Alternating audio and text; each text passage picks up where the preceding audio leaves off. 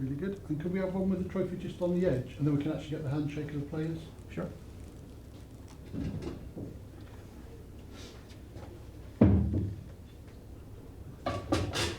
How's that? Lovely. Yeah, and then an actual handshake, players' handshake. Lovely, all good for you. Yeah, you're the expert. You have anything else? Not that I can think of. I'll get one with the 2 eyes. Yeah. For posterity. Do you want to line up with the ball? Yeah, lovely. Okay, this way then, ready? Super. Thank you. Thank you. All good? Yeah. But then I'll put this back over here then, just so to ease proceedings in. Okay, just bring your hands. Up your setting. If you want to have your warm-up shots, have them now please, and then so we'll be able to begin.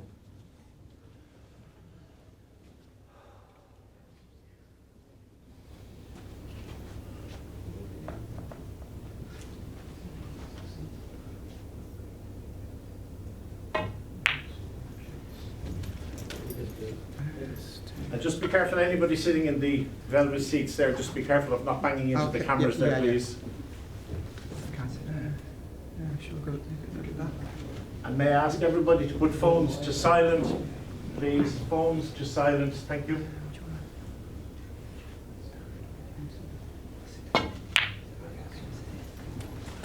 And just be careful that you don't bang into the camera behind you there on the corner, please.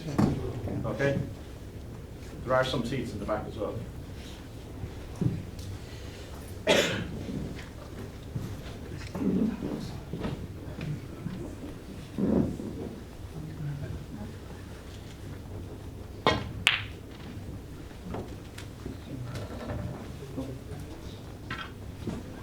Oh, we take, yes, sorry.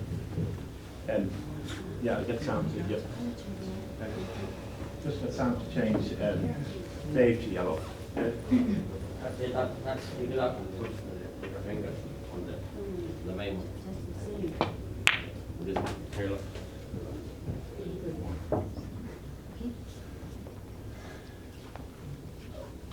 Okay, that should be there. So Dave on the back, on the yellow, Dhruv. I don't know if these are fun. Well done, Kevin. Thank you. You done for your day. You'll change now.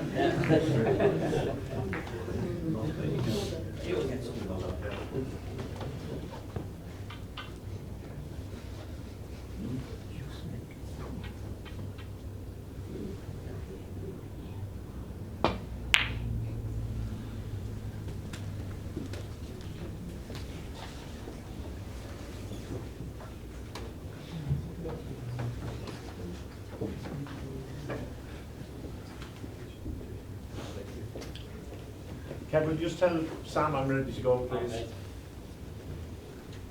Okay. Okay. Okay, look good. I can hear you.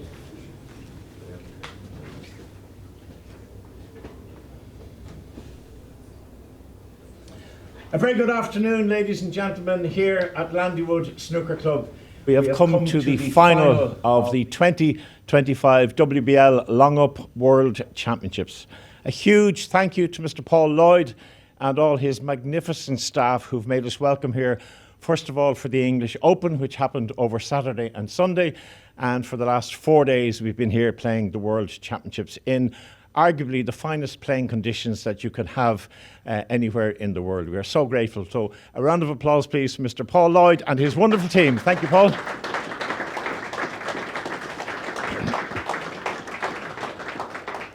We have had players from Ireland, from England, Wales, Scotland, Northern Ireland, Austria, the Netherlands, India, France, Australia, all battling it out to see who will lift this magnificent trophy here.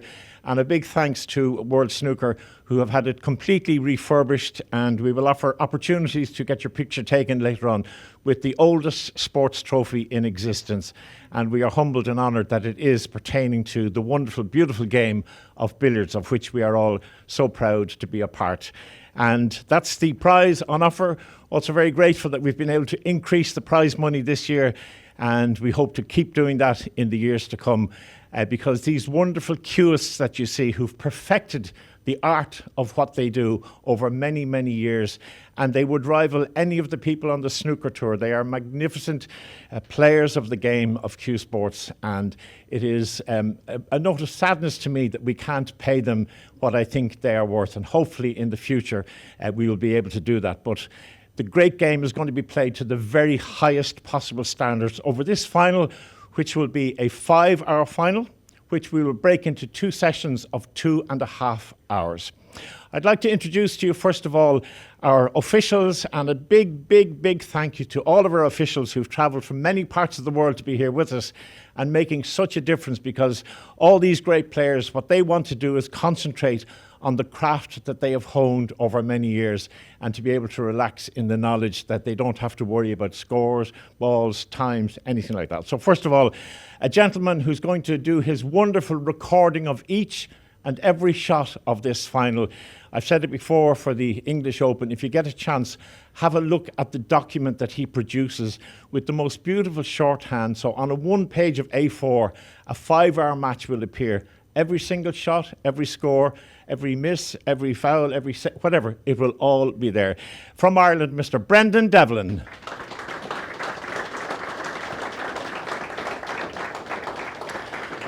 In keeping with our international flavour of world billiards, our marker has come all the way from Korea. That's Eunjung Park.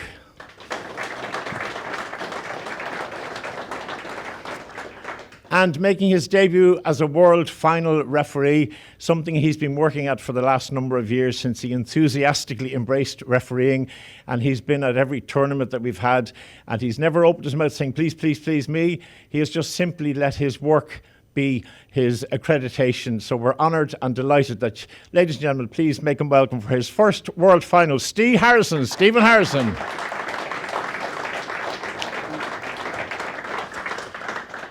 And so to our finalists, a man who yesterday celebrated his 53rd birthday, a man who is always smiling, has a lovely demeanour about him, enjoys his vegetarian food, has travelled the world wherever he can to be with us at a WBL event, a 3 times national champion of India, a Asian champion, and he's the current Indian champion. He won the New Zealand Open last year, and this is his 3rd final of a World Championships. In 2010, he met the brilliant Mike Russell and lost to Mike. And his old adversary here in 2016 in Leeds, Dave managed to catch him 8-6 in that particular job. So this is his 3rd world final. He is a brilliant cueist. He's a lovely gentleman. Please welcome Dhruv Sitwala.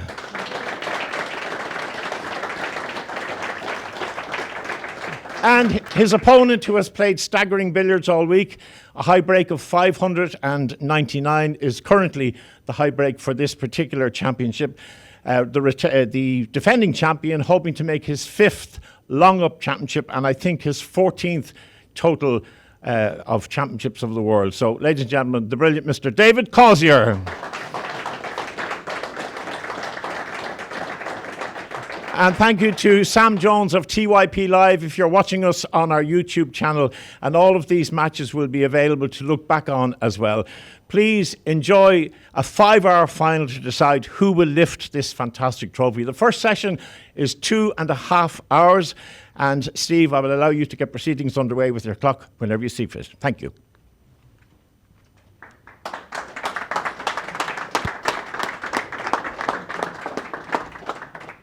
Thanks, Angus. That is a great intro to what should be a great day of billiards. Yes, it is that day, the big day, annually in the 3-ball game. It is the World Billiards Championship final. England against India. And if the quality of the billiards on show here today is as exciting as the England-India cricket test series we had this summer, well, I think we're in for a treat. I'm certainly in for a treat because I'm joined in commentary to start things off today by Jason Colebrook, who's the Managing Director of World Billiards. And Jason, before we start, I must congratulate you on what's been another wonderful event. Thanks, Phil. It's great to be here. It's great to see you here again this year. 3 years in a row, I think. It is my third year, yeah. Obviously, David Causier, surprisingly to many people, lost in that first final I commentated on. But he captured the title last year, and with all due respect to Dhruv Sitwala, I'm not saying anything that anyone doesn't know, Causier will be, again, a red-hot favourite to prevail today. He absolutely is a red-hot favourite. And he has a habit of putting in a big break early. Very regularly in these things, he's knocking in a 300 or 400 very early, and really he can make it a one-sided affair quite quickly. Dhruv played fantastically in the semi-final against Darren Clark. So hoping he made a 299, another 200, several other breaks.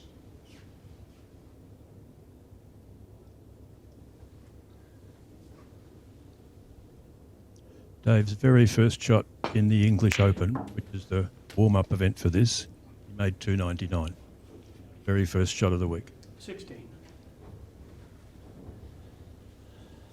Well, he's a serial winner, and I think he understands the importance of getting off to a good start. Not just numerically, but also psychologically, putting his opponent 18. under immediate pressure. Exactly. That first year you mentioned, 2023, was extraordinary. In the 5-hour final, Dave only made 150 break. And he's normally a machine at making breaks.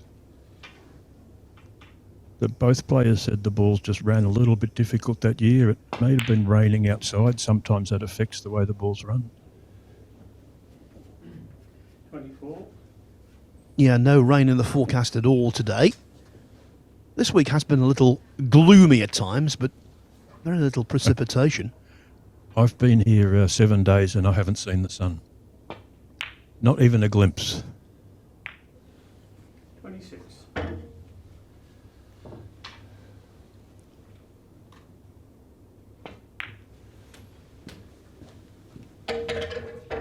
Not just a prolific scorer, but also a very quick scorer. He's very quick, yeah. He makes decisions very quickly, plays very quickly. When he gets the balls down near the top, he has one very short feather and then hits it. He's not sort of, looking at the shot, walking in, feather, feather, feather, like a lot of players. That's not quite what he wanted. He'd like to go in off the white to leave a drop cannon, but he may screw in off the red instead. I think it's a little bit wide, the other one.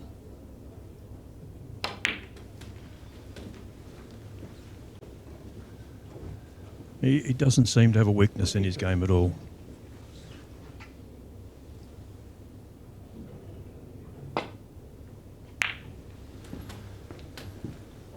Yeah, the final 2 years ago, I think, it was one of those instances where purely by timing coincidence, he had one of his worst ever matches. Yep.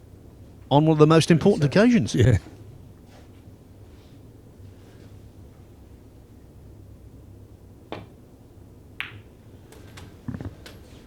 This is, we're playing on a star table, star gold table. We're playing on strawn 10 cloth. This is the same cloth that the snooker professionals play on.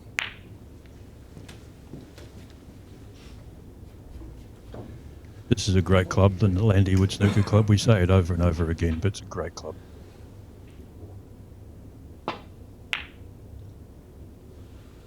Not just the playing conditions, but we always lost the white. But the hospitality and the way we're looked after, the preparations for the tournament.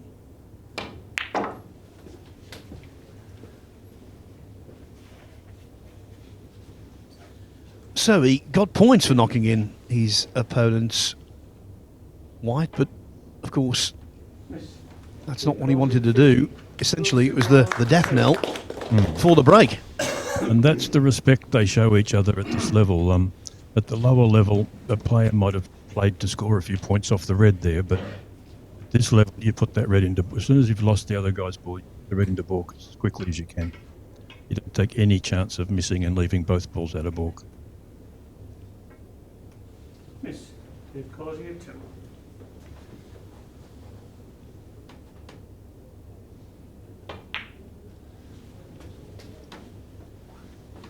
So we just saw the referee there, Steve Harrison, call miss. 2 points given away as a result. Of course, it was a fully intentional miss.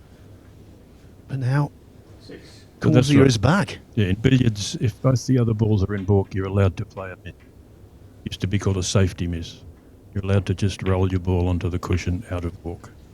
Or you can play it onto a cushion out of baulk, spin to go back into baulk. Would have liked this to be slightly easier and off, but it's not too bad. A little bit of check side.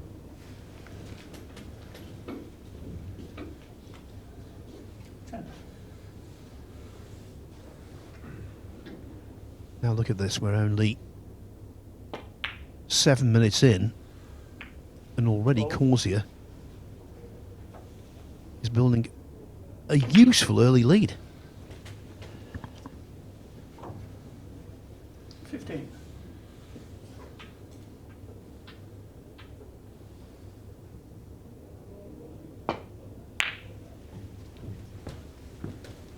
We've had great global representation this week.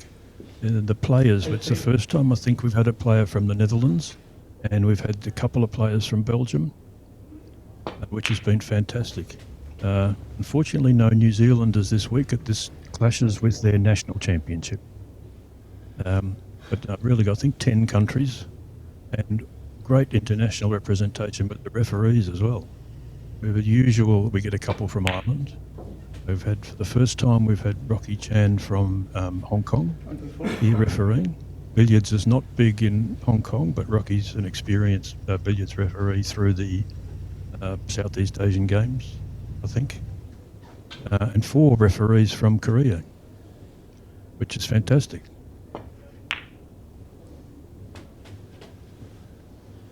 Yes, and one of those, Joe Park, is actually our marker for the final. The other female referee from South Korea is a very accomplished violinist, and she did a solo for us in Ireland this year. Well, I was going to say she's got more than one string to her bow, but that might be a little too early.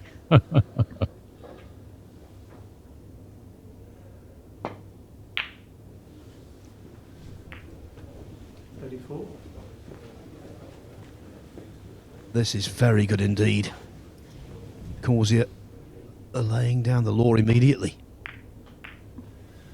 36.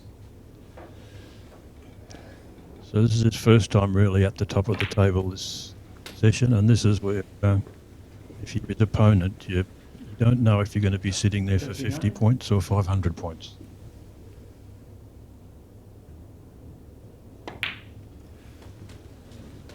One of the big differences in this game compared to snooker is that 42. at least in snooker, every frame ends in 15 or 20 minutes, you get another go. But you can sit out for a very long time in billiards without it getting a shot. It wasn't quite what he wanted. He wanted a little better angle on the red. Doesn't matter that that's dropped. He's still in the half-ball line. 49.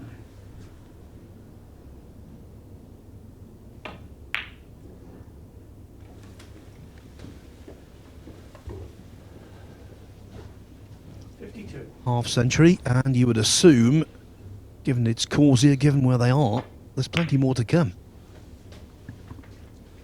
Popping that down for the drop cannon. 5. He usually gets such good results from his drop cannons. 57. He's played that a little wide with a bit of running side just to bring that wide across near the spot area, near the billiard spot, or what the snooker players would call the black spot.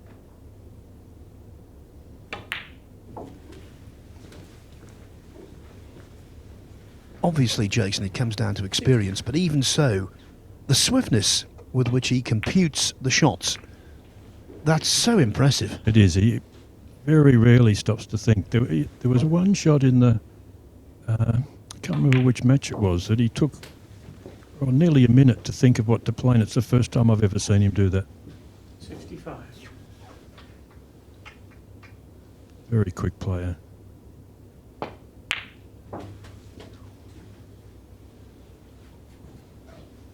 68. There's a range of statistics to underline just how dominant he's been here this week. And we'll go through those as the match progresses. But that's not quite what he wanted there.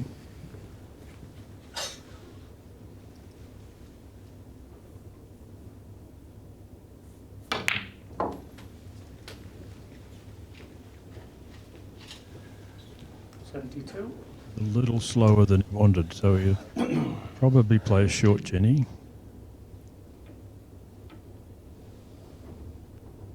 You want to bring that white sort of into the middle of the table.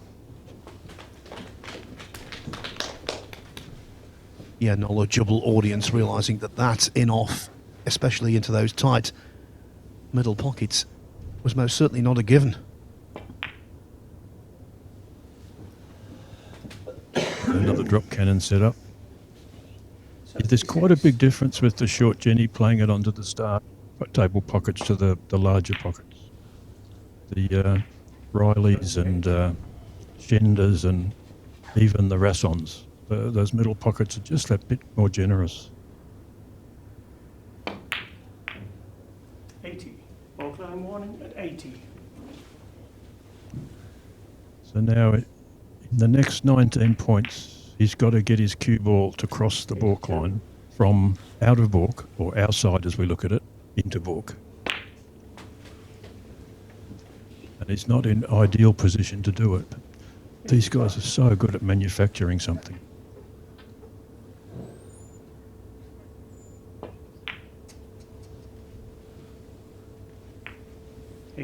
And this is what he's done. He's going to leave a pot red in the middle and play his cue ball through balk, I think. Approaching what would be his 30th century or greater of the championship. 17 players have made 100 breaks in this tournament, which is very good.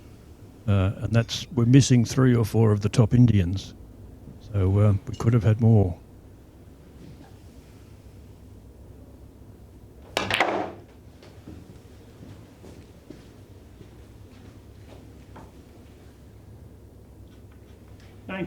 Balk line crossed. This is a little bit tricky. It's quite wide. Nice shot. 93. You have to be perfect on that shot because of the arc of the cue ball. It's going against the wide opening of the pocket. You're coming into the pocket from a very narrow angle.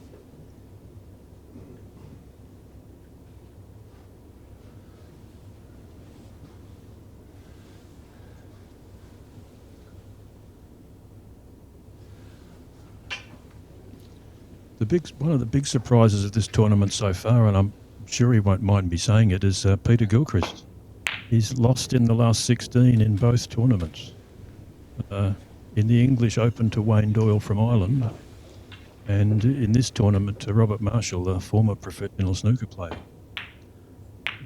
Peter's usually in the final or very worst the semi.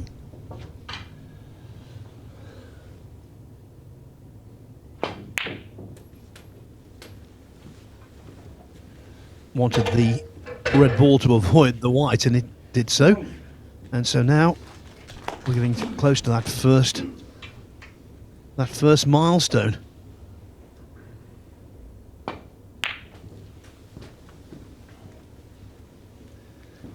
It's been very good at this tournament to see the 2 younger guys by billiard standards from Ireland, or one from Ireland, one from Northern Ireland, Wayne Doyle and Christian Kirk. They've both played very well for this tournament, made lots of breaks, big breaks, beaten highly ranked players. We've seen them several times at the match play in Ireland, but this is the first time I think we've seen Andy Wood. Both very good players. He made that look easy, didn't he? I was going to say that was a very good pot indeed. Yeah, with the rest, he just made it look easy. 110. Yeah, you were mentioning Christian Kirk. He actually beat Dhruv Sitwala in the group stage, 463 to 269. So that's why Sitwala had to play an extra match in the knockout phase. came in the last 32, where David Causier was seeded through to the last 16.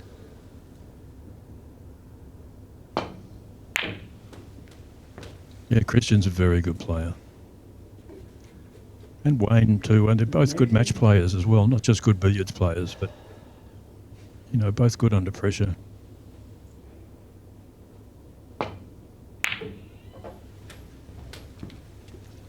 Well, for all of his struggles 2 years ago, and I think it's fair to say he wasn't exactly on top form in last year's final, even though he won it. No, Played true, very yep, nicely. true, yep. This is an absolutely electric start. This is the real David Causier. This is the man who monopolises titles. And this is what you don't want when you play him. You don't want to be, you know, 200, 300, 400 behind right at the start. 126. I believe he practices 4 hours a day in the lead up to this tournament. And he has a full-time job and a young family. So it's a big commitment, 29. you know, to work a full day and find 4 hours at the end of your work day or the beginning of your work day.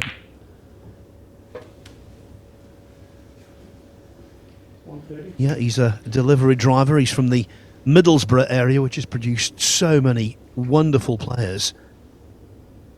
And right now he's delivering an absolutely world-class start. At one stage, the top 5 players in the world had all grown up within 50 miles of one another in England. 137.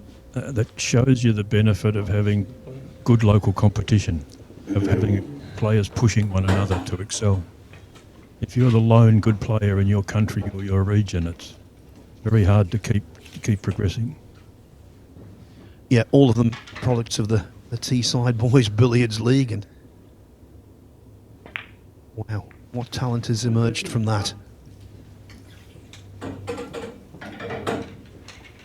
When Peter Gilchrist does his exhibitions, he tells an interesting story similar to the Teesside Boys Club about one street in London that one stage produced the 3 best squash players in the world. Sorry, table tennis. 144. Might be squash. I've got the story confused. 146. Well, I can tell you a snooker story. There's a town a little south of Middlesbrough, but on the east coast of England, called Grimsby. And in 1975, they had the English amateur champion, the world amateur champion, and the British junior champion. 3 Wow. different players. Mike Hallett was the British junior champion, Ray Edmonds was the world amateur snooker champion, and the English amateur champion was a gentleman called Sid Hood. So Wow. all from a very small Yeah. town. Yeah, now that shows you the advantage of having good, strong local competition. 156. He's away now, and he's looking very dangerous. 159. We're in the West Midlands of England. I'm from this part of the world. There's a phrase here. When something is being made to look easy, we say, it's like shelling peas. Yeah, And that's what he's doing here. Yeah. 164.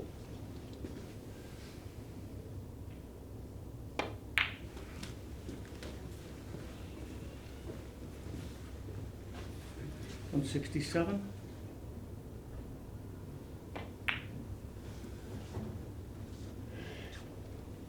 Oh, he's missed. Dave Causier, 167.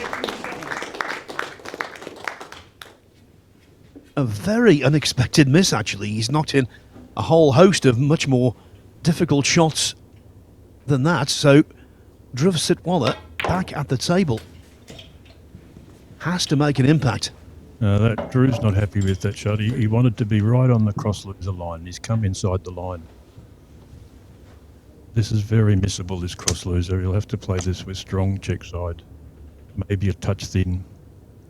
Very missable on these start tables. Yeah, good shot. You can see how thin he's hit that by how close the reds come to the middle pocket.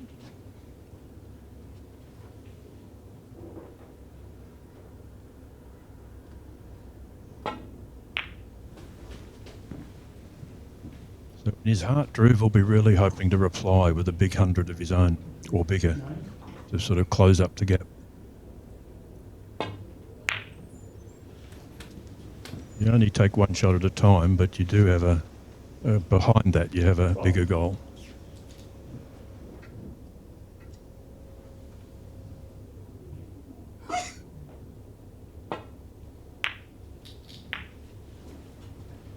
There's been a massive disparity in the scoring power of these two during the course of this championship. Sitwala has made 2 breaks over 200 and 11 centuries in total. Causier has made 4 breaks over 300, 11 over 200, and with the break we've just seen, 30 centuries. Wow. This is not ideal now. Very risky, pot the red.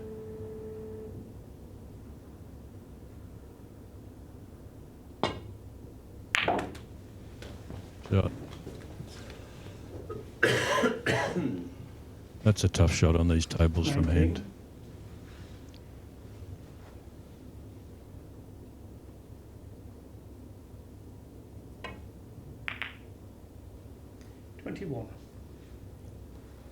That a little softly. What he wanted was that yellow to bounce up a little higher and leave him an easy enough yellow. So he's that little softly, and that's one of the problems with having just set out while the other guys made a big 100. Means you've spent sort of 10 or 15 minutes off the table.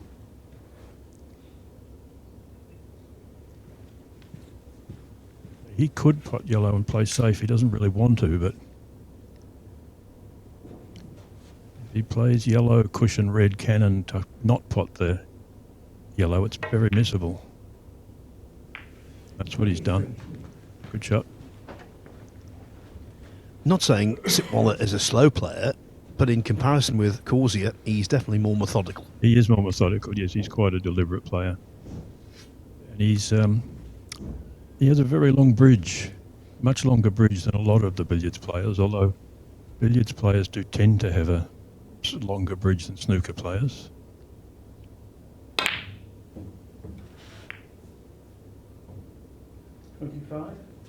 Oh, he's unlucky there. If that red hadn't caught the middle pocket jaw, it would have come down. We might see a safety here.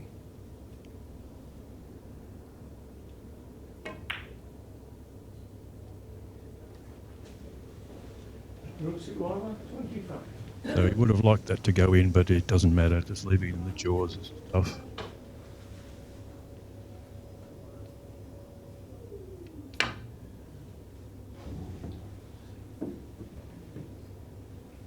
Foul. Dhruv, check. He missed. Yeah, no contact made whatsoever. No. So I think he wanted a very thin contact to cut the red towards the balk pocket and to come down off 2 cushions for a cannon.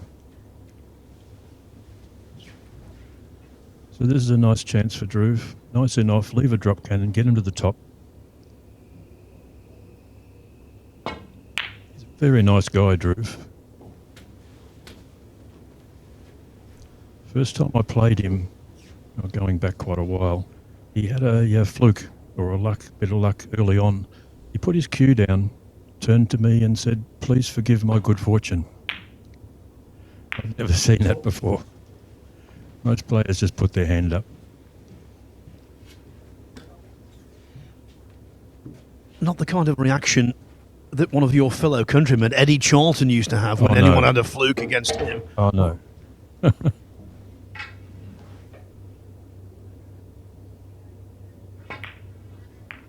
6.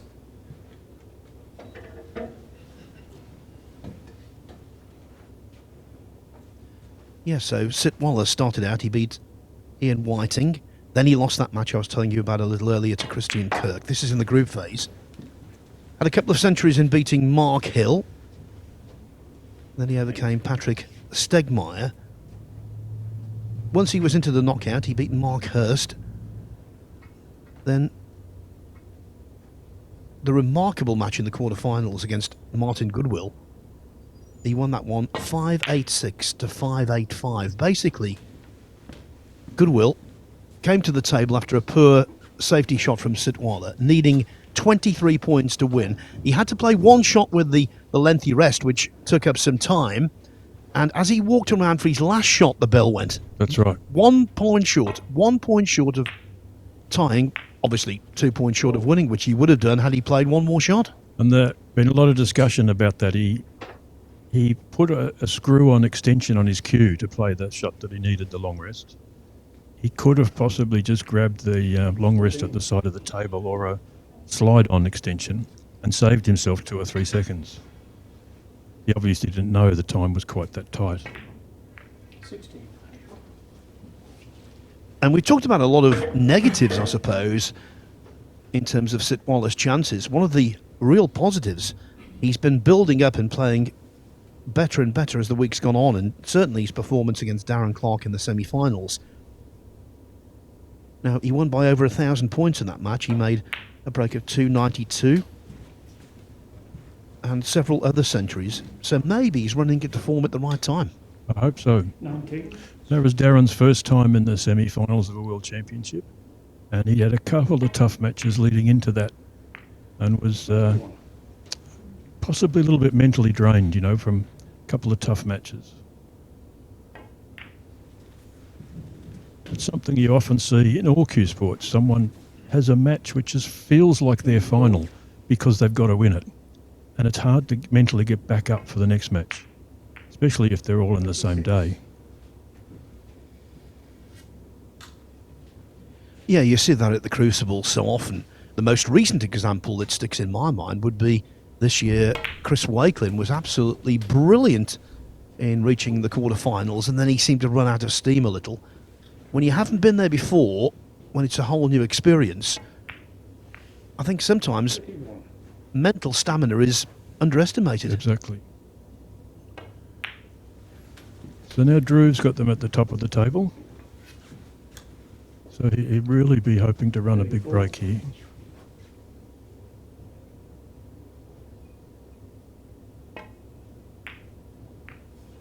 $36.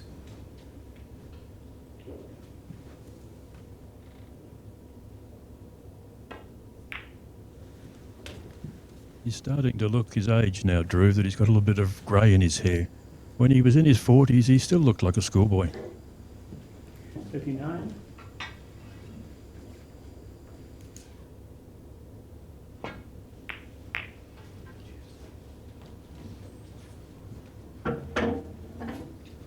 Pretty much contemporaries, these two. Yep.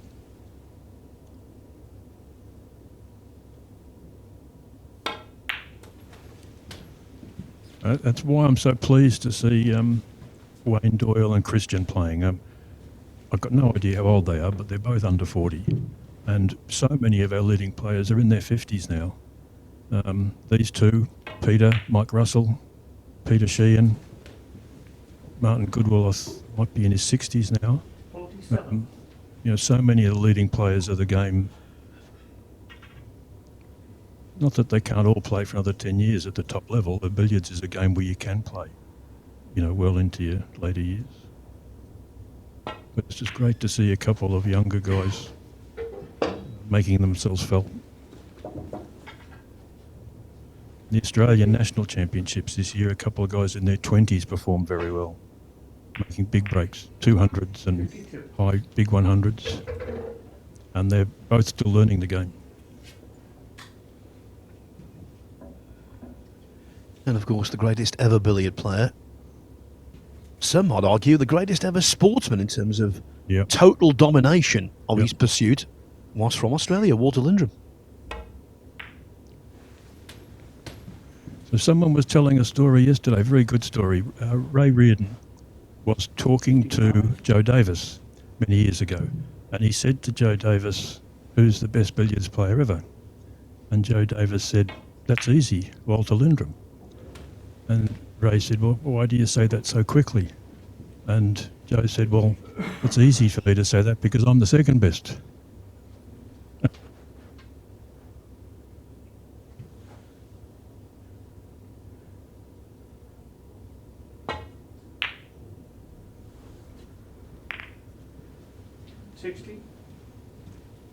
Now they've gone a little bit awkward.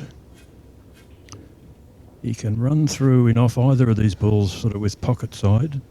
He tries to pot the red, that's missable. Can't tell from this angle what he's playing. There we go, the run through with pocket side, and it's just stumbled in. Without the side, that would not have gone in. That's right. And on a table with bigger pockets, he might have potted that. But on these star tables, that's a tough pot.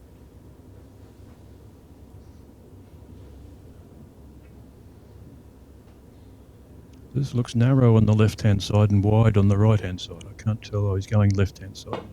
Might play this with a bit of check side. Now that's a nice kiss. 66. They could have gone anywhere, and this is exactly, he'd be very happy with that little kiss.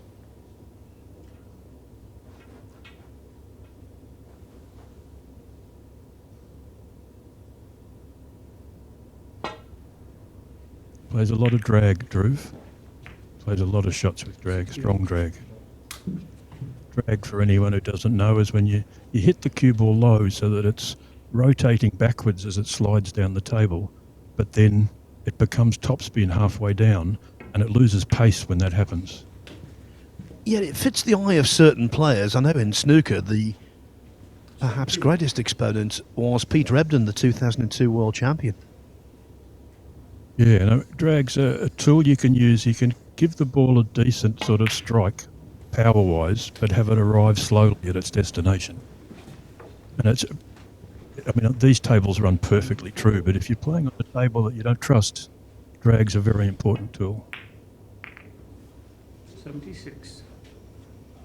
So back at the top, he's going to get the balk line warning in a couple of shots.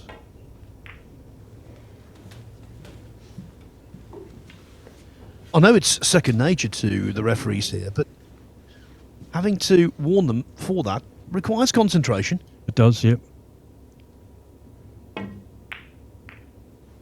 81. Balkline warning at 80. Don't think we'll see it play it here. I think we'll see in and off. You got that a little bit too thin. 84.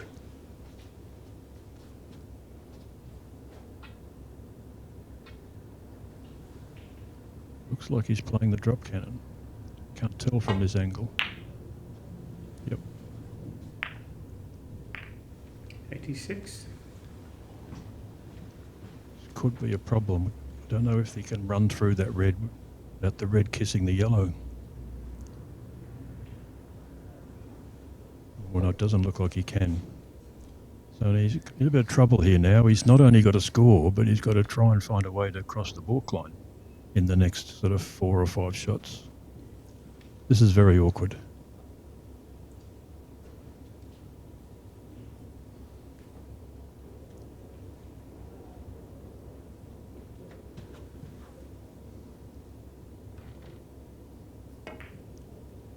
He's played safe. Dhruv Sitwala, 86. Yeah, I think we'll try and see Causier screwing off this along the cushion with check side. Just didn't quite get enough screw. So this...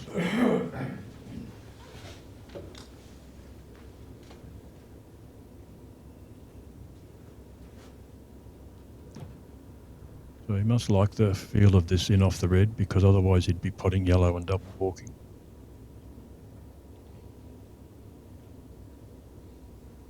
So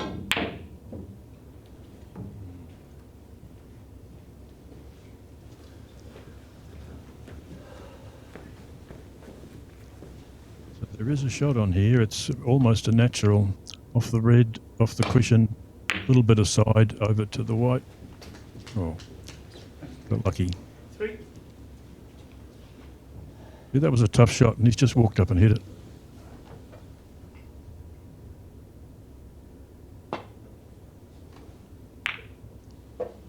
Plays safe. That's not what he was planning. He's got the red a bit thick there. He's really looking for that side-to-side safety shot like we see in snooker on the black ball.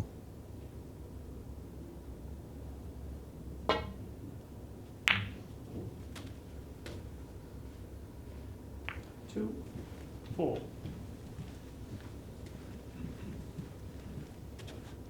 You probably double balk here. You hit that red about 3/4 ball with top spin. Double the red across to the right-hand side. Ooh, that's what you didn't want. You wanted the red thicker than that to avoid the double kiss. Dave will play safe. Miss. Dhruv Sitwala, 2. Dhruv will be tempted by this, I think. Red ball, side cushion, lots of side. Or is he trying to screw in off? Screwing off. 3, thank you.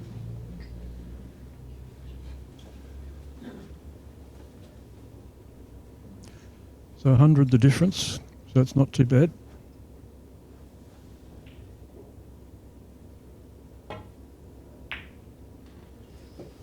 Dhruv Sitwala, 3. Just got a tiny bit thick. As anyone who plays and knows, when you've got these new cushion cloths, there's a lot of slide.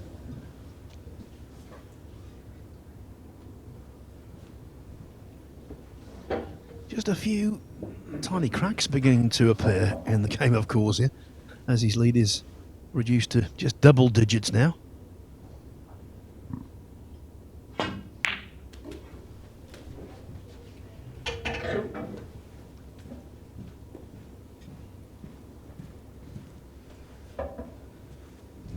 These are more difficult than they look, these double balk shots. You don't want to leave that red too close to the corner pocket because the other guy will move it.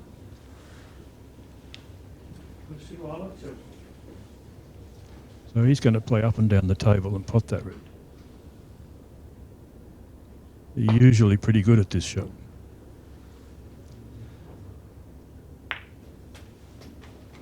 So yeah, that's the danger. You want to make sure both balls are in balk, but you really don't want to put the red over a pocket.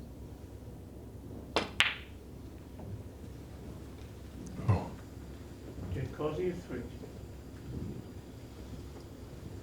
A rather unusual passage of play, this. Very. Quite scrappy. So Dhruv will want to get himself eventually to be able to pot the red so they can go in off that white, the yellow. This is a bit of a forcer, send the red up and down the table. That's not ideal. You had to hit that a little bit thick to get a nice force on it.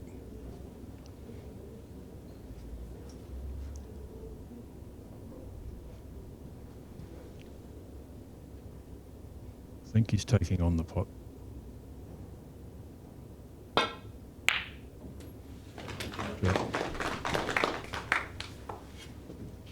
Now that really was a terrific piece of cueing.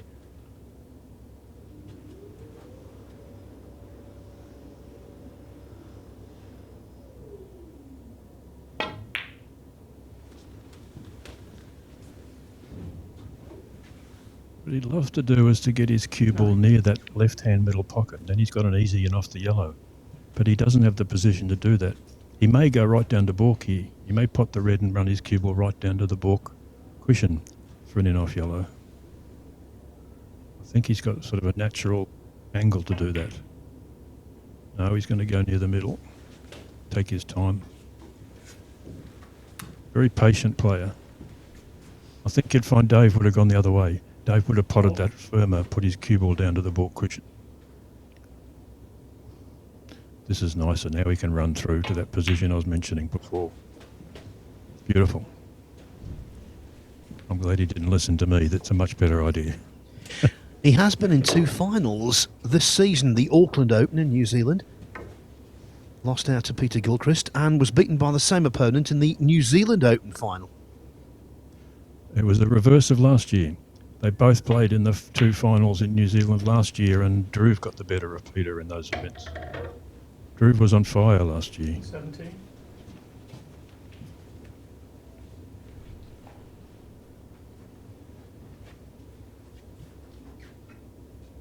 I watched all of the finals last year in New Zealand. I was there as well. And one thing I noticed about Dhruv's game, because he has this very long bridge, when he plays the forcing in offs, he gets a lot of arc on the cue ball very easily. 9, And I don't know whether he's hitting it higher than most of us or whether it's a factor of the long cue action, but he gets a lot of arc on the cue ball.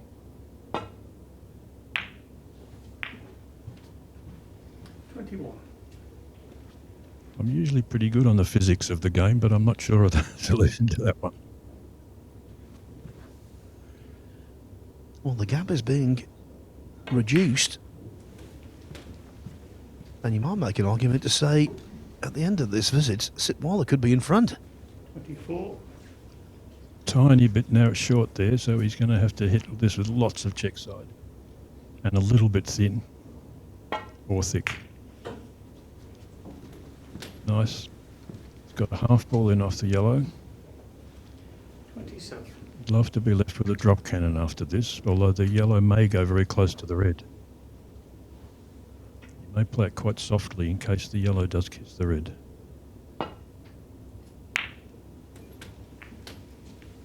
And that's the danger there.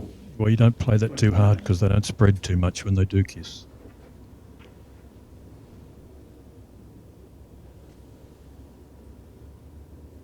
Give that shot a whack and you could end up with both balls on the cushion. Now he's got the nice drop cannon to get them back to top. 31.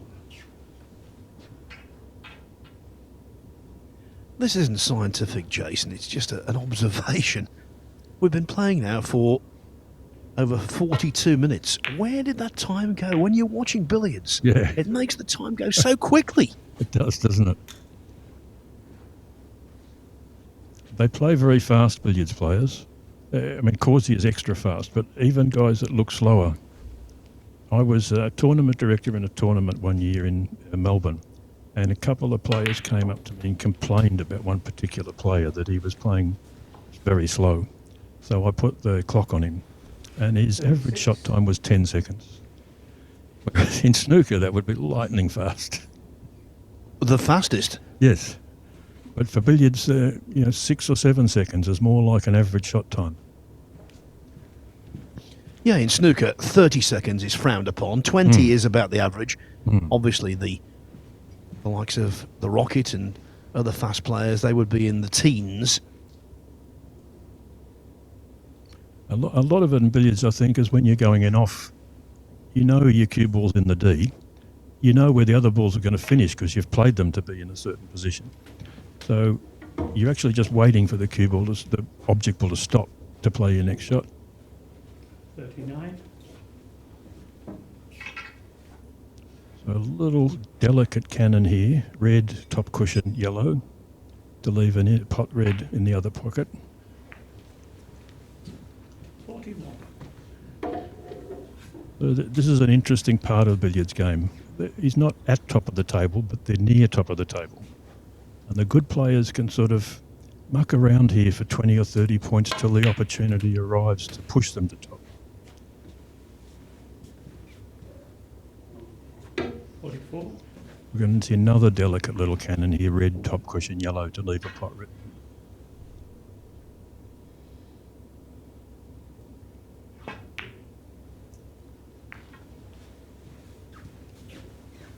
Clearly, it's a case of patterns ingrained in the mind over years and years of playing, but also billiards players do need to be lateral thinkers. Yes.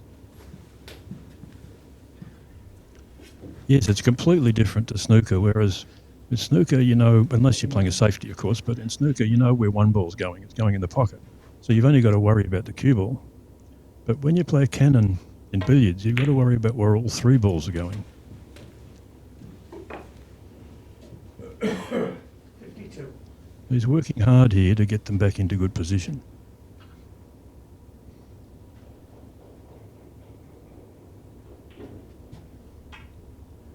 He wants to pot the red and come about halfway down the table to leave a cannon yellow to red to go to top of the table.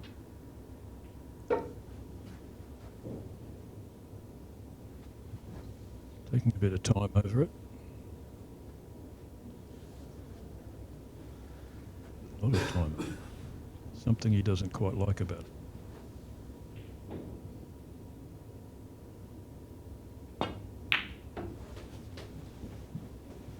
Needs a big bounce. Not enough. 55. Going to see a run through Cannon, I think. Thick on the yellow. Get a nice angle on the red. Bring the yellow back towards the centre of the 57. table. He's working very hard. Put together an 86 break a little earlier. So this is his second extended visit to the table. And only 40 the difference now. 60. And as spectators, that's what we wanted. We wanted this match to go deep.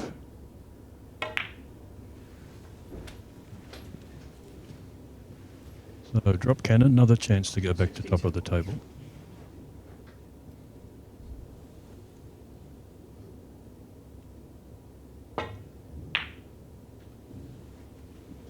And he does have big breaks in him. His highest break is, in a match this is, 654. There was a great story in the America's Cup in 2015. He became the first player ever to win a 400 up match in one visit. That's correct, and he still holds that world record. He's the only player to have made a 400 break in the 400 up. 66. The opponent was Gay Jones, who has been here the last couple of World Billiards Championship finals as a spectator. I don't know whether she's going to turn up today, but... She was here yesterday playing in the Women's World Championship, Well, there you go. which was won by Shruti L from India, who's a very good billiards player. And she played in the English Open and this event. She qualified for the knockout in this event, the last 24. She's beaten a number of good players. 72. She won yesterday. She was the defending champion of the Women's World Championship, and she won yesterday in the final against Anna Lynch, who now lives in England, married to Rob Hall, but is an Australian. And Anna was the 2019 World Ladies Champion when it was played in Melbourne. But Shruti, she plays very good billiards. She's made, I'm not sure her highest break this week, but she's made lots of 50s. So this is trouble time now. He's getting close to a balk-line warning, and he still doesn't really have them in position. Probably see a little screw cannon here. That's where you need a bit of luck. When that yellow comes back and kisses the red, you'd like them to be friendly.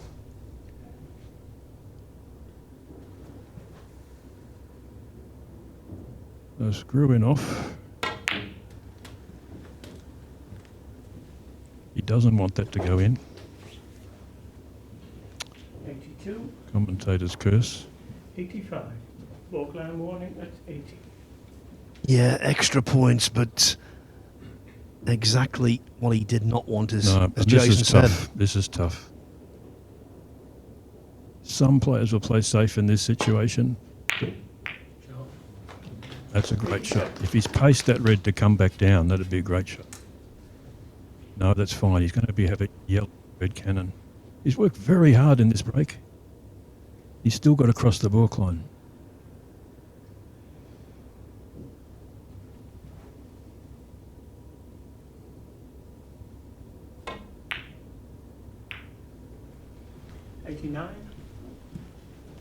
That's not nice.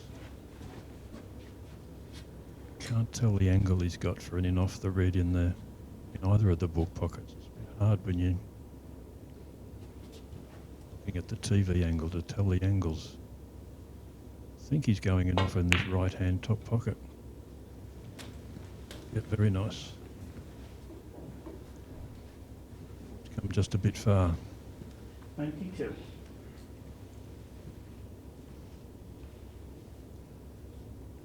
Got three choices here. He could dribble the red in the middle slowly. He could play long Jenny off the red, or he can go in off the yellow. That's why he's taking a bit of time. He's got to work out which of those options suits him best. I think he's playing the long Jenny. No, he's having a second thought.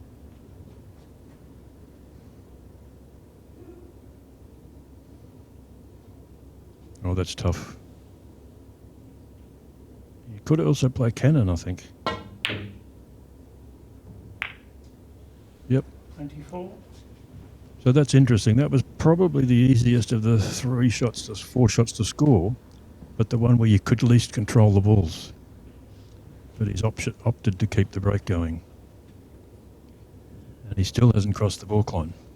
It really is an effort, a determined effort, refusing to leave the table. Now just 5 points adrift.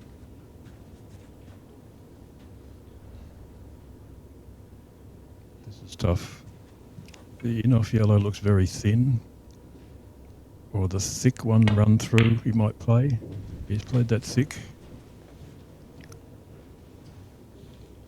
96. So he needs to make this cannon and leave an easy pot red so he can get across the balk line. That's his only chance here to keep this break going.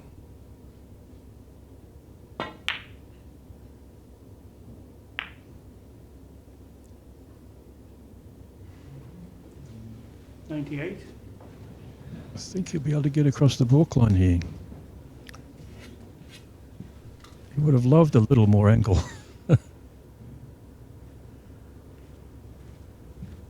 Oh no, that's tough. This will have to be a big screw. Or maybe cushion first, hitting the wide ball very hard. Yeah, but you might be right. Have to fight the sort of top spin that happens on the table though to do that. Oh. Yeah, that's what he was playing. 98. Dave Causier. He couldn't quite make the century. He couldn't quite poke his nose in front. 1 point the difference. Yeah, he was a little unlucky there. 3.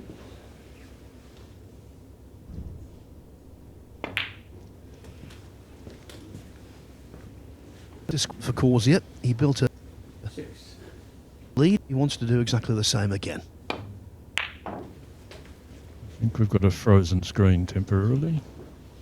8. Don't know whether our viewers have as well.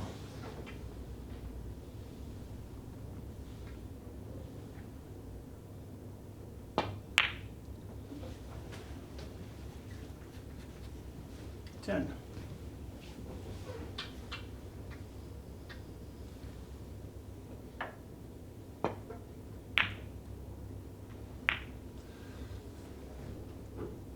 $12.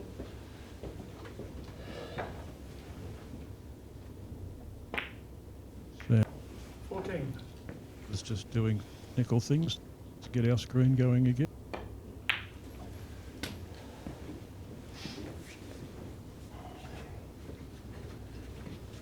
$17.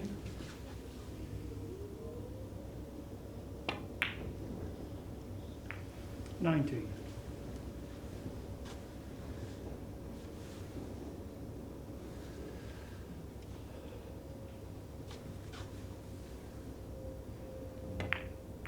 21.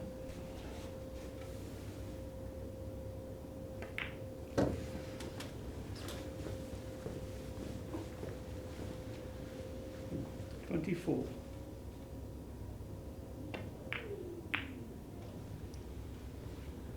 26.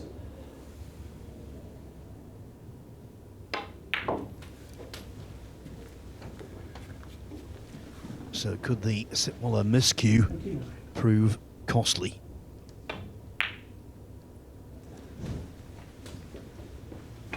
So this is a very nice position here for Dave. 32.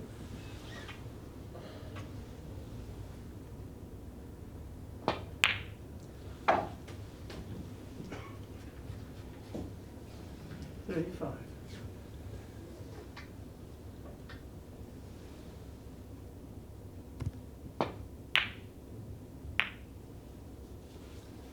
37.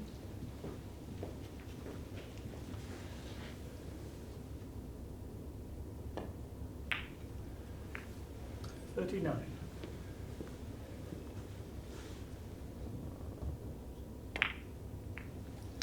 41.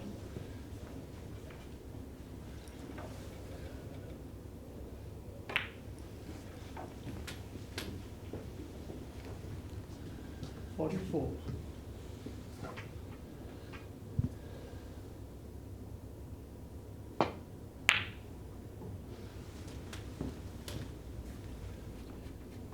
failed to make a couple of 46. cannons.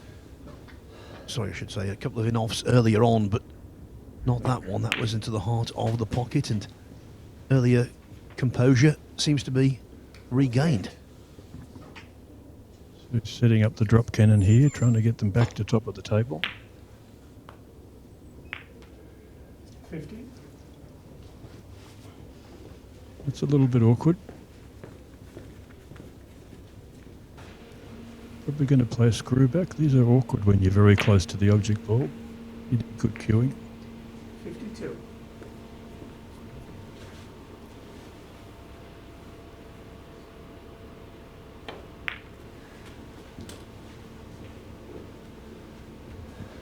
So, Jason, having just watched Sitwala's stoic effort, this is all very different, much more turbocharged. Very much. Still hasn't quite got them under control.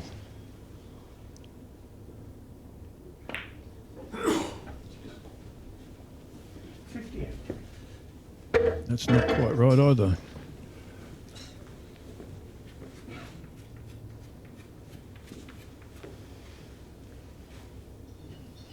This is one of the rare times he's going to exceed that 6 or 7 second shot time because they're awkward.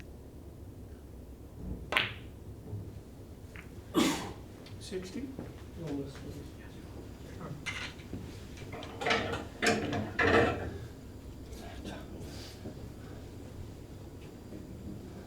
I can't tell the angle. He'd love to play this thin and firm to chip the white behind near towards the spot, but he may have to play it softer. Not too bad. Not quite right for the drop cannon. He may go in off the yellow one slowly and then play the drop cannon. No, straight to the drop cannon. 64. Very thick, lots of check side.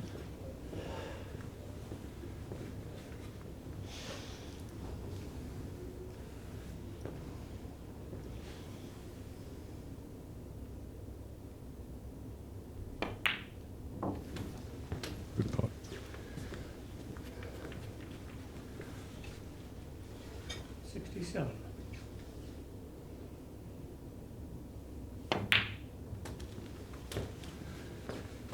If you're just joining us, Causier, who is the defending champion, established 70.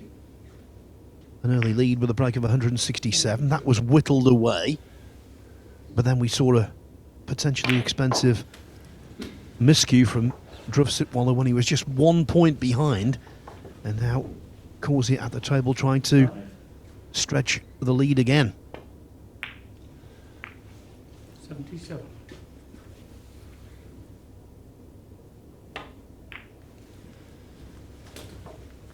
How quick has this 70 odd been compared to Dhruv's?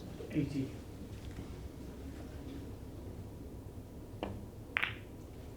82. Yeah, like all of the very best sportsmen, whatever the game, he has got a knack for making it look preposterously easy. That's right. That's one of the disadvantages billiards has as a viewer sport for the uninitiated, is that when the top players play it at the top level, they make it look very easy. They get to the repetitive sequences down the top, and the people who aren't fans of the sport just don't see it as exciting. 90. Well, the group phase for Causier was processional. He won all 4 matches in the group by a distance as he crosses the balk line. In fact, his total points scored in the group phase, 4,197. The opposition, 414. Oh, that's cruel, isn't it? 95. It's a bit awkward.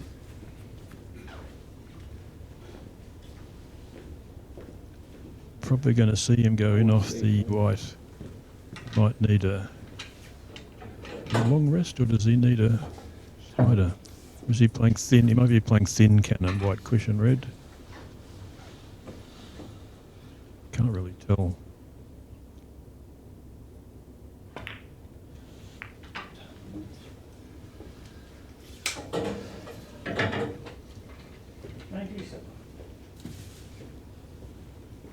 He's already crossed the walk line here, so that's not a problem for him.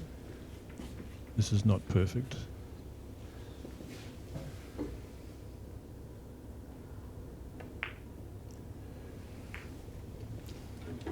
That's a great shot.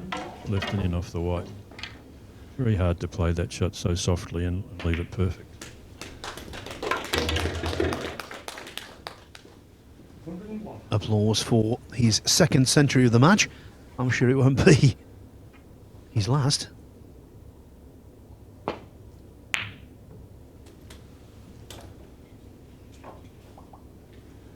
Four.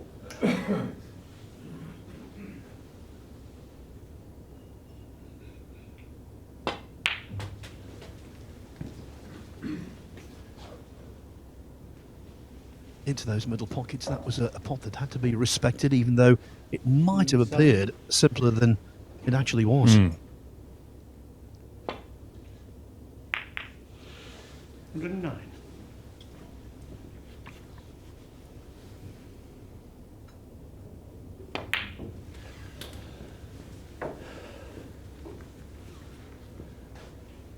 One 12.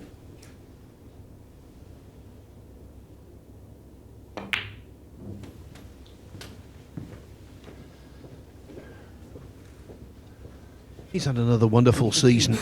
Causier, he won the Jim Williamson Open at the Northern Snooker Centre in Leeds back in August. English Open winner here last weekend, overcoming Robert Hall in the final.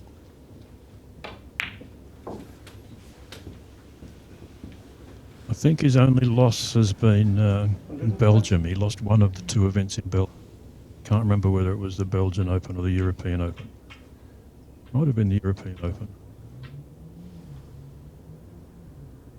He lost to Peter Gilchrist in that, where Peter put in a 300 odd very early. Oh, he's short. 120. As soon as those balls made contact, you could see Causier was a little concerned as to whether he got the necessary accuracy. Yeah, he caught it a tiny bit thin, and he could tell that straight away. 2. We'll see how Dhruv manages this double book.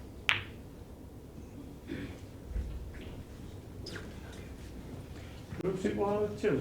That's not too bad. Ideally, you'd like a little more angle on the red. So Dave plays across to the cushion out of walk, a little bit of side to leave his cube in book. Yeah, the tournament you were talking about, Jason, it was the European Open. He lost. Yes, and that scoreline of where he lost by 300 is generous, because he was actually 600 odd behind with half an hour to go, and he made a racing sort of 300 at the end to lose by 300. That was one of those rare tournaments where he was on the receiving end of a big break early instead of the one dishing it out. And Peter's 300 odd at the start of that match was a very slow, deliberate 300. Very focused on not making a mistake. Yeah, we've mentioned the fact that Gilchrist completed the New Zealand double, New Zealand Open and Auckland Open this season. He also won the Sydney Open. So, as you mentioned before, Jason, his defeat in the last 16 here was, I think it's fair to say, a real upset. Oh, very much so. 12. He won in 2000 and he was in the final in 2018. He won in 2019. We didn't play the next 2 years. He was in the final in 2020. He won in 2022. He was runner-up. No, won in 2023, I'm sorry. And lost in the semi last year. So he's had a long run of semi-final at worst. 14. 17. They're both very dangerous. The two guys that beat him here this week, Wayne Doyle and Robert Marshall, both very dangerous. But Peter's usually the more dangerous.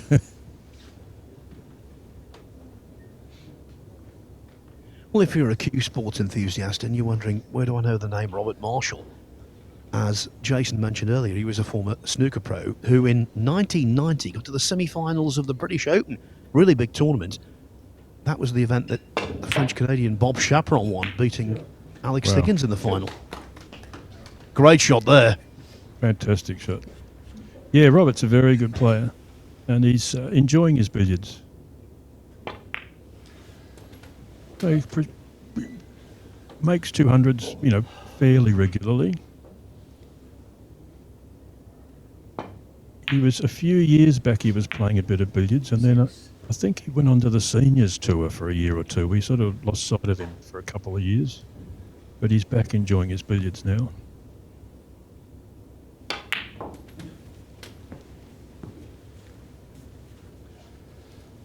Nine.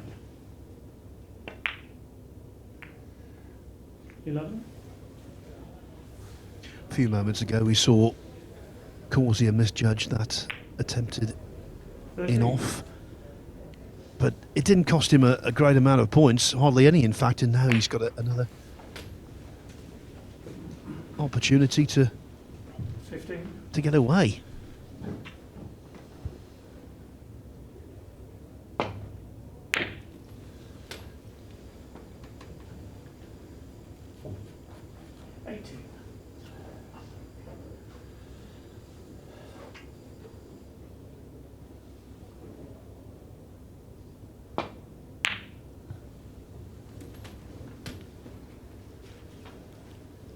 Twenty-one.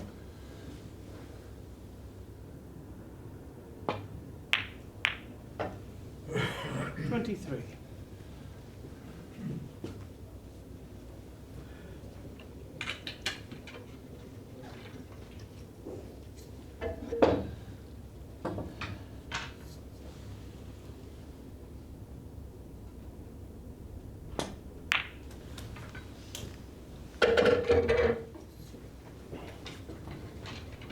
Leaving himself the cross loser. 26. He may go in off the white instead, actually, and then leave a drop cannon. This is perfect. It's a chance to get back to top of the table.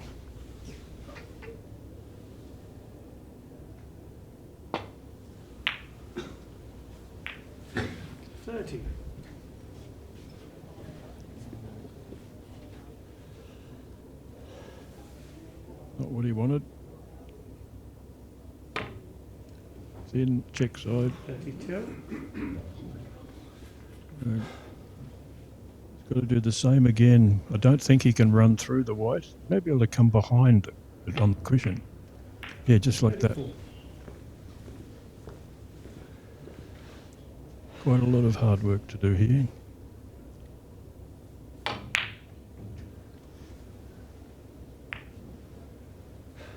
His last three shots have been so inventive, like watching Karam. Yeah.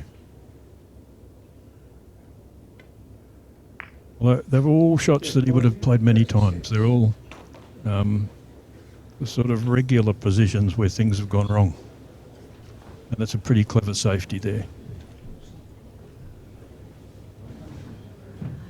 And one of the reasons is a good safety because there's no obvious safety in return.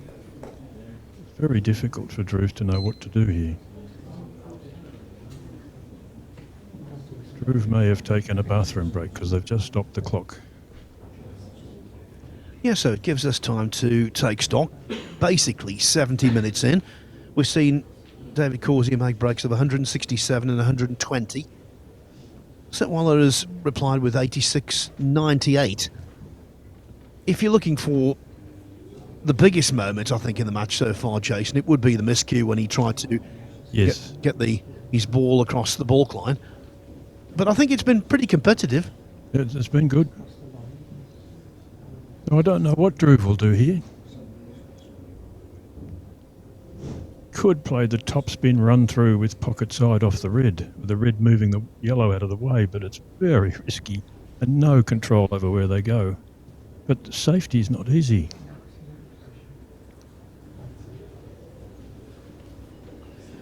While Dhruv is out, let me tell you that the points differential coming into this final was extraordinary in favour of Causier.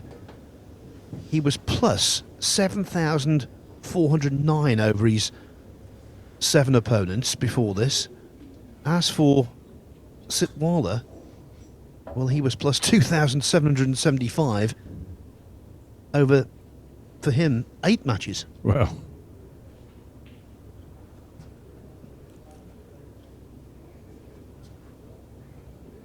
This will be interesting to see what Dhruv does here.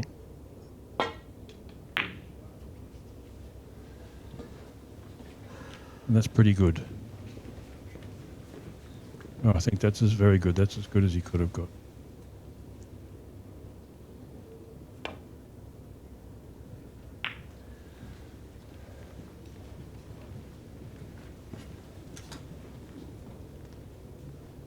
So if he had queuing room, he'd have us screwing off yellow here, but from off the cushion there, that's probably not on. We'll see another safety, I think.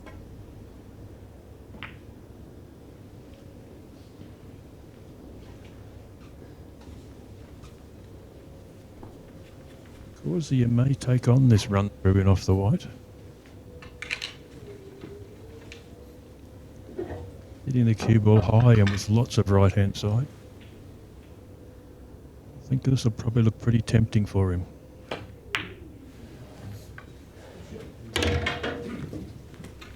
If that's come out of balk, then that's nice position for him.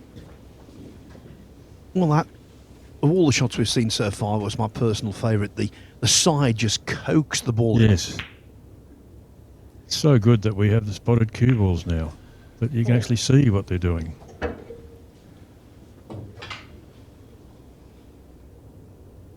I know Sean Murphy is one of the snooker players that's always asking when can they have a spotted cue ball. So, Yeah, I think he's in a small minority, actually. Yeah.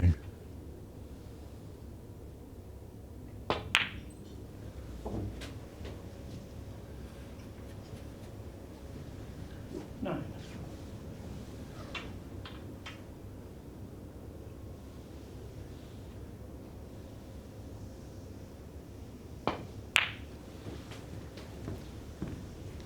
Thick to bring it up to the middle of the table. 11.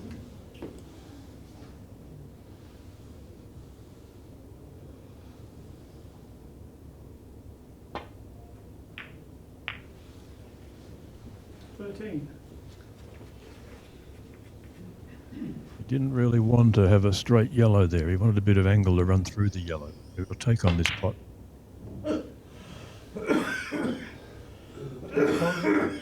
Very missable. He really would have preferred to be running through the white into the middle. 150 the difference now. Yeah, it's a handy lead, but it's not Causier taking total charge as he quite often does. Oh. Oh, Yeah, Causier. but that doesn't help matters. No.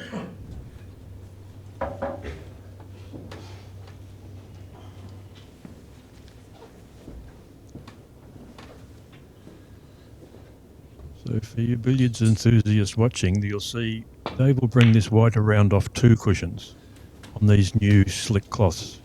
If he was playing that shot on an older cloth or an older, worn cloth, he'd bring that off 3 cushions. But these days, it's too risky. You get so much throw and the slide off the cushions, it's unpredictable. 4. So the players only bring that round off 2 cushions these days.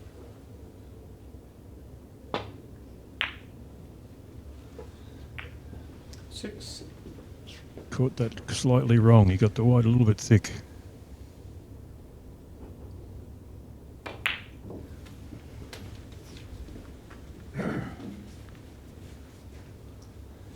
Nine.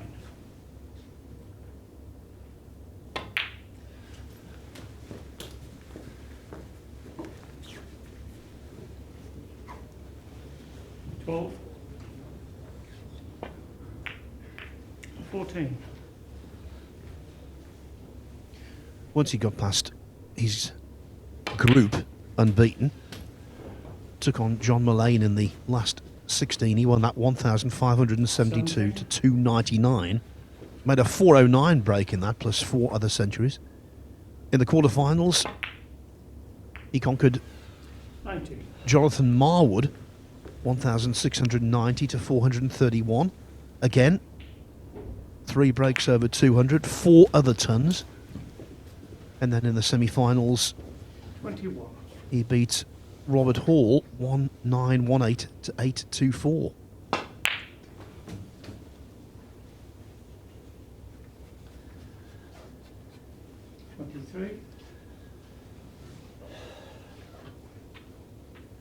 He's just trying to leave the perfect drop cannon here. What he wants is his white ball, well, about there. 25. Touch further left would have been nice, but about there. Wants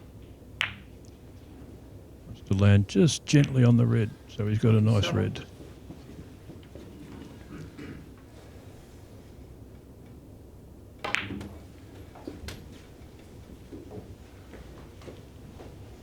Plays that shot very well. He's hit that little bit thin with a bit of sort of stun or screw to get that red up over the middle pocket. But 2 options here. He can pot the red and try and come down the right position for the cannon, or he can go in off the white, send it up and down the table.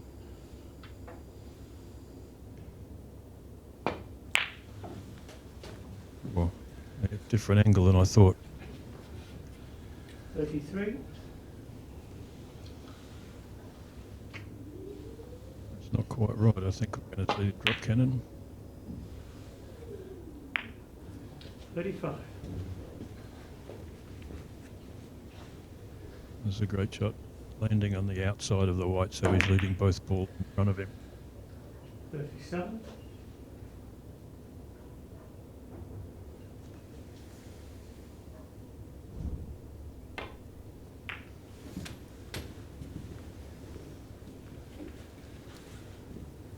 Left it off, nice angle. No, it's a bit narrow. Probably pot the red twice more and then leave the in off. No, only once. We keep forgetting that he'll take one less shot if he can take one less shot. Needs that to bounce. 45.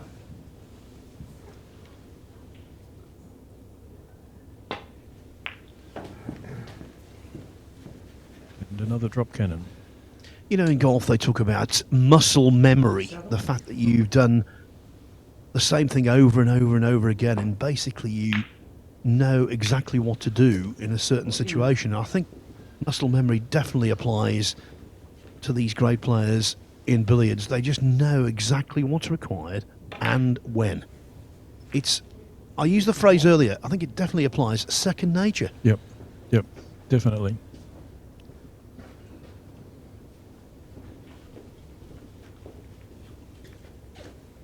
There wouldn't be many positions on the table of the 3 balls where a guy like Dave would come to the table and think, oh, I've never seen them there before.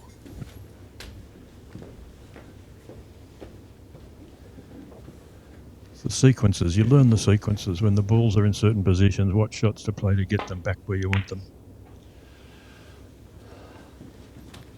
Yes, and sometimes in snooker, even after all of these years, you do see a unique situation, one that requires an awful lot of thought. Now, this is an extreme example, but when you see Causier going about his business like this, when you think at one tournament a few years back, Mark Selby took 6 minutes to decide what to do on one shot.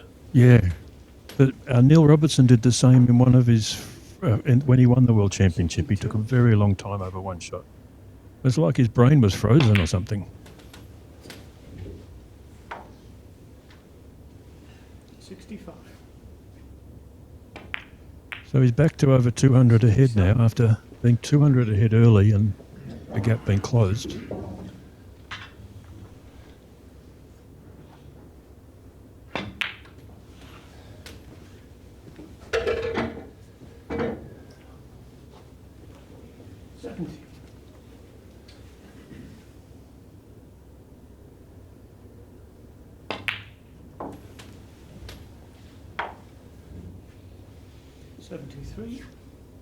And now looking dangerous. 75. The perfect top. Walk line warning coming up in a couple of shots. 78. 80. Auckland warning at 80. That's where you see he's hit that red a little bit thinner than normal.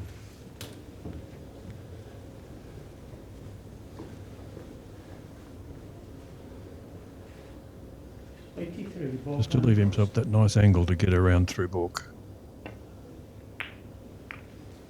85.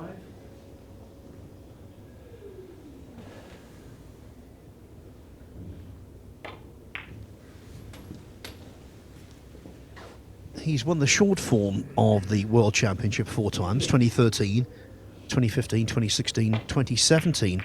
As for the timed version, i.e. this, champion in 2015, 2017, 2022, and of course he is the title holder, but he's never defended the timed version of the World Championship. This would be a first, and he's already, even though this is still early days in this 5-hour final, he's already well on course.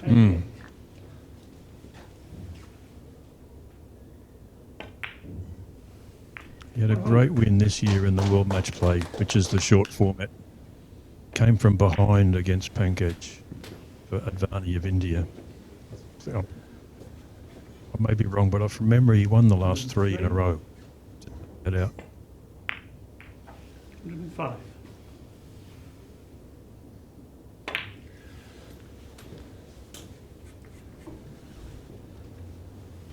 108.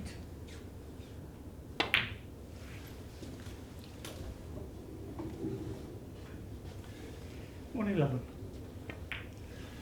113. I'm going to leave you for a while, Phil, and I'm going to be replaced by the World Billiards President, Roxton Chapman. Jason, thank you very much for your company and your insight. 118.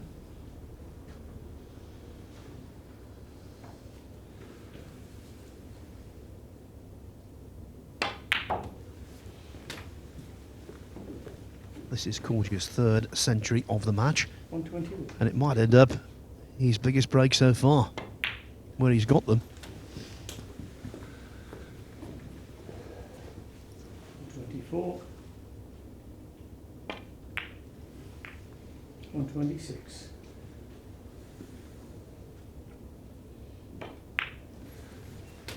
Yeah, so as advertised, here is Roxton Chapman. Great to be working with you, Roxton. Hey Phil, yeah, great to be back in the billiards world again. We're coming at a good time. Dave getting into his rhythm again by the looks of it. 131. It's been quite eventful so far. 133. Yeah, the big shot, the obviously big shot, was the miscue from Sitwala when he was just 1 point behind and everything seemed to be going well. After that, 36. it's been a little barren for him.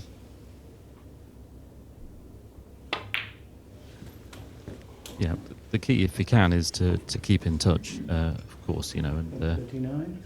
there's not much you can do when you're away from the table, that's the thing, and every visit is crucial to try and stay on the table and 142. retain table, make points, keep in the game. So, yeah, that was unfortunate, really, unexpected. And normally you pay the price, and that's what's happened here. 149. So there must be certain shots in your career, Roxton, where you're still regretting them all these years later. You know, the obvious mistakes when you're in control of a match, or you're getting there.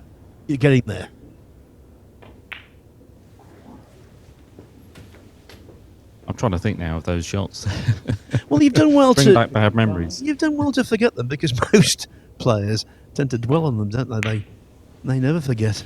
The hardest thing is in the match itself. Afterwards, you can sort of let go of it, and yeah, you know, it's frustrating, and you do think back on that. But during the match, you've got to stay focused, and what happens, happens, right? So it's about having that attitude of maintaining the focus, keeping concentration. And this is what Dave does so well. A magnificent, you know, level of concentration, like all the great players do. They're able to maintain that throughout however long the match is, this is a 5-hour marathon. No doubt Dave will maintain the same mentality throughout, and I think that is a difference between players, you know, that 164.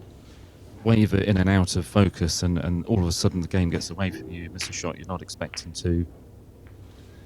And that is a difference, you know, in the mental approach.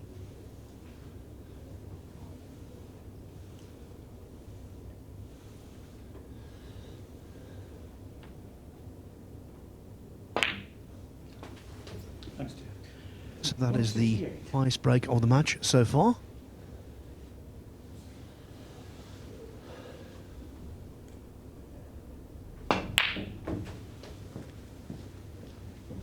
Yeah, he's slightly out of position. Obviously, the goal is to get back to the top of the table as quickly as possible, but he's going to have to be patient. Again, that's another mental asset you need.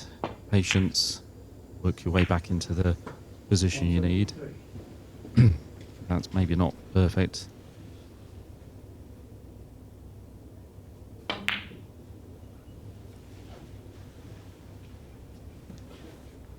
$175. Yep.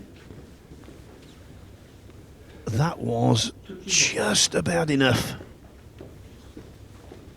And a touching ball as well. Kind of got away with that a little bit, you could say. And I think maybe that was a case of maybe trying to get back to the top of the table too soon. You know? So, but it worked out, and it's all right. Back in business. 177.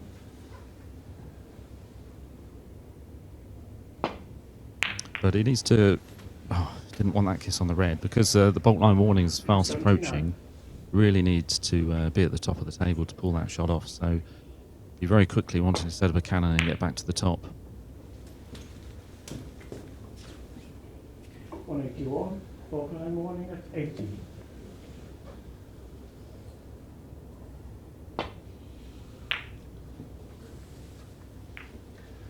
$183.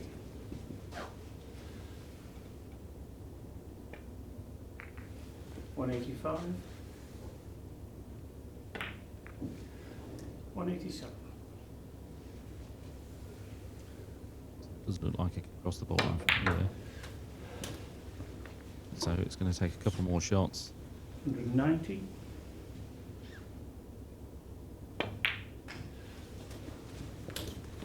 It's going to look now, I would say, to set up the pot red over the pocket with an angle. This has to be right. Looks good.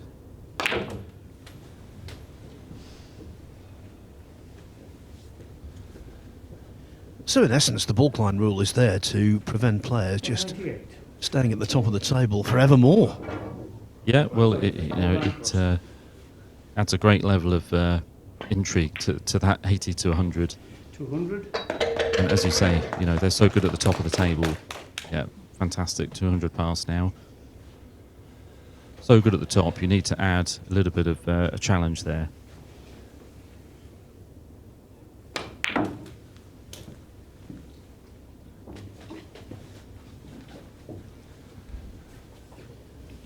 So just to reiterate his scoring achievements, that's his 12th break over 200 in the championship. 208. Might have lost position here, but yeah, that's the form you want, isn't it, in a World Championship? Goodness. In trouble now. He might even consider a safety shot here. He doesn't have much on. He's got a good lead. No reason to keep going. Yeah, very sensible. It was 208.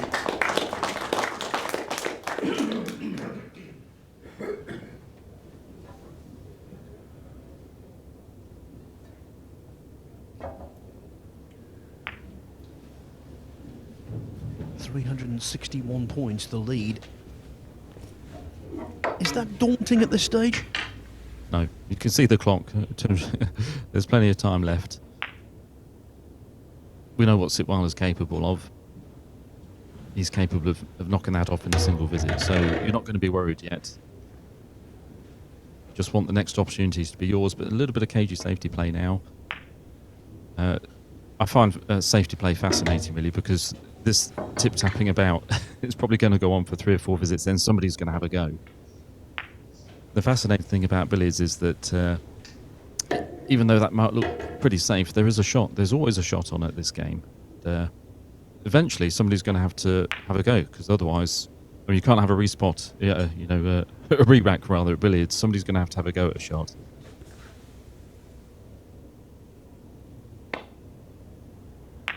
But it's probably not going to be Dave doing that.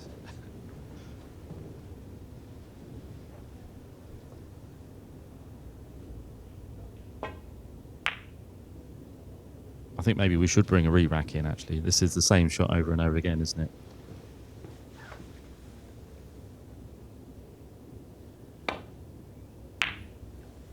Well, we've had some remarkable re-racks in snooker over the years. We've had a re-rack with just pink and black left on the table. The deepest frame ever at the Crucible to be re-racked was blue, pink and black. I know a frame years ago, Gary Wilkinson, Dennis Taylor, that was re-racked after 50-odd minutes of play. That can be a blessing. You're right. Well, there you go. The deadlock's broken. Dhruv had a chance, half a chance. He made a terrific screwing off. And he's could be right back in business if this works out. 4. I think that's okay.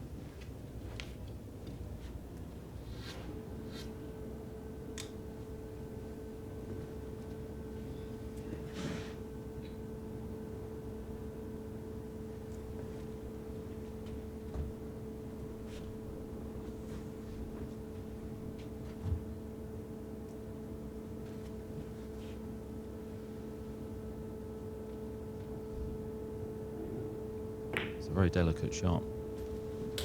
Yeah, done.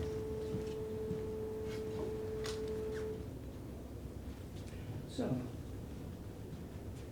Have you got Drew's stats there, Phil, for his progress through the tournament? Yeah, it's not been anywhere near as impressive as Causier. You won't be surprised to know that, obviously. Highest break, 292. He's made a couple of 200 pluses. 11 centuries. 12. But the one good thing with him, it seems as though his performance level has been improving with each match.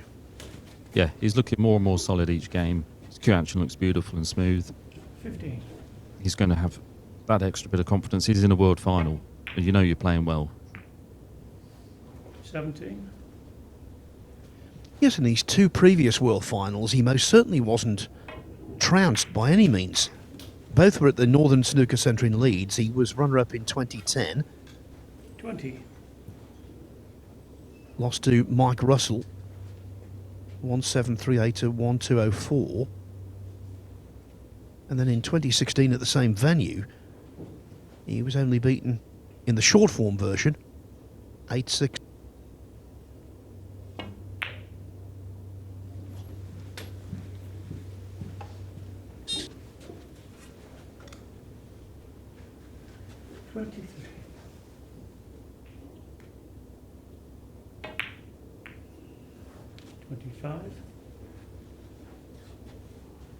Yeah, you don't get many chances to make a World Championship final, so it's a tremendous achievement through his career.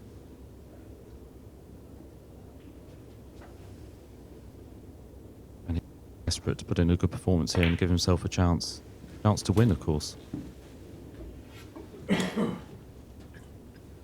28.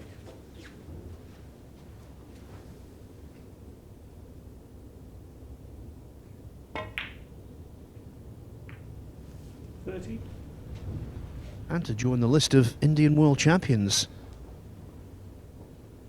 Sourav Gathari, Pankaj Advani, Rupesh Shah, and the great Geet Sethi. 52.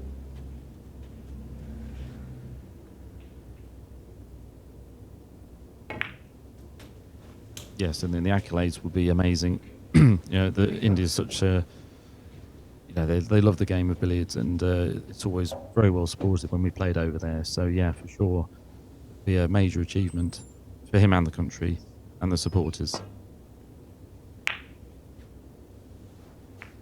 37. I'd imagine we'll be getting a fair amount of viewers watching this from India.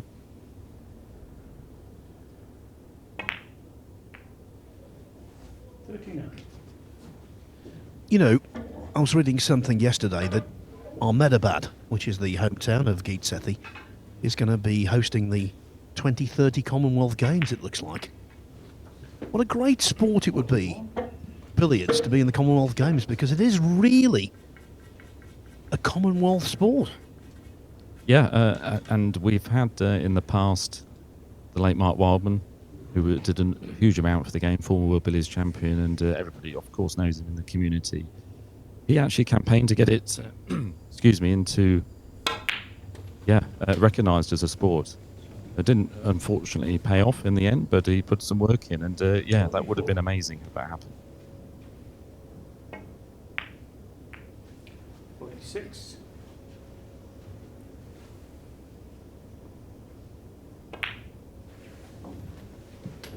Geet Sethi won his first world title in 1992, and there's a connection in the year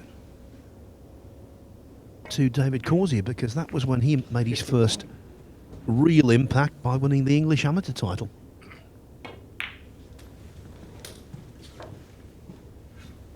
Yeah, I mean, the history of the game is phenomenal. The stats and the records and the players and the nations that compete. It's staggering, really, how what's considered a minority sport still is so strong and has still that strength of international recognition and people playing for the love of the game. It's fantastic to see.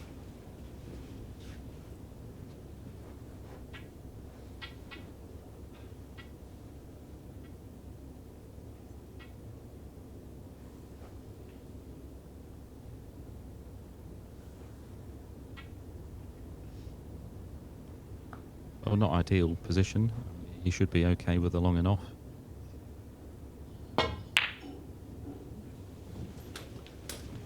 Not the kind of shot you really want to leave yourself. You certainly don't want to make a 6 shot. He puts his hand up, because that's absolutely perfect now. That's worked out well. Yeah, he's still obviously on the back foot, but he's fighting hard. Yeah, it's what I said earlier, Phil. You know, he has to make sure that he does all he can to stay at the table. Every visit is priceless. You'll see when they take down the averages, you know, this standard, it's very likely that the winner's going to be averaging over 50, probably. And you need to make sure you're doing similar. Otherwise, you'll quickly fade away if you're not. 70.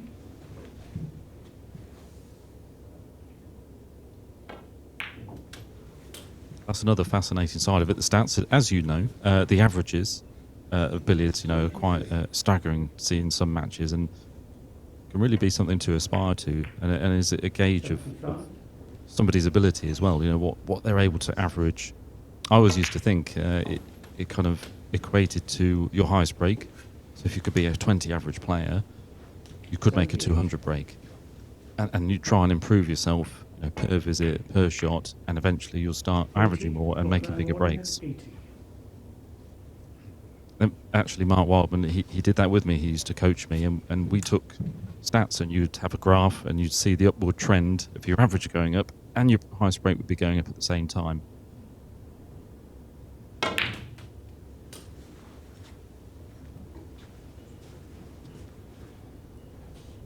'83 Balkland crossed. Fault line cross, so he's done the hard work.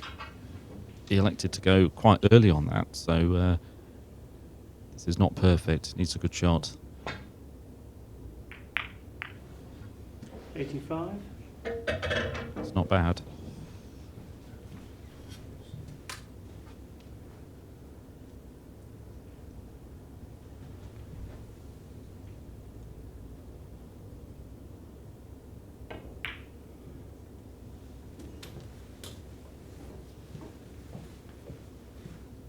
Sitwala's highest break of this match, 98, is under obvious threat.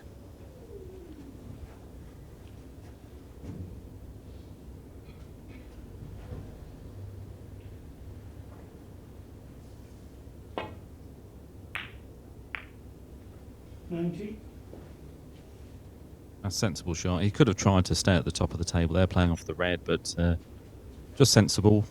Keep on the table, as I said. That's what he's doing, making sure he's got another shot. Give himself another chance. That's not perfect, of course. 92. Got to grind this little bit section out. Keep going if you can.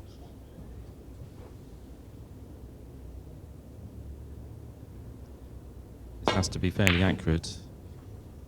Dhruv Sitwala, 92. Yeah, a bit of an unexpected miss there.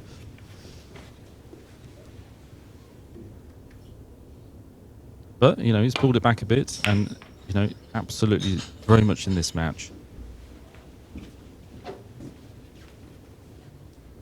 Trouble is, Causier is such a dynamite scorer Dave Causier, 3. that when you get a chance like the one that Sitwala had, you want to make a little more than he did. You have to be right at the top of your game. Yeah, absolutely. It's about going to the next level, isn't it? 2, 3, 400. You mentioned the stats, and it does gauge, you know, where the players are at.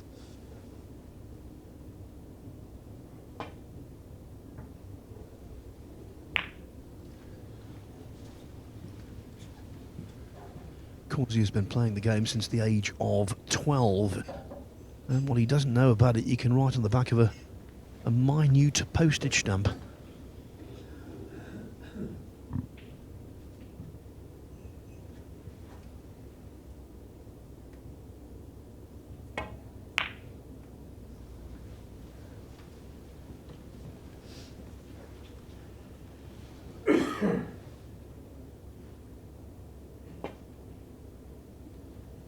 Been here before, Oxton. Yeah, re-rack. I do find this fascinating, that this stage, though. I've never been, you know, big on safety play myself, really, because, as I said earlier, there's always a shot on, and I tend to be a bit too ambitious, maybe. But eventually, somebody's going to have to go for a shot.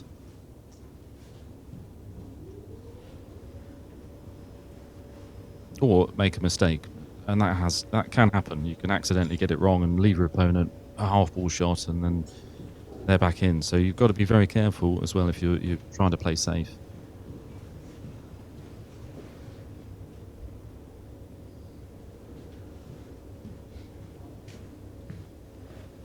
It's a little bit like playing a push shot at 9-ball. Whenever you're just leaving maybe a half chance, maybe a shot on, but just want the odds to be in your favour if they take it on. Well, one of the most extraordinary aspects of 9-ball, when they roll out, push out, whatever the terminology is you use, you have to think about so many different variables. Yeah, I think it's really similar.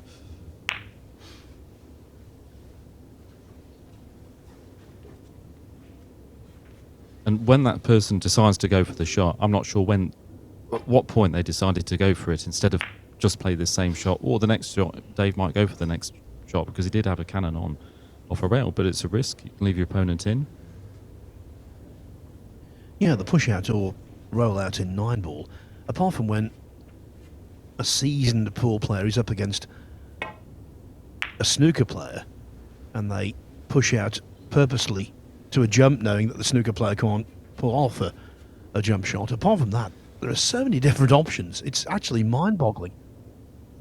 But maybe the impasse will be broken here. Oh, it does. It does. 3. Yeah, and Dhruv trying to break up the safety play a bit may have cost him a little bit here. He's knocked in 3 or 4 really good pots, Causier. Yeah, it's one of the strengths of his game.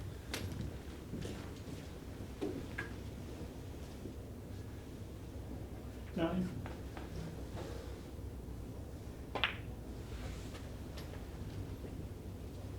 Yeah, he's got both balls back in play.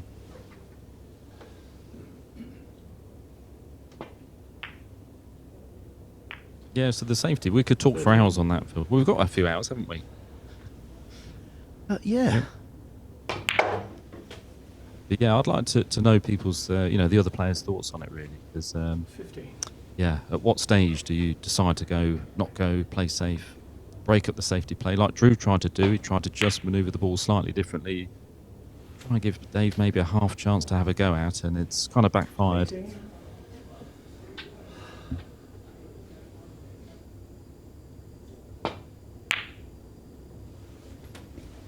And that's the wonder of the variety of cue sports we have nowadays.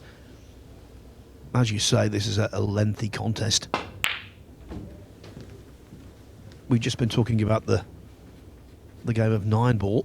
Regularly there you see racks over in less than a minute if an early combo presents itself, or if Tony Drago's running the rack, he can run a complete rack in under a minute. And yet this is a slow burner. Much more of a thinking man's game.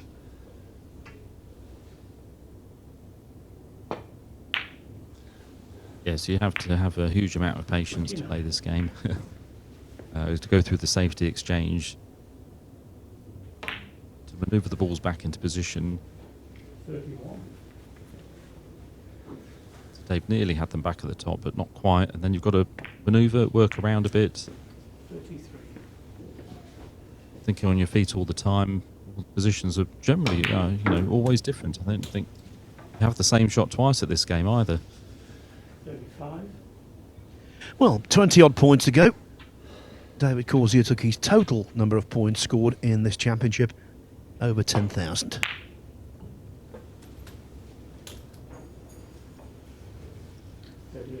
Just by way of comparison, Dhruv Sitwala isn't at 6,000 points for the championship yet, and he's played one more match.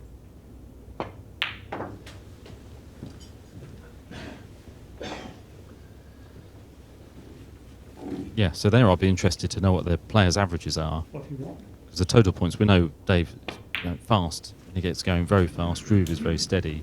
So you'd expect to be there a difference there, of course, given time at the table. But what are their averages? That would be interesting. I know that they're not recorded in the early stages. But, all you can do is make the most of your visit, keep your average up, keep the pressure on your opponent.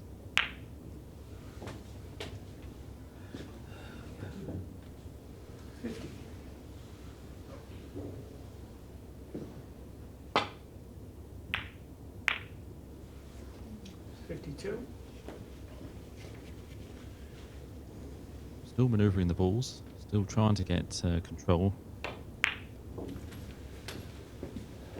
That's what he wanted. He'll hope for top of the table after this shot. So he's been patient, he's made 50. Now he's got his reward.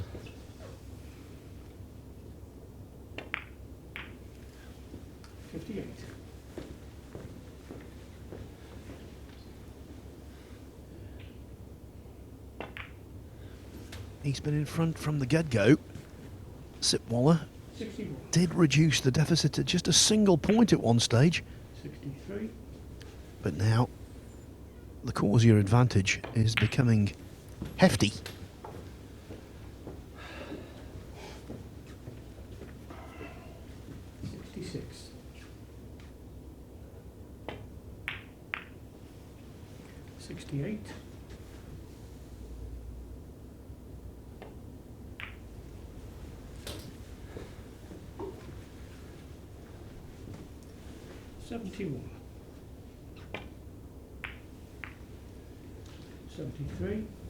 If you're watching this at the PJ Hindu Gymkhana in Mumbai, which is Dhruv Sitwala's home base, it's looking a little bleak. 76.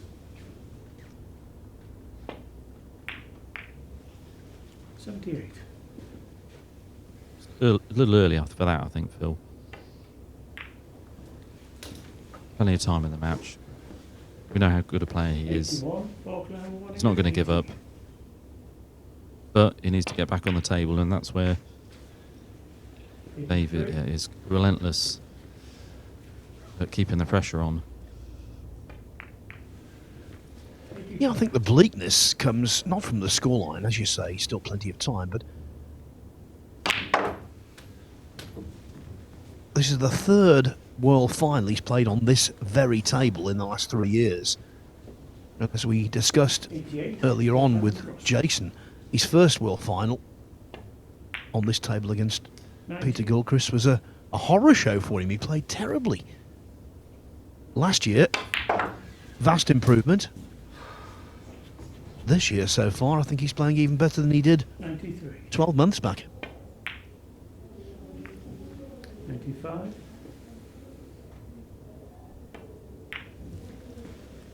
Yeah, well, he can only do what he can when he gets his turn. And, you know, as you say, the standard's very good here. 100. He had that miscue, and Dave's on 100 again. Yeah, creating a bit of a lead now. But Dhruv, you know, he's had that miscue, didn't he, on 90, and he's made 100 since. He's going to be feeling all right as well. It's just getting back at the table, 105. trying not to be frozen out. But it all depends on what Dave does here, how many he makes, how much time he takes away from the game. Yeah, 39 minutes to go before the end of the opening session.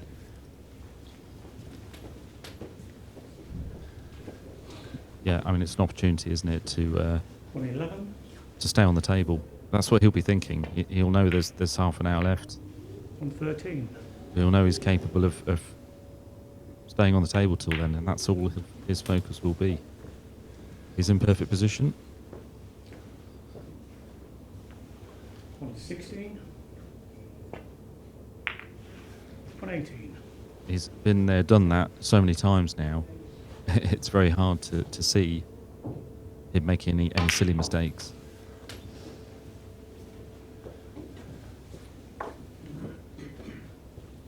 One 121.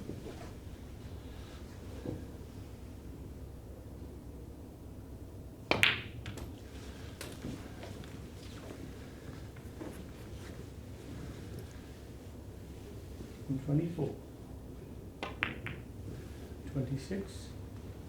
Yeah, so not quite perfect. Still manoeuvring around, but he's still at the top, in full control, really. Not exactly where he'd want them, but making sure he doesn't slip up. 131. Being patient.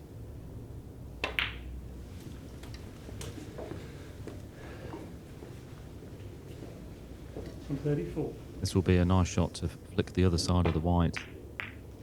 Just retain that top of the table and make sure he leaves the pot red. I think he's done that right.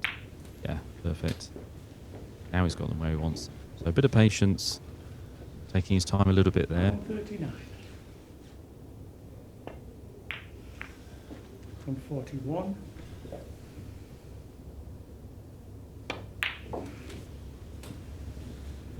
Really, you think that the next challenge might be the next bolt line crossing?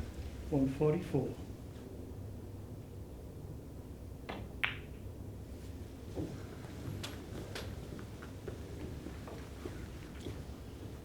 147.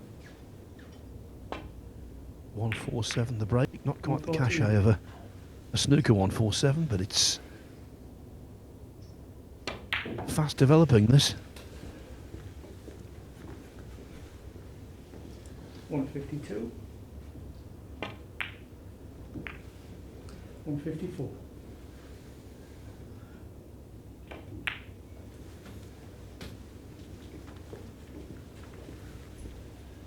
157. 159. Lovely shot. Gathering shot and back perfect top of 161. the table.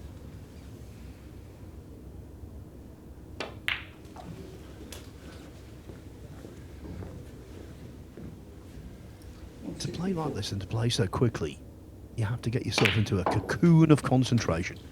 The only thing he's thinking about right now is the next shot, the way to negotiate it. At the moment for David Causier, the outside world does not exist. It's just him and the three balls. Oh, and now the referee. Yeah, well, he's fully focused. He wants the yellow cleaned, so he's spotted something on it. And it's sensible, you know, very sensible. Taking his time. We're not seeing, you know, a fast Dave Causier here. He's just being patient, taking his time. Knows there's not that much time left in the session, really, and 172. if he can retain the table, it'll be a long way towards winning the championship at the halfway stage. On 167 177. early in the match, he missed a bad red to this top left-hand pocket. Ball player 188. He misjudged a couple of in-offs to the middle. One 182. I was very surprised about, but in general, he's looked really good. And now the ball line is crossed without any fuss whatsoever. 185. Ball line cross. Yeah, maybe his next challenge is the next bolt line crossing, the way it's going. 187. Yeah, that wasn't perfect, so he had to play a stun cannon. Not an easy shot now here. Yeah, well done. They're not easy, those pots.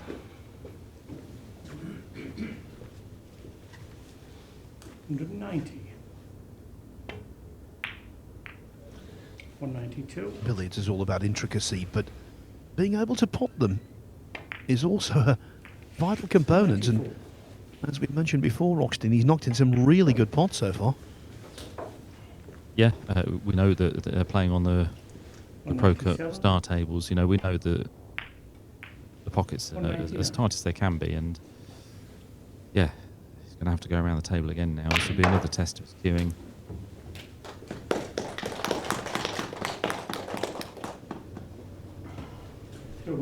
So that's 13 breaks of 200 or greater in the tournament.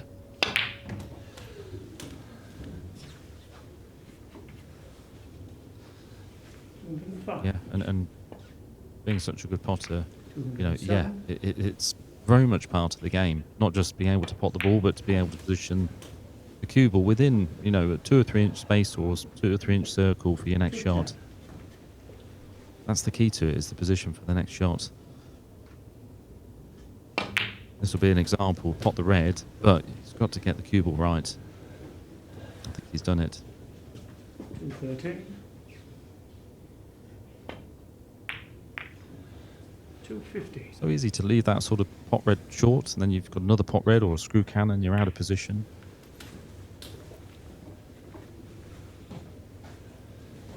280.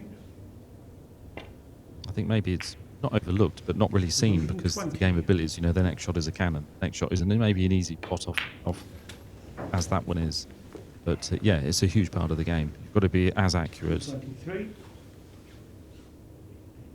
as any other facet of this game. 226. 228. You know, watching this, I can't help but have pangs of regret, because one of the great lovers of billiards was my mentor and my good friend Clive Everton, who sadly passed away, well, around this time last year. He would have loved this. He would have loved being here to see this. I think about him an awful lot, you know. 236. What a great man he was. Yeah, very sadly missed. You know, I've had a lot of good times with Clive myself, and yeah, again, the effort and the dedication to the sport, incredible. You know, throughout his whole life, he committed himself to snooker and billiards, and was a very fine player. Yeah. Tell you a story about Clive. 44.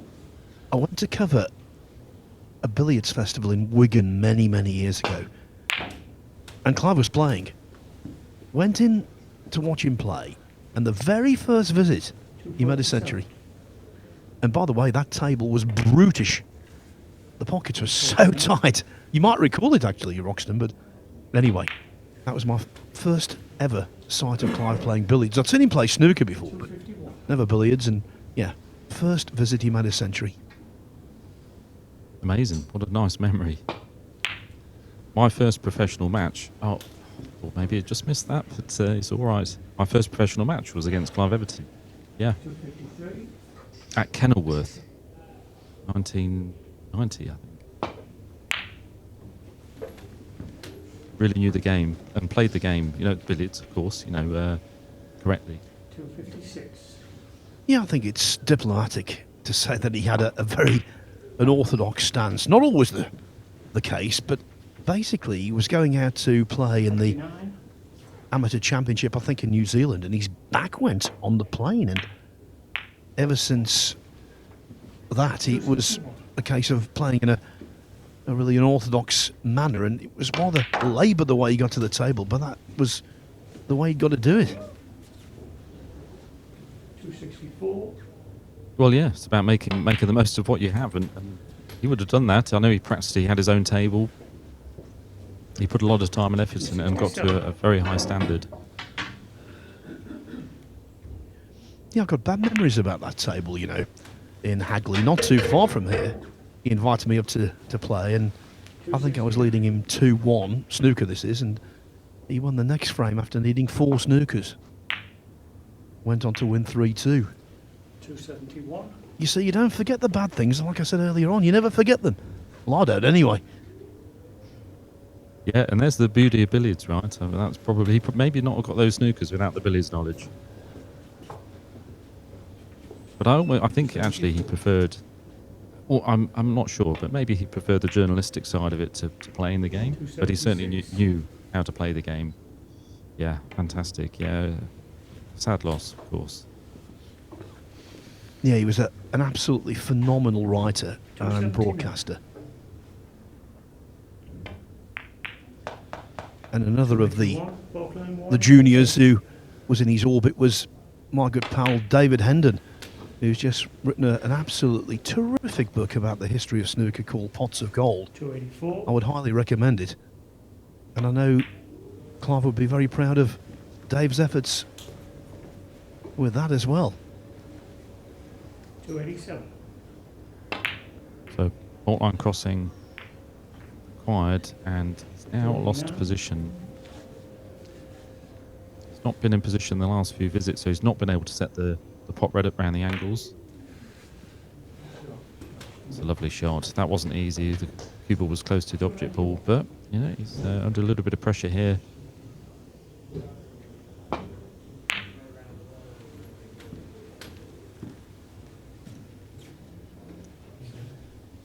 Closing in on what would be his 5th break of 300 or more in the championship. Needs to leave a pot here. Ah, that's not what he wants. Ah, that's could be end of break. He may elect to play safe.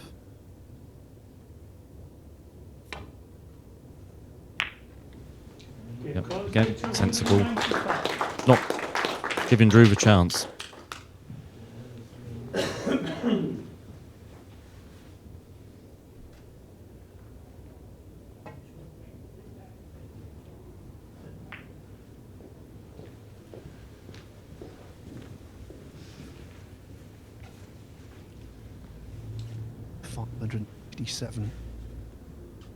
Lead. 27 minutes of the session to go.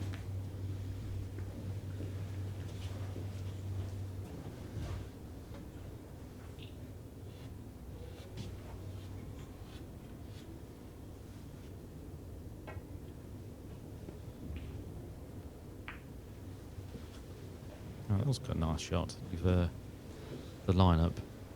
He left enough angle for Dave to play the run through. He has. And he's played a great shot. So that's the second time Dhruv has tried to mix up the safety play and leave maybe half a chance and from second best. And of course, as you told me earlier, Roxton, he almost lost his quarter-final against Martin Goodwill due to a poor safety. Yeah, that was a fantastic game. Martin made a very nice 200 plus break to go, I think, about 180 ahead. This is in the last hour of the match. 9. Dhruv came back with another 200 of his own. Beautiful, lovely, complete control all the way through, but eventually broke down 220, I think it was, 220 plus, and had a 30 odd point lead. And at this point, there's a few minutes left, not long to go. So there was a little bit of a safety exchange. Got to the point where Martin was 23 behind, I believe. 15. And there was maybe under 2 minutes left. Dhruv was at the table with no shot. 18. So he elected to play safe, which was sensible, but he played it in such a way that his cue ball finished behind the red spot, cannoned the 2. red onto Martin's cue ball to leave Martin a pot red in the middle. It wasn't easy because it was on the rail, but if he potted it, it would have gone back to the top of the table, which he did. He got it, and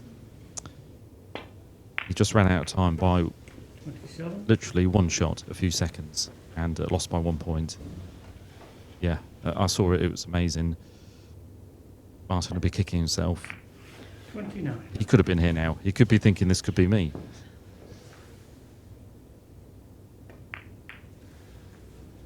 31.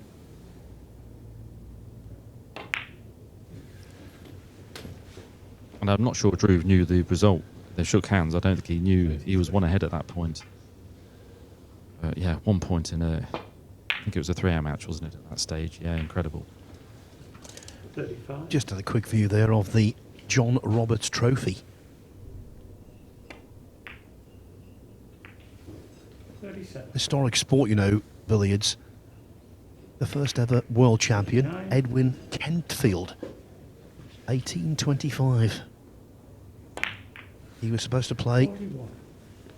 Jack Carr for the championship, and Carr actually died before the match. So Kentfield declared himself champion, and he was the first in a long line. 4. Mind you, billiards goes back much further than that. 7. In Antony and Cleopatra, the Shakespeare play of 1623, 50. Act 2, Scene 5, Cleopatra says to Charmian, "Let's do billiards." 52.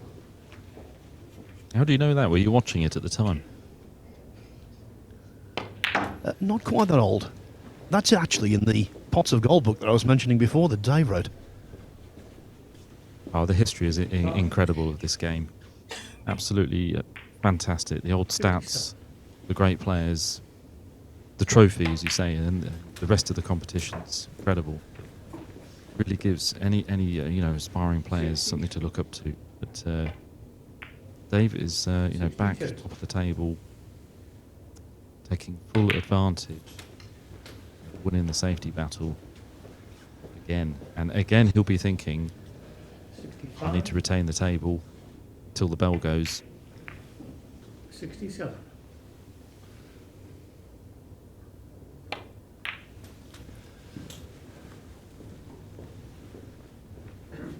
70.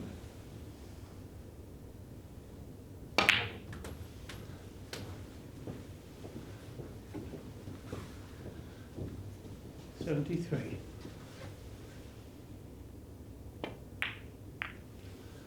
75.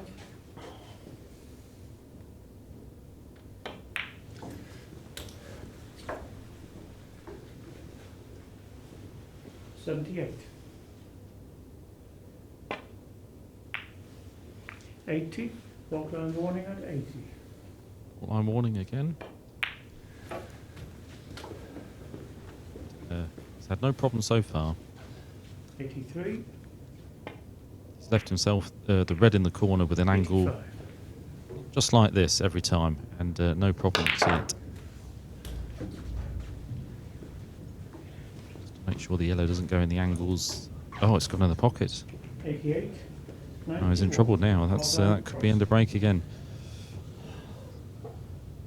Yeah, you could say it was a fluke, but not really, because it was unlucky. Oh. Talk about flukes. 93.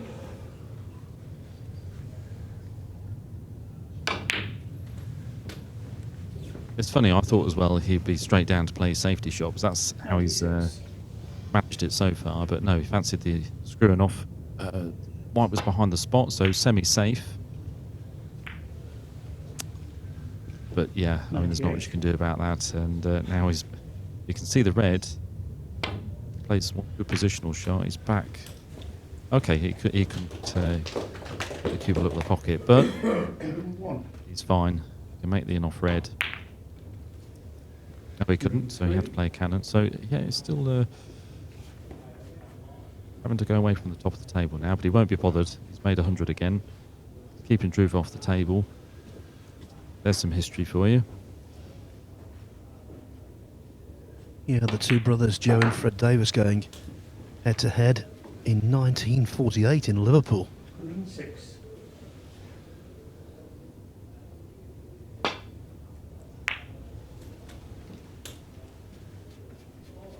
The first ever World Championship was in 1927. Joe Davis beat Tom Dennis. Not too far from here, actually, in Campkins Billiards Hall in Birmingham. But that same year, Nila. Joe Davis couldn't win the billiards title. He lost to Tom Newman at the Orme Hall in Manchester. And back then, of course, billiards was the granddaddy. It was the major game. Snooker was very much the poor relation. Yeah, it was about that era, wasn't it, that snooker came in and started turning the tide.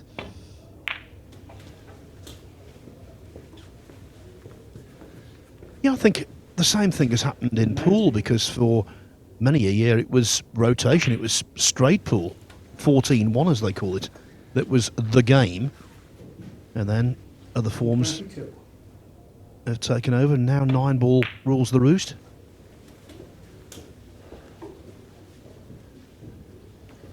There's John Roberts, look, against Edward Diggle. 121 years ago that was. Incredible, isn't it? 28. Fantastic. There's a lot of memorabilia around this club. It's amazing to have a look round. 130. Well, that's one thing that David Causier and Landywood Snooker Club have got in common. They're both exceptional. You go around the world to different snooker clubs, and I've seen more than I would care to remember, and I think this is the very best. It's beautifully appointed, great conditions, and as you say, some terrific memorabilia. And there's the greatest of the lot, Walter Lindrum in action. Yeah, the conditions, everybody says it, Phil. I've played here this week as well. As my first visit here, and yeah, extremely impressed. Looking forward to coming back, to be honest. It really is exceptional. So this shot needs to work out. That is absolutely perfect. I mean, the shot making ability is incredible, to judge the pace, to get the contact exactly right.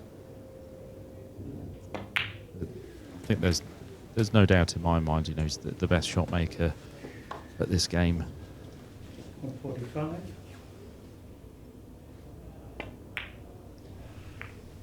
147. Now, when you're this far in front, I suppose it's important to set yourself goals, and maybe the goal of Causier now would be to be still at the table when the session is completed in just under 17 minutes' time. Yep, and the scoreline's just going in one direction at the minute. Dhruv has not been able to get in. 155. Dave, I think, has had consecutive visits here without response from Dhruv, and so from Drew's perspective, he really wants Dave to break down very soon, so he can himself get 100 maybe plus on the board at halfway, and feel as though he has a chance still. But nothing he can do sitting in his seat. 165.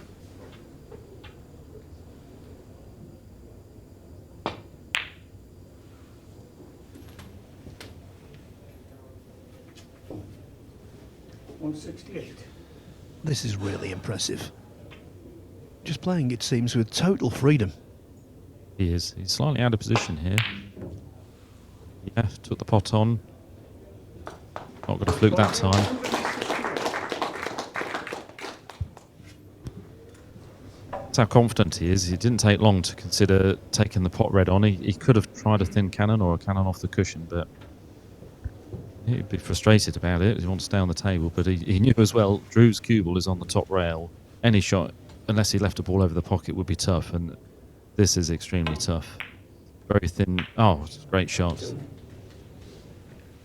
Great shot. So he wants to hope that red isn't on the rail. Give himself a chance of the in-off. I'm not sure he's having a look at it. It may not be... Oh yeah, that looks too close to the rail, doesn't it? So that's unfortunate. Back to safety. If he can pot the yellow, he would have been able to double bolt. So disappointing, but he's got to hope he gets another chance. Dave's got a slow pot white down the rail. If this goes in, then he'll have the advantage.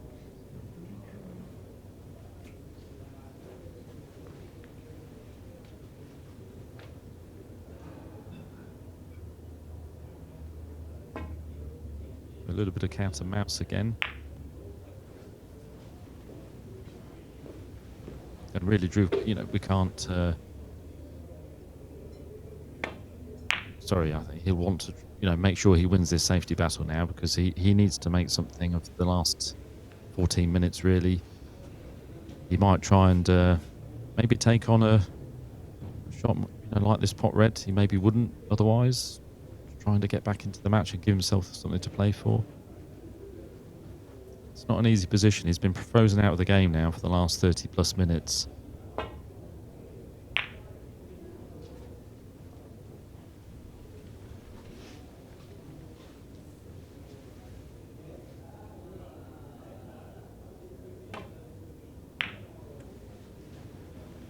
Now, I'm not sure we'll see Dave going for anything now, unless it's a mistake. Sitwala, but it's no good to Dhruv at the minute playing safe. That's the problem.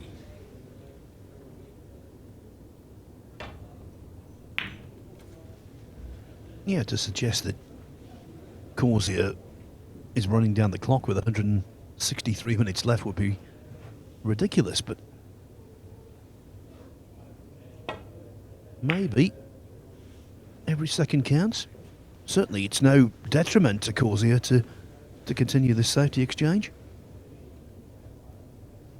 Yeah, he's had a couple of chances. He could have potted the Dave's cue ball there and made a double bulk. So I kind of think you have to be making those shots now. Tried the double. Chance of potting the yellow, but not quite. Yeah, all a bit cagey now.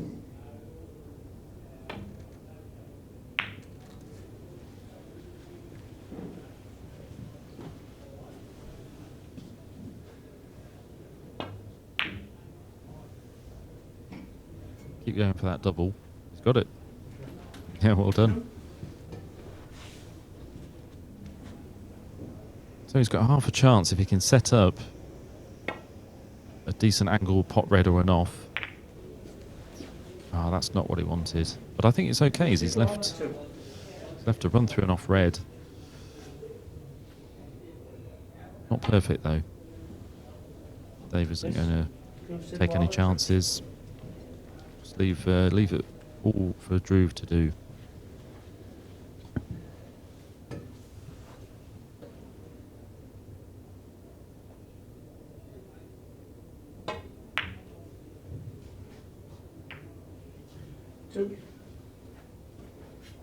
Looks like it might be okay. They're not perfect, but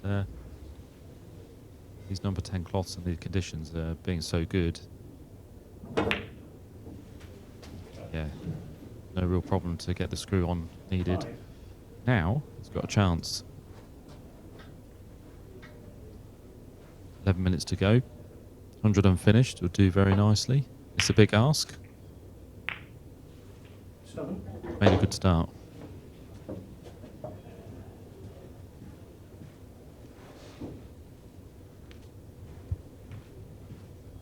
Yeah, Sitwala just looking for any form of encouragement.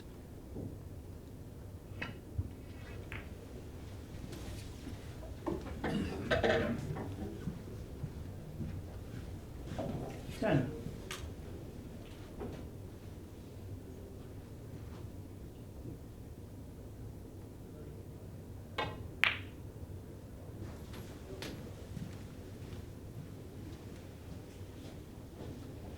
$13.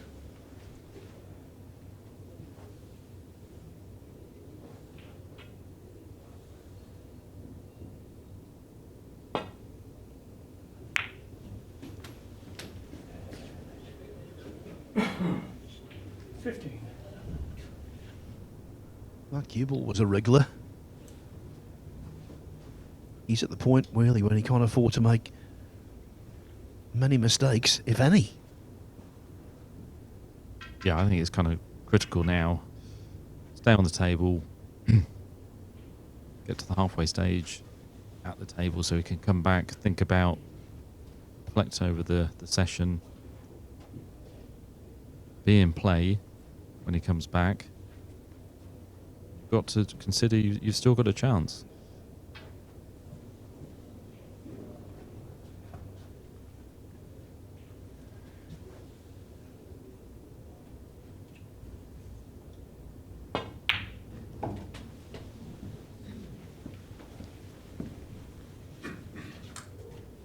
But he doesn't need to hurry. As you say, there's plenty of time left. There's another 2.5 hour session to go. There's no hurry. Just take your time. Stay on the table. 21. Sounds easy.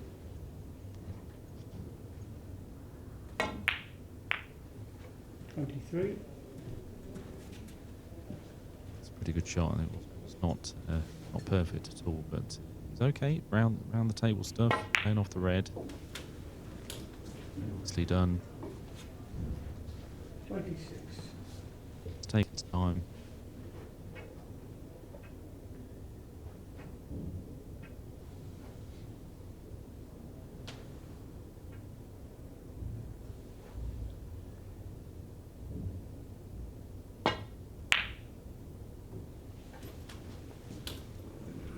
That was a lovely shot.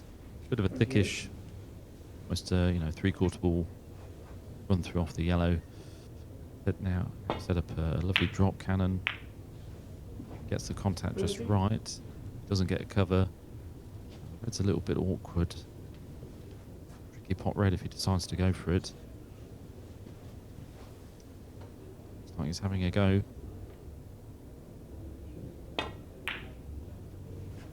Yeah, it was tricky. It was missable. Maybe he didn't have to play it, but he saw the opportunity there to get to the top.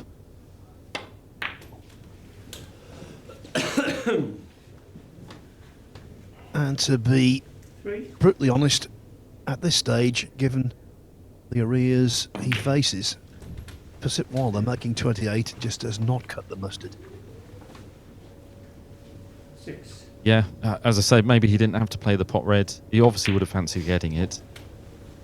But, yeah, it's certainly frustrating for him. And now, now Dave's got the opportunity to take the rest of the session out. Not perfect either. You know, he's on the wrong side of the red. I doubt he'll be looking at run through red. I'm sure he could look to pot it and come around the angles, leave himself a cannon back from white to red, or maybe even another in off red. Could potentially play that as well. It looks like he will go in off red instead and play the safe shot. Nose on the table. Run a few reds. 6 minutes to go.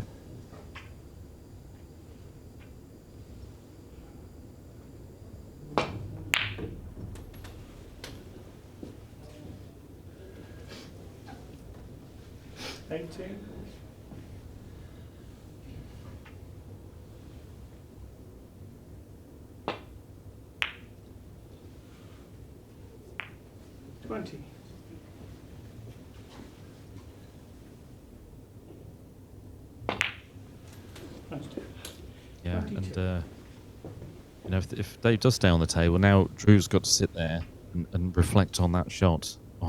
at the halfway point.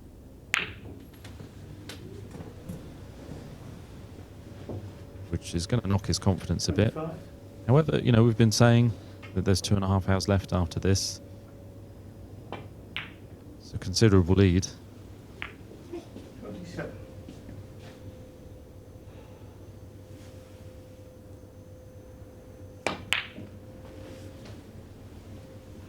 Not hit that one hard enough. The red has come out of bulk, but only just.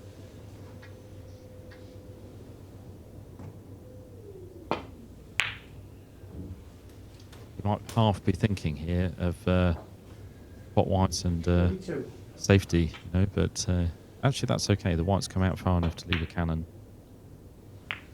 34.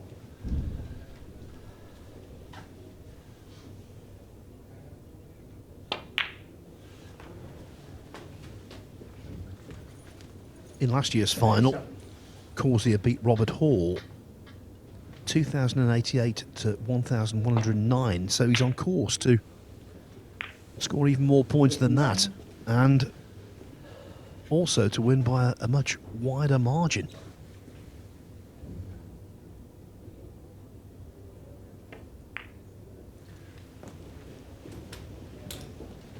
Yep, nice shot there.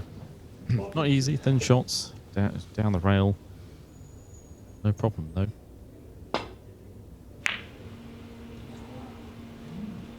Then Causier, 42. Almost looks a bit casual on that. Obviously thought he had the angle to make it. Okay, so Dhruv can put that behind him now. 4 minutes to go. But not an easy shot. Not sure if that's there. That's there. Yeah, okay, so he had enough side on to pull the white in. 2.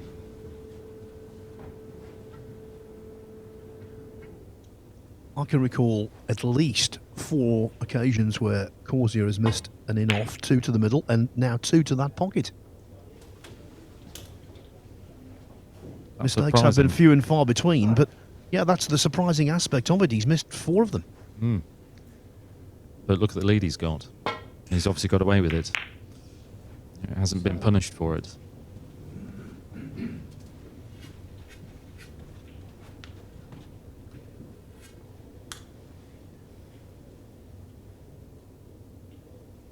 So it's gone slightly scrappy. They'll be very conscious of the clock. Got to stay switched on. 10.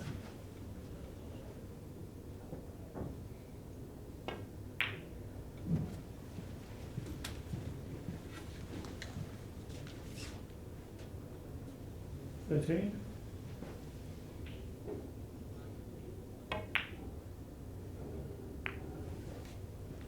15. Not perfect. If you can reach it, that's okay. Left-handed.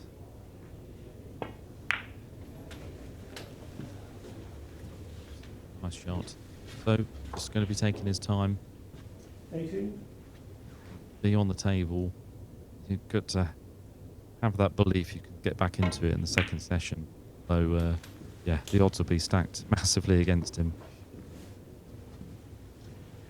Yeah, I think the best way to put it, stranger things have happened in terms of a full-scale Sitwala comeback, but not very often.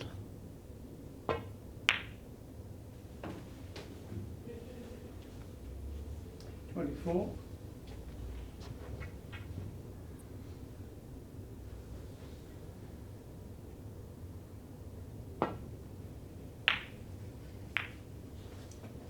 26. It's not perfect again. Slightly loose. A few shots. To get close control back, but at this stage it's all about just staying on the table, taking your time, making the next shot. That's well potted. 29.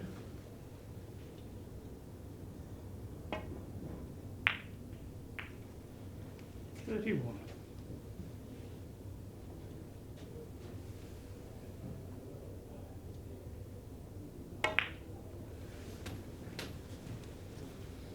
Okay, chance again to get back to the top.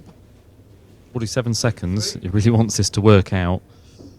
If he can get perfect top of the table, this good drop cannon, maybe another cannon, leave a pot red, get to the top, mark the balls, have a drink,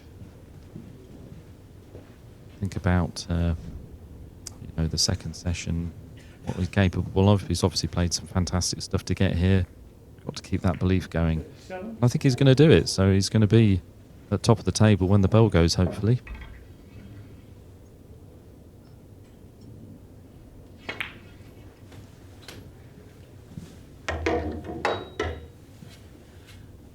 Yeah, one more shot left, maybe.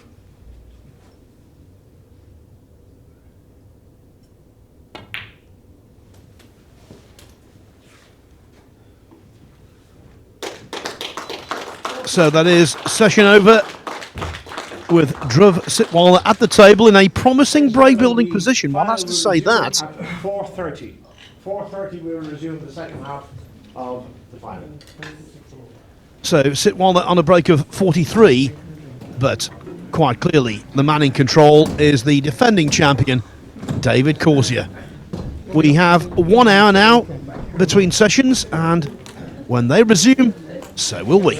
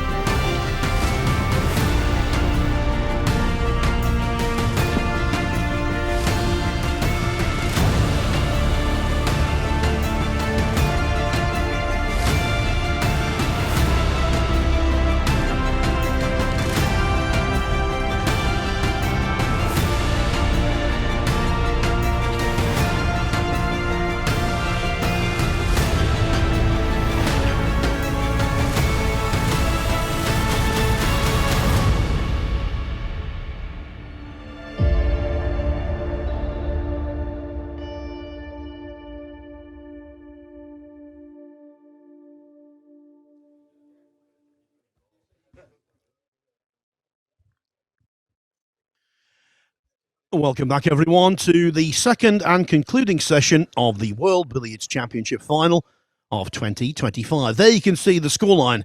David Causier of England in a very commanding position. He leads Dhruv Sitwala of India by 698 points, 1,114 to 416. Although Sitwala is at the table, promisingly positioned on an unfinished break of 43. We had an hour off between sessions, so will that cool down the Indian player who badly needs to play mistake-free billiards from here on in to stand any chance. It's a 5-hour final, 2.5 hours remain, so overcoming that 698-point deficit is not impossible, but given the excellence of David Causier, who is, of course, the defending champion, Sitwala recovery would be deemed highly unlikely. Both our players, Mr. Dhruv Sitwala and Mr. Dave Causier. So 2.5 hours, Steve. I will leave it to yourself to start the clock. Angus McAnally doing the honours there. Our referee is Steve Harrison, and we're just about to begin the second portion of this match, which has been high quality so far. And talking of high quality, I'm sitting next to a man who earlier in this championship put together a break of 147. Just a pity, Chris Coombe, that is, it wasn't snooker. 25.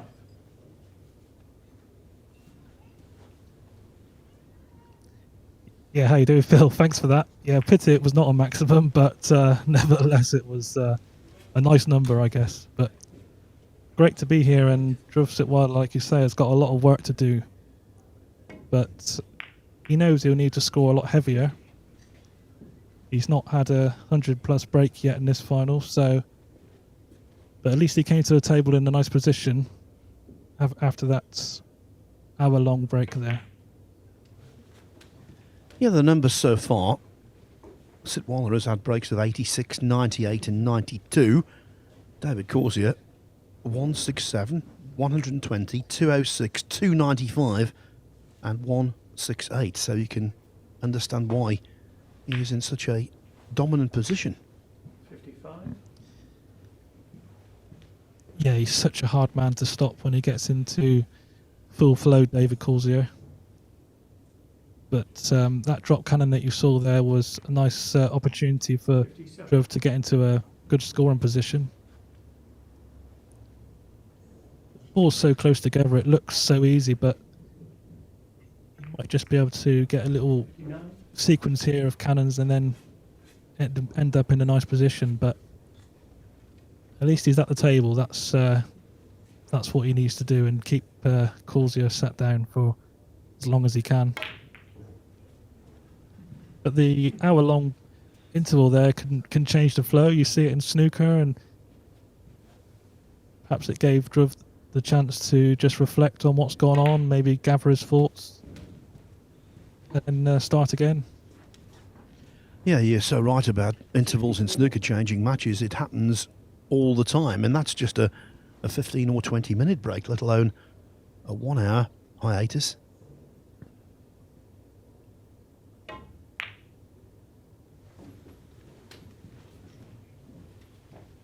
He's such a lovely player to watch. I'm sure it was mentioned during this coverage, the lovely cue action and the push through of the cue. Dhruv gets a lot of action on the ball with very little effort, it seems.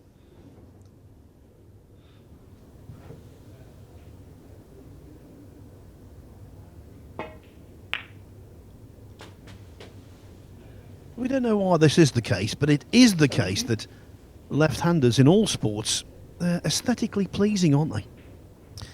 Yeah, definitely. He's got a lovely, just general technique and style around the table. 72. I think Dhruv plays mostly billiards, not much snooker, I believe, which is interesting because a lot of the Indian players do practice a fair bit of snooker.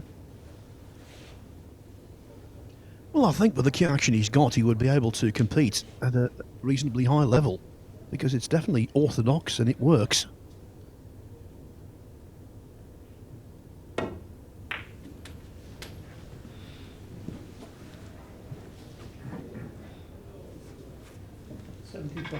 They're playing the qualifiers for the Scottish Open on the snooker tour at the moment.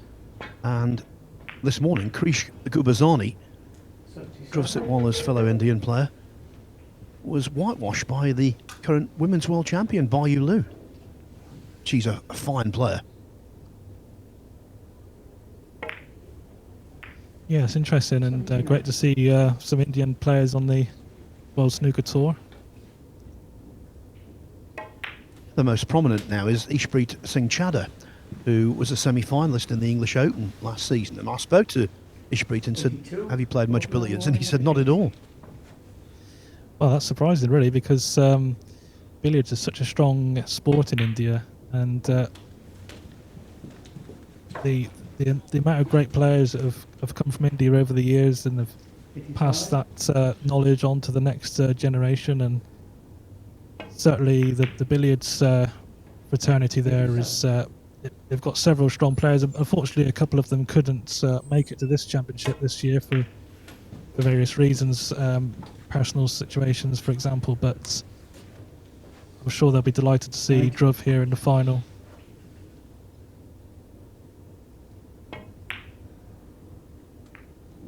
'92.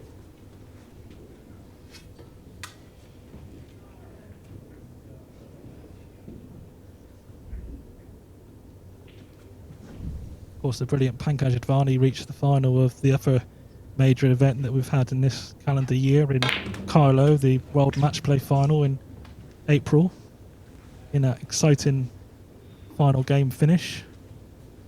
94. But sadly he wasn't able to be here this year, but Fault line crossed. Dhruv is certainly flying the flag well for India here, but he's, like, as we said, got a very tough task on his hands at the moment. And so now, on the cusp of his first century of the match.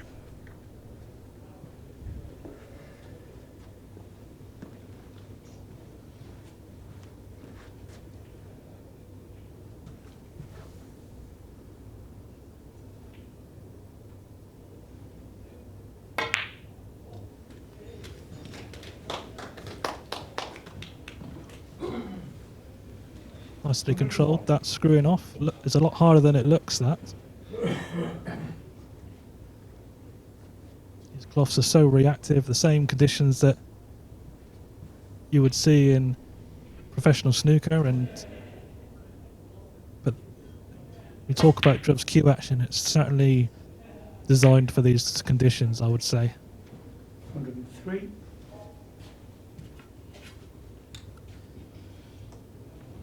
This will certainly help him to settle down at the start of this session.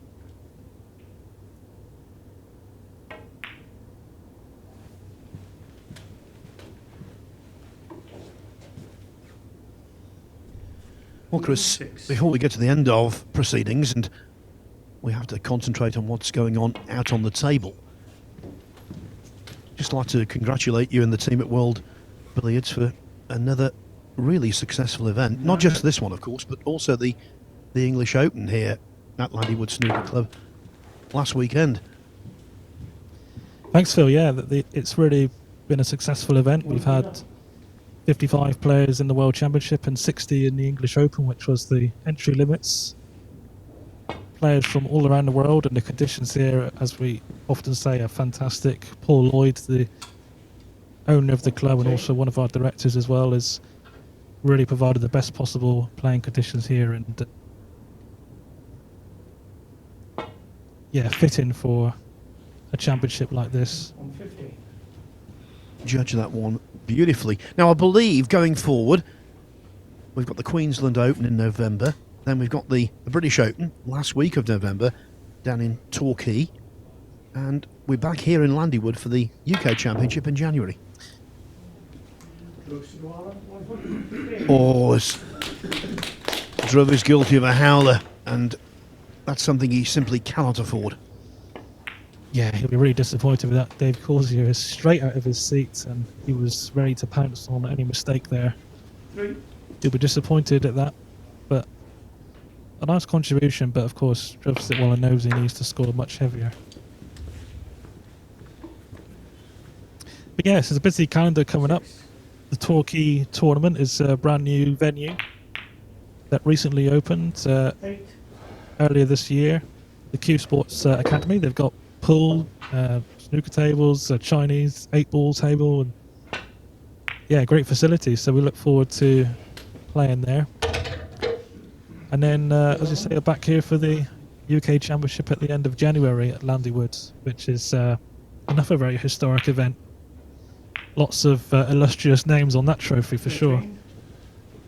Well, Torquay many moons ago hosted a world ranking snooker event, the European Open. It was played at the Palace Hotel. Well, it's interesting, and certainly that part of the world has always been quite strong for snooker and billiards, but it's the first time we've held a World Billiards event in that part of the country, so it's been quite a lot of interest already, so it promises to be a good one. Not too far away from Plymouth, which is where I'm from, and I know that's been a venue over the years for lots of big tournaments as well, snooker on the snooker circuit. Yeah, we've had some great ones down at Plymouth. One of the most exciting finals I think I ever commentated on was there when Nigel Bond in the British Open beat John Higgins 9-8 after needing a snooker in the deciding frame with 5 reds left. Not quite the same predicament as Sitwala finds himself in here. Absolutely, yeah. 26. White has just run on there. It's gone into bulk, so Dave Causier will have to play some in-offs off the red to bring it up near to the white, so he can bring that back into a good position. 29.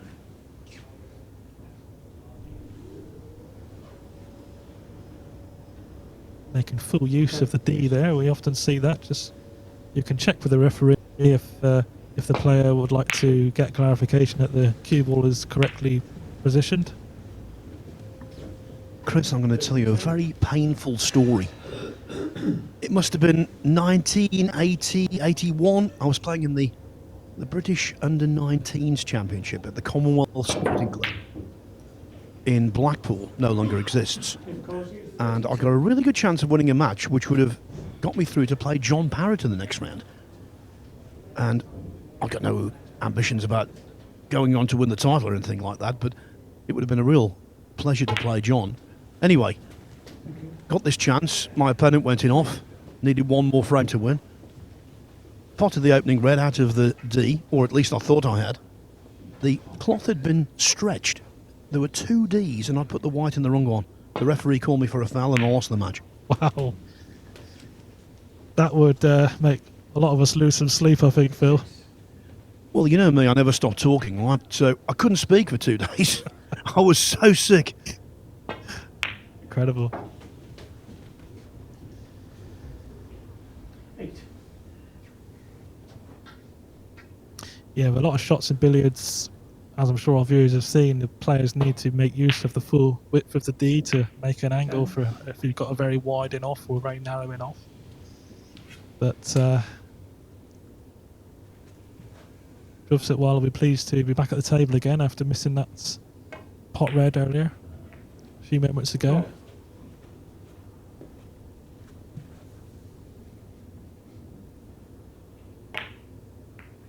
14. But just going back to what you were saying a few moments ago, Phil, about how this tournament has gone, the other big factor in the success of the event is all the team that we've got of all the referees, and they've done a really fantastic job. And great to see Steve Harrison here doing his first refereeing duties of a world final. We've had a team of referees from Korea, Rocky Chan from Hong Kong, Australia, and Austria, Ireland, England. So it's been a real international field of referees as well as players. 22. A lot of concentration needed, especially for counting hazards, pots off the spot, bulk line crossings.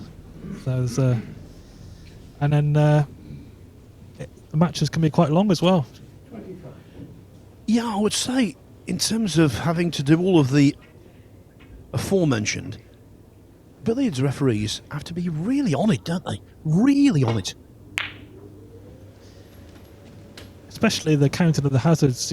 I mean, with the top players, it's not too often that it would go into a long sequence of in-offs, but that can still happen, and it can happen at any time. So, a player might play a few in-offs, and you, as a referee, would need to be aware of how many hazards they're playing, so that the warning can be given at 10, and that can easily catch you out if your mind is focused on something else. But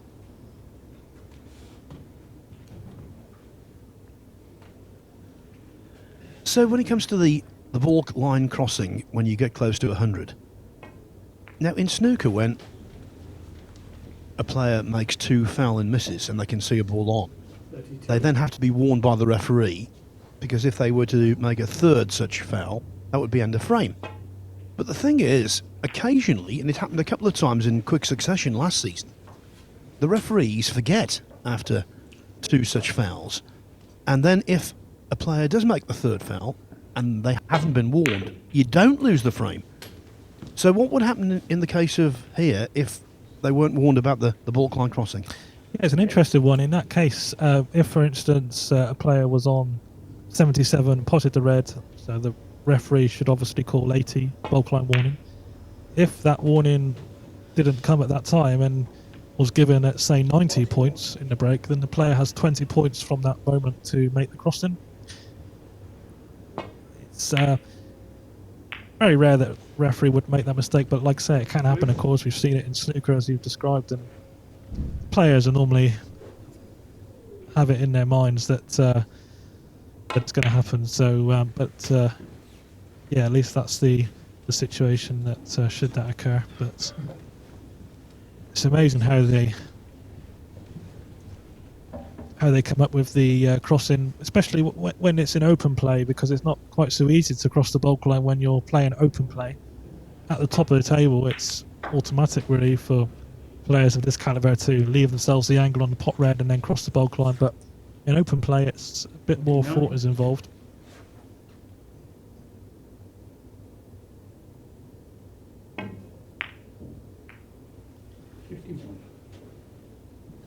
That was a good shot there. He was queuing down on that shot just to get a slightly wider angle for the cannon so he could catch the top side of the red. He's still going to have to go around the table when he pots this red. I don't think he can hold it.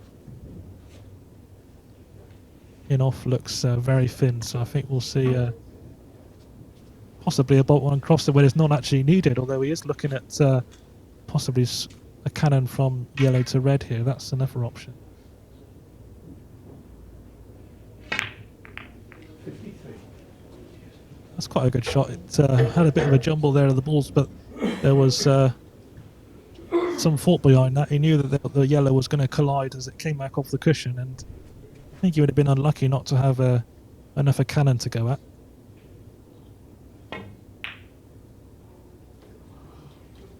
Sitwala, 53.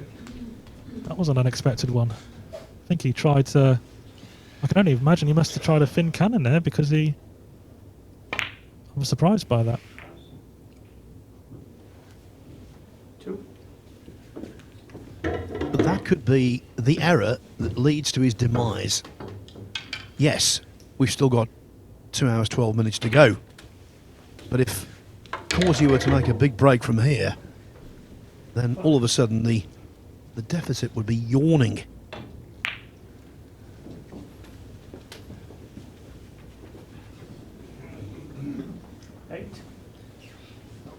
I will say this about this final. For all of the excellence, and I think it's been terrific to watch, we have seen some really unexpected mistakes from both. Yeah, absolutely, and it's interesting. And I was talking to Darren Clark, who reached his first World Championship semi-final, and he was just saying, based on his first experience of reaching that stage of the event, how draining it can be on the concentration. Obviously, Causier and Sitwala are both used to this sort of environment and that sort of schedule, but 13. it's a lot of concentration, and it certainly can lead to some unexpected mistakes. And obviously you've got the pressure of the situation as well. 16.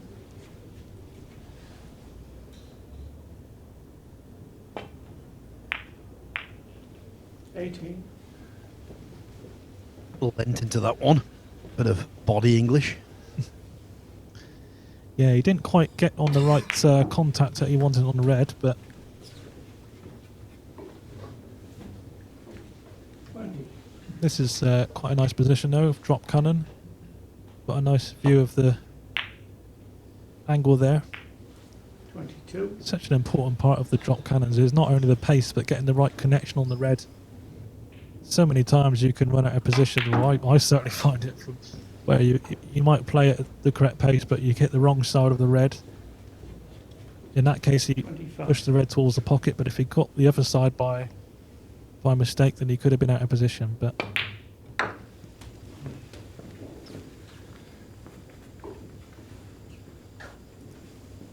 28.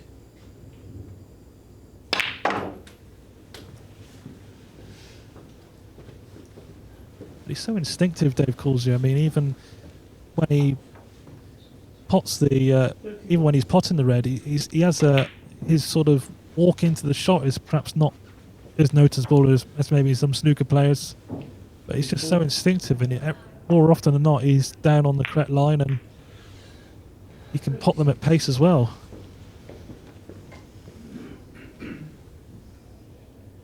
Over the years, you'll see a lot of really fast snooker players who basically play at a really high rate of knots because they are so nervous and they can't control themselves.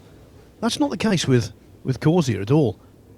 As you say, he sees the shots so quickly, and playing at this pace, that fits like a glove for him. 42.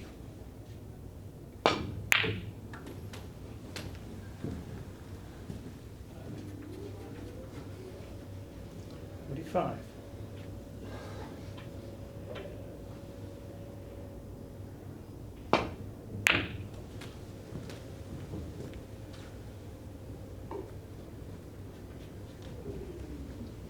Seven.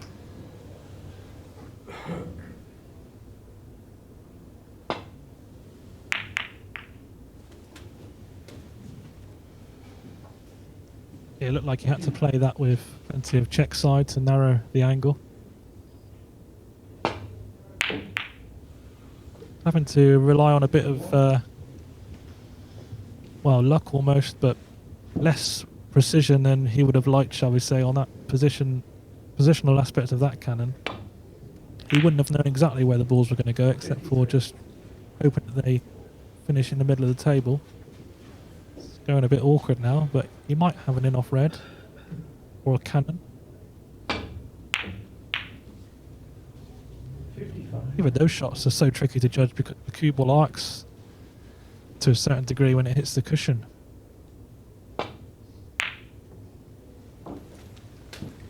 I think he's taken his game to such a high level, Causier, over the years that, 58. yes, he'd want to be top of the table, scoring easy points. Who wouldn't? But when it comes to a situation like this, when the break is adventurous, 61. I think he views it as a challenge.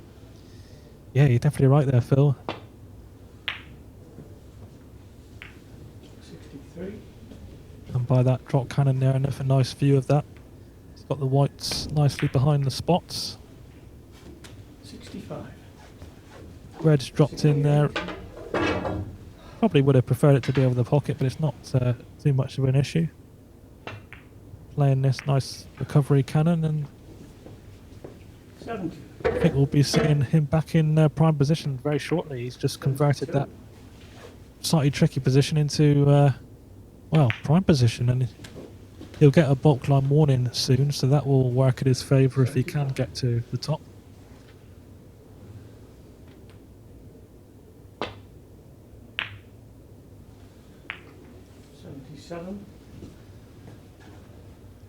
Causier's use of side either for cannons or to coax a ball in. We've seen it so often today. Whether it's running or check side, he's a master of it. 80. Auckland warning at 80.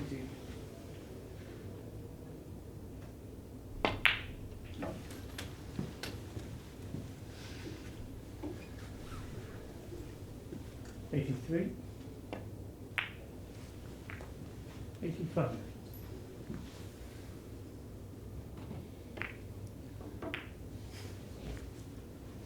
Yeah, he just didn't quite leave himself the angle for the pot that he was looking for, I think, a couple of shots ago.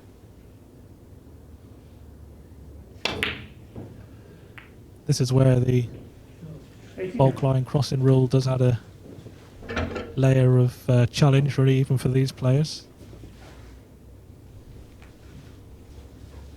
Yes, if it wasn't there, the breaks these guys would make would be off the charts.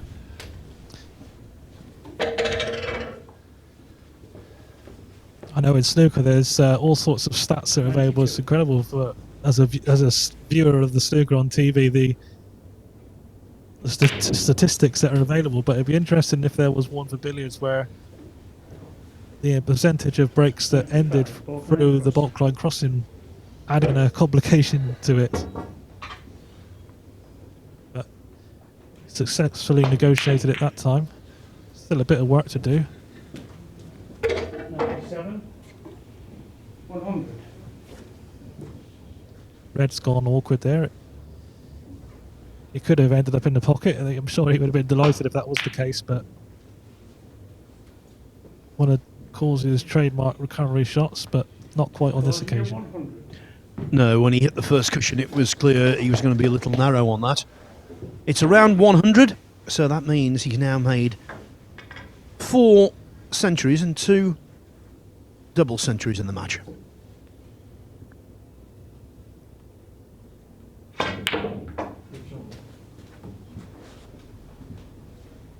So often in billiards, it's not just the scoring that you make, but also what chance you leave your opponent that can make a big difference. And on this occasion there, he's not left Dhruv a great opportunity. I'm sure he'll just be pleased to be back at the table, but this is far from easy. Dhruv Sitwala, 6. That was a fraction away from that. Just slid off the top cushion slightly. But I guess that's another example. The white just went up far enough towards the middle pocket to leave the screwing off, and this is a nice chance. Did Causier 2. Now, if you're going to say there's been a weakness in Causier's game today, it might well be missing a few in-offs to the middle pocket. I think that's the third time he's done it.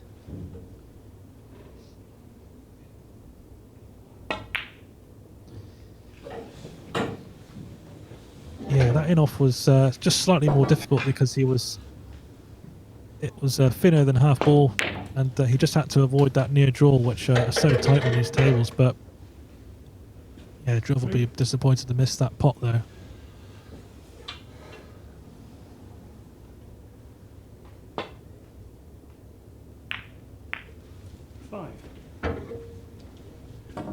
But with a 700 point plus lead and in pretty good position here, prospects are looking increasingly rosy for the defending champion. Yeah, Dave will be feeling pretty relaxed now, I'm sure. I know he won't be thinking that he's already, he won't be thinking about his presentation speech yet, I don't think, but he'll be just staying in the moment. But he'll certainly have got himself into a good frame of mind here now with this lead, obviously. And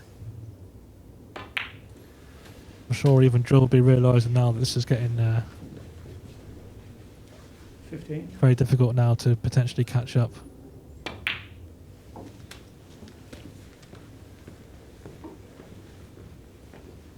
$18.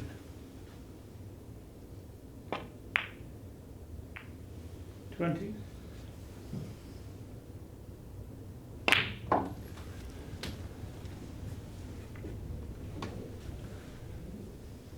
$23.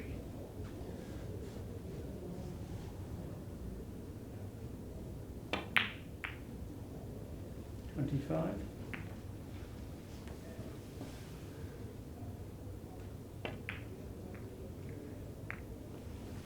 A couple of little covers. As you can see, the ball's lined up. 29. The knees buckled a little when he took the cue ball off the side cushion, and he wasn't quite sure whether he'd made that cannon. Yeah, he just grazed the red, but the outcome wasn't ideal from his point of view. But sending the ready to bolt now, Dhruv will be expecting to be double bolt when he comes back to the table in a few seconds' time. Miss. Dave Causier 34. Sitwala. You've always got to ideally leave yourself a shot. So with where the yellow and the red is, Causier knows he has a pot available, though it looks quite straight. So Dhruv Sitwala is happy to play that safety miss. Not trying to disturb the balls there because he knows that he can leave it safe. But what's safe for Causier there? That's that recovery shot there. White's come down nicely. 4. Very hard to keep this man safe, isn't it, Phil? I think at the end of any world championship, whether it be pool, snooker, billiards, you name it, it's always a satisfying feeling when the best in the business gets his hand on the trophy. And I think that's going to be the case today. I really do.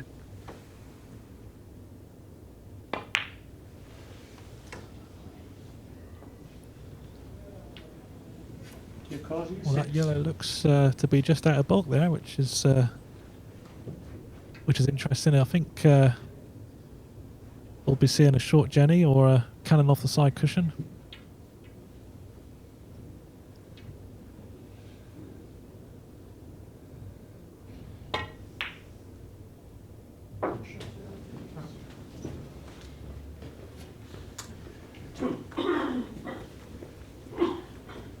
Quite simply, Sitwala needs a really big score to change the complexion of the match.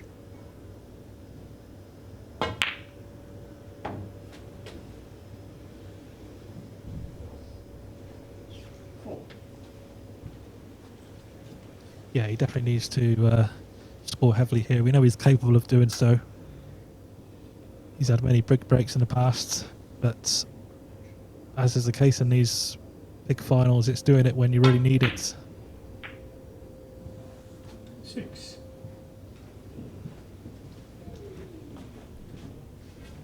But his last 16 match with Martin Goodwill, apologies if this has already been mentioned, but what a cracking match that was, to win by 1 point. I mean, I was watching and Dhruv wasn't actually at the table at the time, but Martin Goodwill was rushing around trying to score in the last second. He had a shot, I think, that he could have scored from a cannon, but just ran out of time as his hand hit the table. The buzzer went.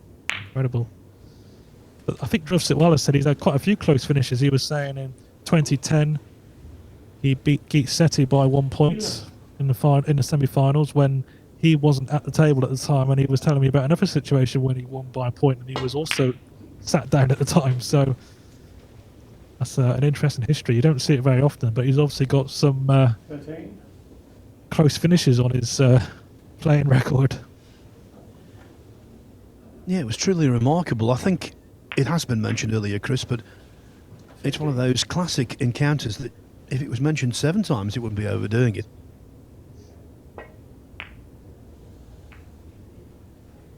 Seventeen.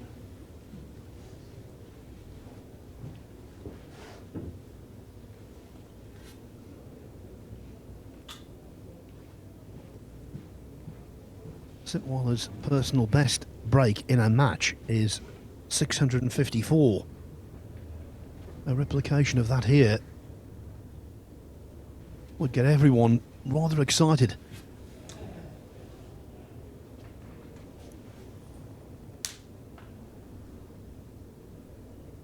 Yeah, it certainly would. And there's a nice turnout here at Landywood for the final. A lot of enthusiasts who have come to watch, and some have travelled a fair distance as well, and I'm sure they'll all be hoping for this final to continue, and hopefully the outcome is prolonged in terms of Dhruv staying in this match. But it is certainly a tall order now.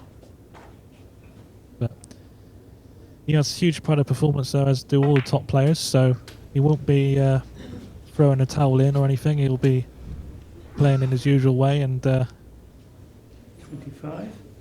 and to keep going as he has done throughout this tournament.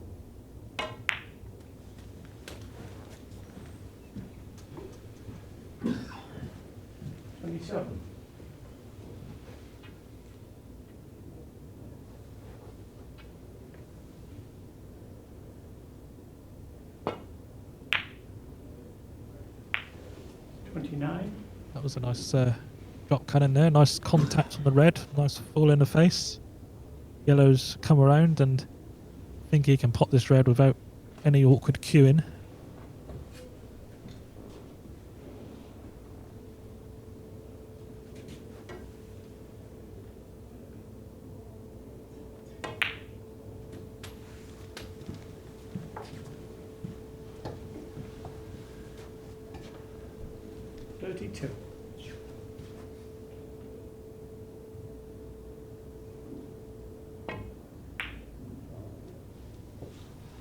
Sitwala, 32. Well, for the second time in this session, we see Sitwala leave the table after missing, really surprisingly, what for these guys is a bread and butter cannon. Yeah, that was surprising. I'm not quite sure what happened there, to be honest. Almost like he tried to play it with a bit of check off the cushion to cannon from red to white, but just seemed to misjudge it, really. And yeah, certainly tough for him now. But I didn't expect him to miss it. Yeah, a miss is a miss. But I think what was the most shocking about that, astounding actually, was the amount he missed it by. Yeah, exactly. Yeah, it wasn't. Sometimes when you have to play with a check side cannon off the cushion, you can just miss it by a whisker or something, or something like that. But yeah, that was a real misjudgment.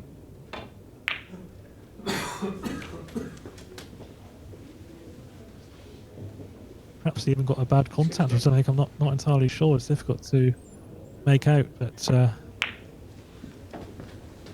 again, he's left Dave in a great position now, dropping that white behind the spots, red over the other middle pocket. They're waiting to be potted. So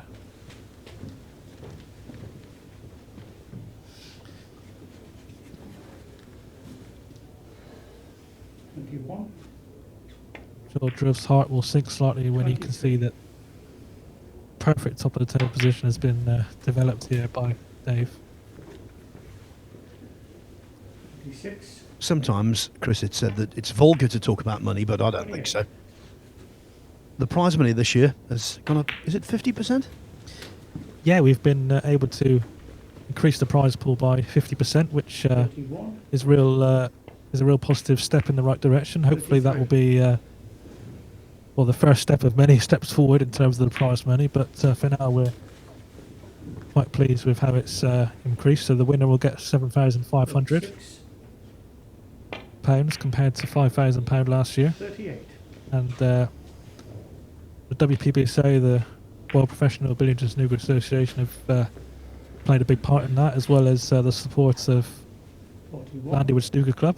And it's great to see Jason Ferguson here, the WPBSA chairman, supporting this final, and that's really nice to see. And it's 46. great to see the increase. And 48. well, it looks to be going the way of Dave Causier, I have to say. Yeah, Jason Ferguson was a fine snooker player who has become, 51. I think, the ultimate Q Sports diplomat. He's here, there, everywhere. The game has flourished under his chairmanship. He's a really good guy, and 54. as you say, it's good to see him here. 56.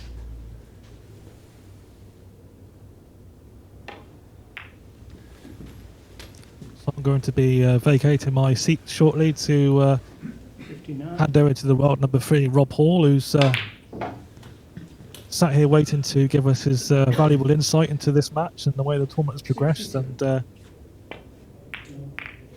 64. look forward to hearing his contribution. Absolutely, an absolute expert in his field. 67. But thanks very much, Phil. It's great to have you here. Thanks, Chris. The pleasure is genuinely all mine. I really enjoyed, and I'm certainly enjoying watching Causier play his trade.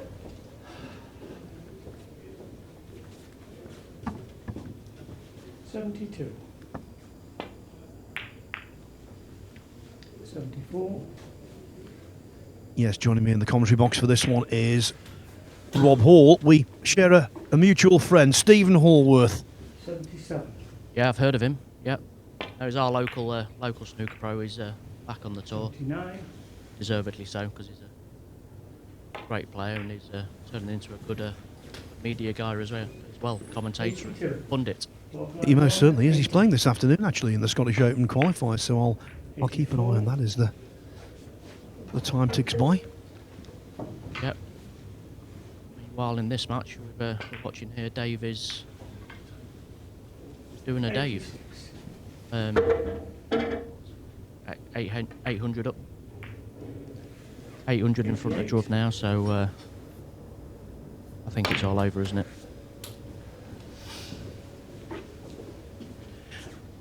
People of a certain vintage might remember that funny cricket tape, the one where the Australian commentators are trying to make a match between Australia and Sri Lanka sound interesting, when the Australians had scored 400 and Sri Lanka were 136 for 8, and the director kept saying, build it up, build it up. I think it's a little bit like that here. Yes, there is still a mathematical chance for Sitwala, but it would be truly astonishing, I think, if he came back and won this from here. Yeah, I mean, we just don't think it's going to happen. I mean, Dave would, for a start, have to stop scoring, and that's not going to happen unless Dhruv holds the table for 96. such a period of time where he's going to have to lay in hundreds and hundreds of points, which is not impossible, but the way this match has gone, it's incredibly unlikely. So I think we're just at the procession stage now, where Dave's just going to keep on scoring, and I think that margin on the scoreboard is just going to keep growing now. But Dave has deserved the win, if it does end up going that way. He's been the outstanding player of the whole week, and he's certainly where he deserves to be. Rob, you're a phenomenally talented player. You played David in the final last year. 5. When you're up against him and you know how quickly he can score, how apparently easily he can score, does that put you under extra pressure, the fact that you know a mistake might be very expensive indeed? Yeah, absolutely. I mean, when you play Dave, there's probably not too many players you would think in this way, but you've got to play almost no mistake billiards. You have to play extremely well. There's not many, there's out of the top players, probably top 4 or 5, plus a few that we don't see play very regularly. Playing okay against Dave is just nowhere near enough. You've got to play extremely well, and it's score extremely heavy, and also try and prevent him from scoring by playing good tactical play. And to have all those things come together when you need them in a match against Dave, it's incredibly difficult. I think we've all beat him several times over the years, but his winning run and percentages are just incredible. He's made a few mistakes today, and the most glaring, the most recurring has been the in off to middle. He's missed it 3-4 times now.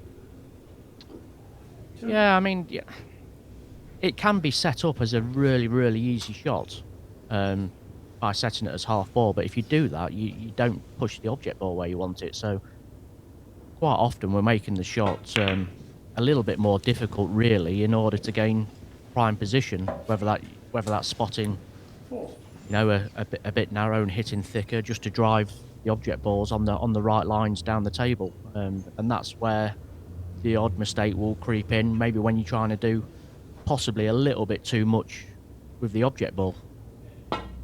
So that's generally probably where he's missing. But you wouldn't expect him to miss, but at 800 plus in front now, I don't think he'll be too bothered about missing those at this stage. Yeah. Basically, the dimensions of a billiard table are 12 by 6, but we all know in Q Sports the real dimensions are the space between the ears, and when you go in front by this margin and you're clearly in total command, it is perhaps inevitable that at some point concentration will slip. Yeah, absolutely. I mean, Dave is a power scorer, and I have to say he rarely takes his foot off the gas, because I just don't think he knows how to do that. He's just so fast, such a heavy scorer that he just keeps going and going and going. I don't know where he gets his energy levels from, to be quite honest, because he just all day long he'll stomp round the table, smashing big breaks in. So it's great to watch, but it's absolutely not great to play against, let me tell you. And now well into his 50s, but the skill level and the appetite for success doesn't seem to be diminishing. No, while he's picking up the prize checks, why would you stop, I know the prize money is not fantastic, but it is growing, which is good for our game. And he's on a winning streak, so absolutely should keep going. I mean, there's a lot of good players in their 50s, Phil. I mean, billiards can be played to a good level, probably in advancing years, more so than snooker. I know it's probably a bit more tactical billiards, but potting is the most accurate stroke in the game. There's a little bit more margin for error for your half balling offs and whatnot, so you don't need to be as accurate in some aspects. As long as you're thinking clearly and trying to do the right things, I think you can play well, probably well into your 60s, to be quite honest. Maybe even more. It has happened in the past where players of that age have played exceptionally well.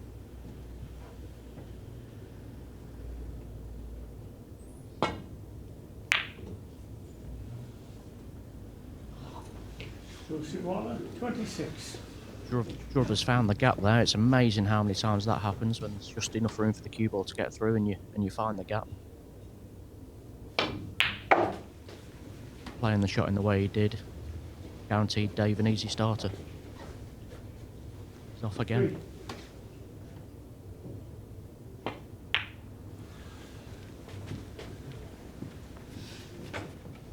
Heard it say that David Causier has done everything in the game, and he has pretty much.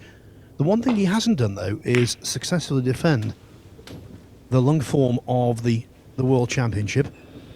But I think he's going to put that to rights in the next 103 minutes. Yeah, I didn't actually know that. If you had asked me whether he had or not, I would have said he would have done. But nobody's, to be honest with you, nobody's got close to him this week. I played him yesterday in the semi-final, and 9. I started okay, but then he got going. And when he's a front runner, Dave. When he gets in front of you, it's very, very difficult to peg him back. One, because he doesn't miss, and two, because he's extremely quick, and that scoreboard goes up at a hell of a rate when he's at the table. It feels like you're only a couple of hundred behind, and then 20 minutes later you're 500 behind. And trying to stop that happening is, like I said earlier, you've got to play exceptionally good billiards and make very few mistakes. And nobody's managed to do that against him this week, and this is the result.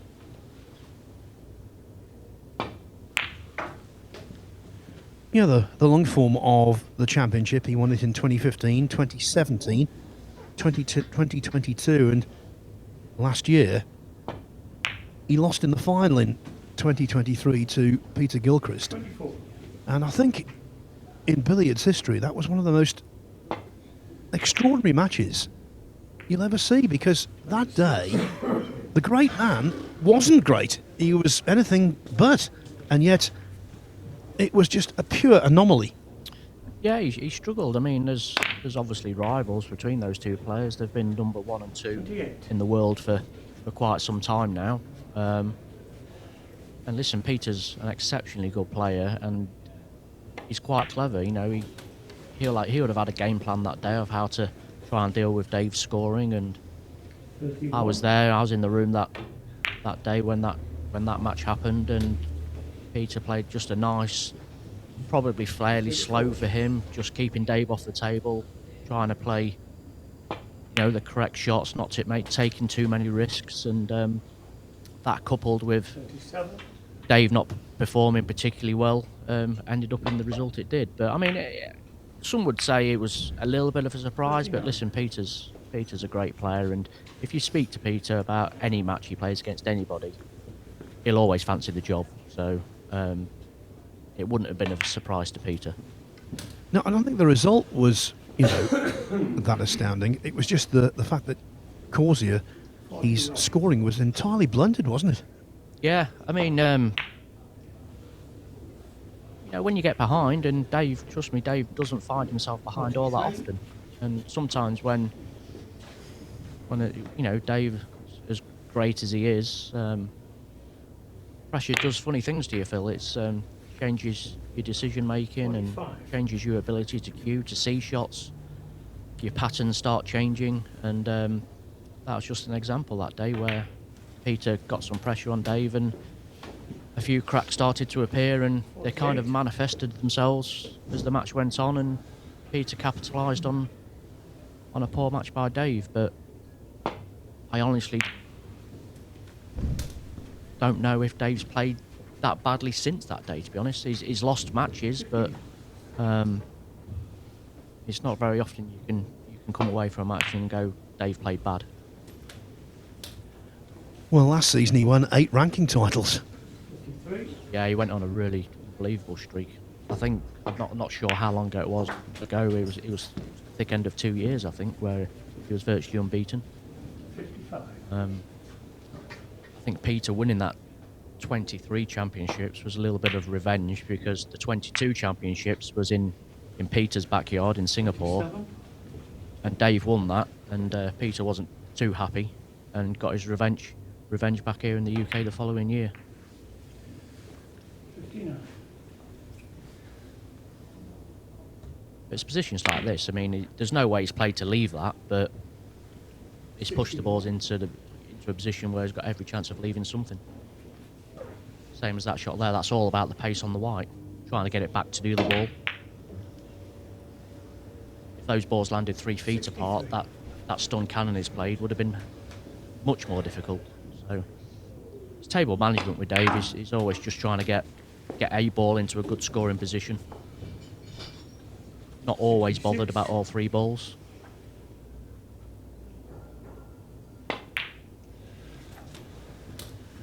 And the decision-making process is so rapid, it's almost instantaneous. Well, it's almost like he's not making decisions, isn't it? To be honest, he always seems to be on a shot that he's comfortable with and kind of expecting to leave. And when you do that, then there's not a lot of head scratching going on. He knows roughly where he's going to be and what he's going to be left. So his thought process is extremely quick, as is the shot itself. He screwed that cue ball in off into the middle, and he was so desperate to play quickly. He must have caught it as it fell. Yeah, I mean, like I say, he's played the purposeful 6 shot there because we know he had a drop cannon 82. next shot. Some players wouldn't do that; they'll just play, the pot red to leave another in off red off the spot 84. and go via that route. But it's quite, I personally think Dave takes quite a few shortcuts to get to the top of the table, but I don't say that in a negative way because huge majority of the time they come off. There's more methodical ways of the shot patterns and routines that you can play that doesn't necessarily include maybe quite as much risk. But I mean, Dave's seen these positions tens of thousands of times in the past. He just knows what's happening. Well, what you're saying is a little like the darting phenomenon. Luke Littler, occasionally he gets criticism for 97. unorthodox checkouts, but if he can do it, why not? Yeah, it's just a slightly different method, isn't it? I mean, breaking the mould if you like, but I mean, I think it's good for the game that people have different ways of seeing it. And I've joked with Dave because of the style he plays. It's very free flowing, quite open in patches. I've joked with him for many years, saying he's by far the best bad billiard player I've ever seen. I think it would be difficult to model your game on the style that Dave plays, but it's quite unique, and he's pretty much mastered what he does. Doesn't really try and change it. It's working. I do a lot of coaching, and I wouldn't necessarily coach this style of billiards, but you can't argue with it. It's so good that 13. well, the results speak for themselves, don't they? In the breaks and every event at the minute is making 500 plus breaks, usually several of them. 118. I think he's only made 500 plus this year with a 599. 120. And that's maybe all he's thinking about in this match now. Can he improve on that? That'll probably be a little goal he's got going on because there's extra prize money. I think it's £1 a point. So 123. Dave loves earning a few quid, so he'll be trying to week out a bit more money out of the event, I would say.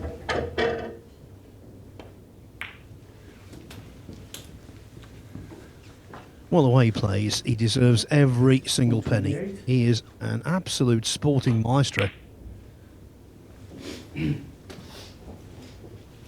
I think the top billiard players in the world of sport, I know it's a minority sport really, but they deserve not only more money but more appreciation from the wider sporting community, even the Q sports community. It's amazing how many of the snooker players on tour have got little to no knowledge about billiards, not only playing it but about the players and events. And 37. I speak to snooker players from time to time and they don't even realise it's still being played. 39. Well, this is only a small thing, but how about this? The BBC Sports Personality of the Year Awards in December every year. It seems to me that an awful lot of British world champions are invited. 45. Why isn't Dave Causier invited? Because he most certainly deserves his place there. Yeah, absolutely. I mean, I suspect it's because there's very little of the mainstream sporting channels, mainstream media, whatever you call it, that cover the game. So Unfortunately, if Dave turned up at that awards and got a mention, everyone would turn around and go, "Who's Dave Causier?" Which is very sad, isn't it? Because he's so good. Like you say, he deserves every bit of success that he's getting. Yeah, I don't know for sure whether he is invited or not to the Sports Personality of the Year award, but I'm just saying... If he was, he would be calling everybody and telling them. Well, he should be.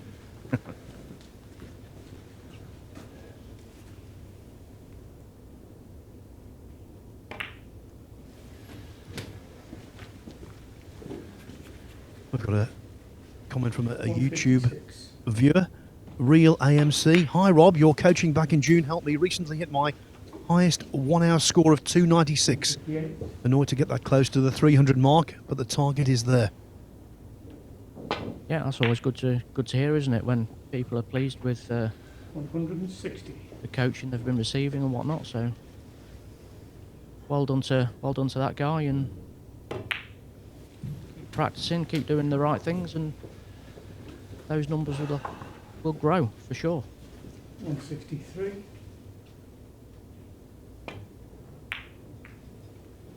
165. So Dave's just he's still fighting a little bit here, but he's in more or less floating white position. 167.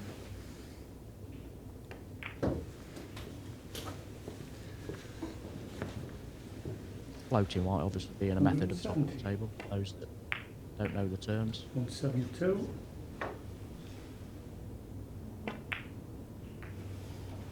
174.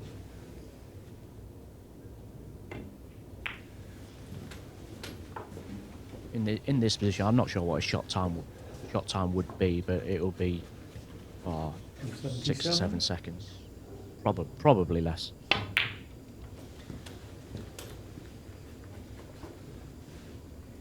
$180.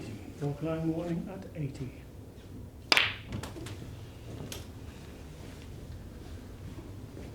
So he's using the centre spot method to cross the book line. So take 2 reds off the spot, finish low on the red, run in and out of bulk. Tried and tested method. Often people don't use it, but it's incredibly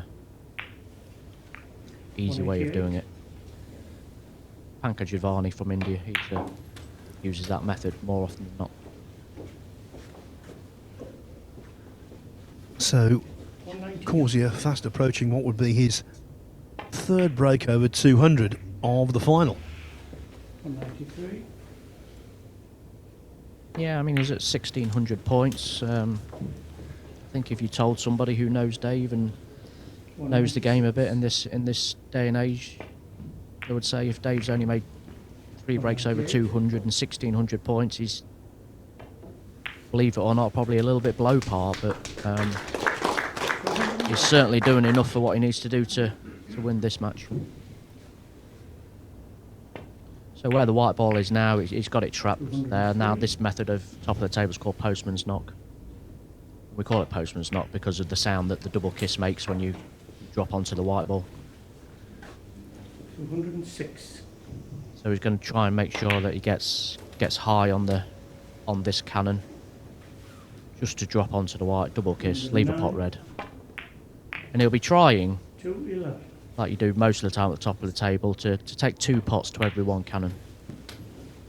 That maximises your score, basically. 14. It's what I call the 8-point routine. 2 pots in the cannon is your 8 points. If you miss that extra pot, it's not the end of the world, but you're only scoring 5 points to every cannon. So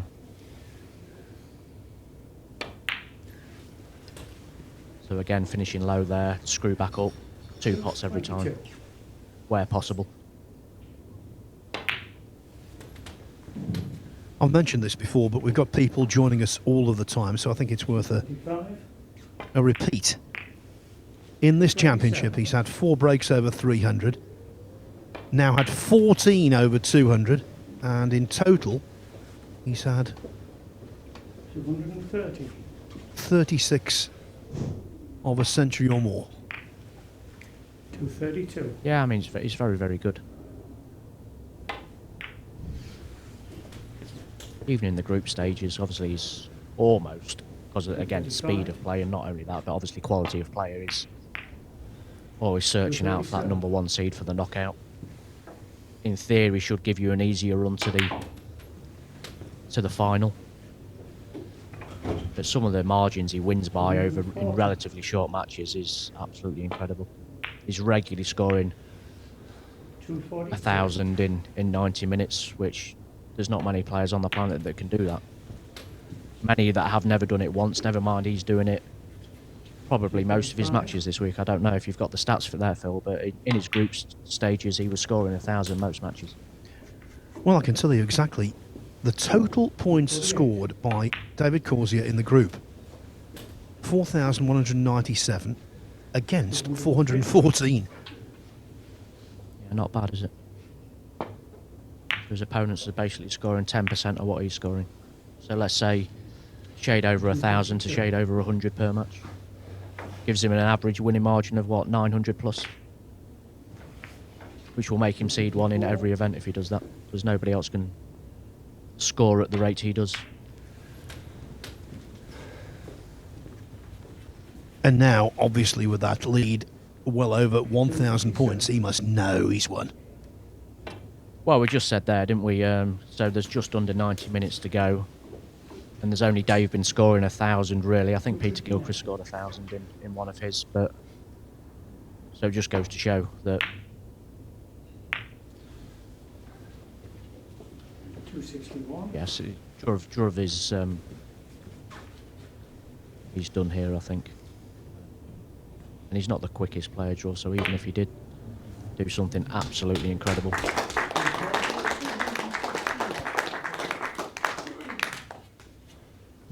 it's very unlikely. Yeah, left himself quite awkward queuing. It was a really thin cut as well. So no surprise he missed that red, ending the break on 261. I think it was a shot of, I've done enough now, to be honest. I think if it was a tight match, he would have taken more care over it. That could be unlucky there if he's pushed both those balls into bulk. Some would say bad shot, saying that he should never have clashed into the other ball, but even so, that is unlucky. He's got no choice but to go for this now, because of the scoreboard.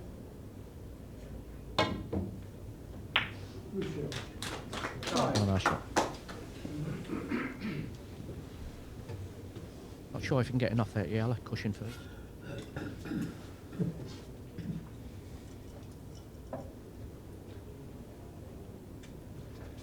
So even that's quite unlucky. He's played a really nice cannon there, and you would have been hoping for a scoring shot off that yellow to try and get that out of bulk. But that's nicely cued, actually. He's hit that well. You're playing this enough to leave enough into the centre pocket. 10. He's still okay. Left the long loser, but I can tell you now he was definitely hoping to leave one into the centre pockets.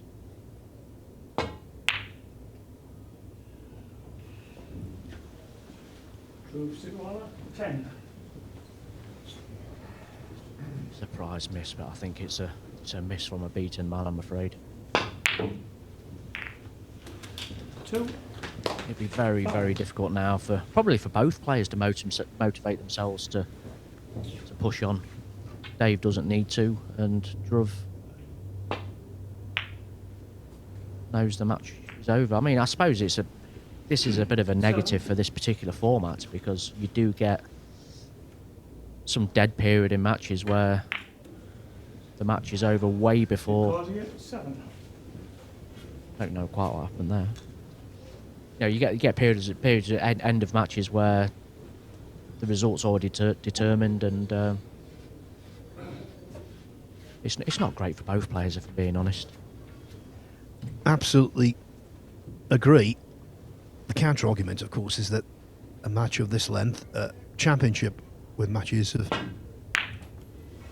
a goodly length, identify the best players, don't they? And so consequently the real champions emerge.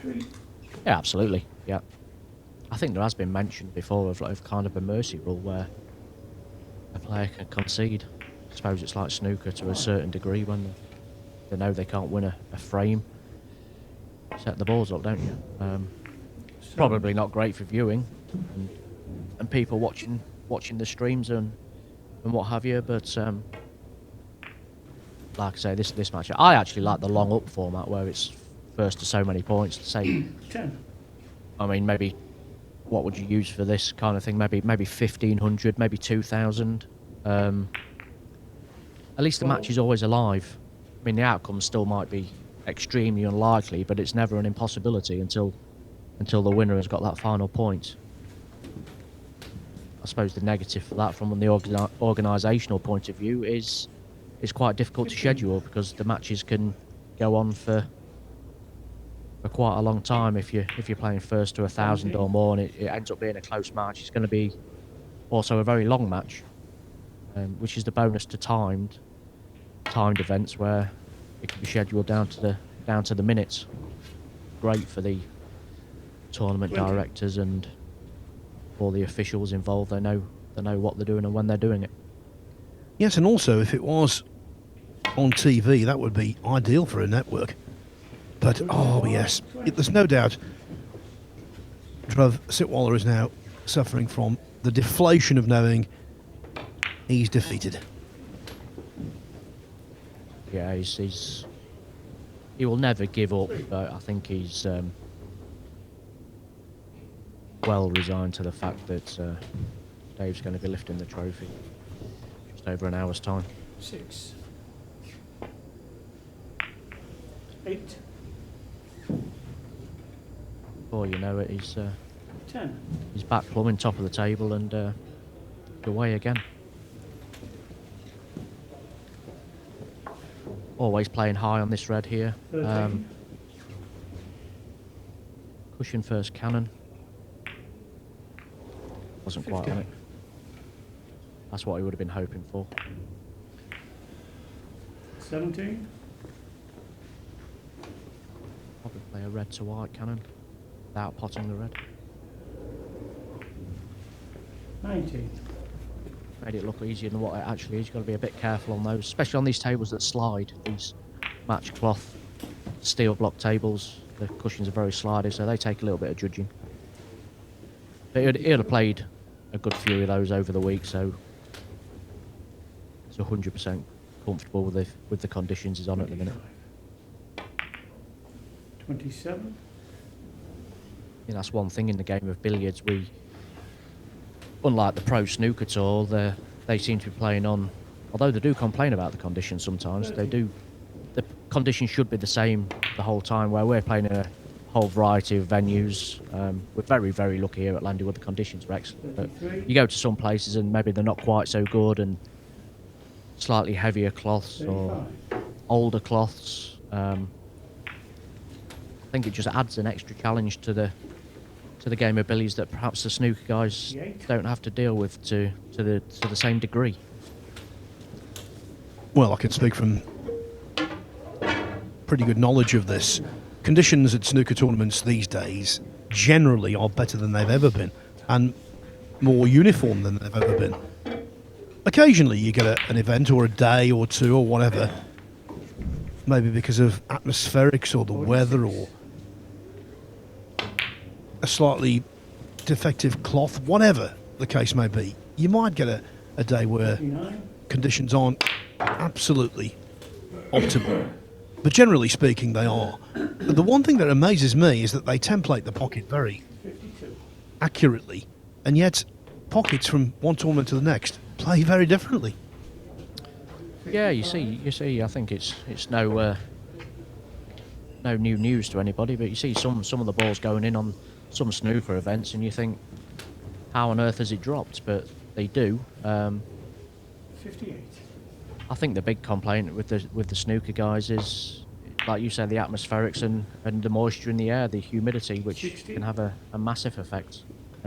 And the other thing we must say is that one of the great perils that you could not legislate for, the kick, has been pretty much eradicated by the advent of the town chalk. 63. Yes, you still see the odd kick here and there, but hardly any at all now compared with how it used to be 10, 15 years ago. Yeah, absolutely. I mean, it's really good. Although Dave doesn't use it, he's still using uses Grey Master chalk. But the vast majority of players are on the Taon chalk. Reduces the kicks. 67. Reduces the chalk marks on the table. Just makes for a better playing experience. 69. I can't think of any negatives to say about it.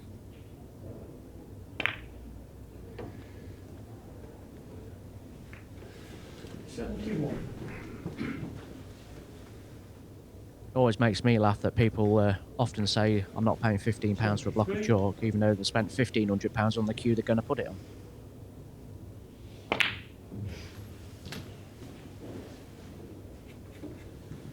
Well, if I was a professional, I'd play any amount of money for that chalk, because I've seen so many horrible instances of kicks that have not only affected a frame but a match. I mean, you could actually say a career. 81. Falkland warning at 80. Yeah, for sure. Yeah. Wonder how much money over the years kicks have cost professional snooker players in deciding frames or crucial parts of matches. 84. Falkland cross. So I think everybody's fully aware and understands 86. the benefits of the tail. I think some thought it was a bit of a gimmick to start with, but soon come to realise, once they'd been using it for a while, that how good it actually was. Yeah, when it was first introduced, I think it was 91. maybe guilty of increasing miscues, but with each different version of it and improvement of it, 94. it's become better and better and better. I think we're on version 10 now. Yeah, we're on the V10. 96. Yeah. In fact, you had Roxton in earlier. He's been out of the game for quite some time. I actually had a practice with him a week or two ago on the lead up to this event, and he came to my place and got his triangle out, and I told him to put it away. I said, "You're not using that on my table, Roxton." I gave him a piece of tail. He wasn't sold to start with, actually, but he's come to the event a week later, and he's told me it's absolutely brilliant. Thanks for getting me onto it. So. Yeah, the amount of players on the snooker circuit who are using other chalk rather than town, well, they're almost an endangered species, and when they do use the other chalk and it marks the table badly and you see an increased incidence of kicks, then the other player finds it very annoying. I think the most obvious example of that was last year at the Riyadh Season Snooker Masters in Saudi Arabia in the semi-final, I believe it was, Luca Bracel against Karen Wilson. Wilson was not best pleased. No, I mean, I don't really know why people wouldn't use it. Whether it's a financial thing and sponsorship deals that are trying to be struck and whatnot. But I mean, some of the top snooker players. I mean, I think Ronnie and Judd and Luca. I don't think any of those use it. So, not 100% sure why, but I'm sure they must have their own reasons, whatever they are. 15. Well, that wasn't a kick. That was just pure brilliance. What a great shot that was. Well, great double shot. Yeah, a shot like that, I mean, you're going all out for the pot, but you're kind of backing it up with a cannon, so you're going for a 5 shot, just in case you miss the red, basically. You've got a plan B there. But he played it superbly well, and 126. just back hunting for 128. top of the table. Played a bit of a forcing cannon there, just to try and get two widths on the opponent's ball to get it back towards the spot. He knew he wasn't going to be perfect after that shot, but all he's trying to do is just gradually promote the positions of the balls to get them a bit closer to where he actually wants to be in the end. 133.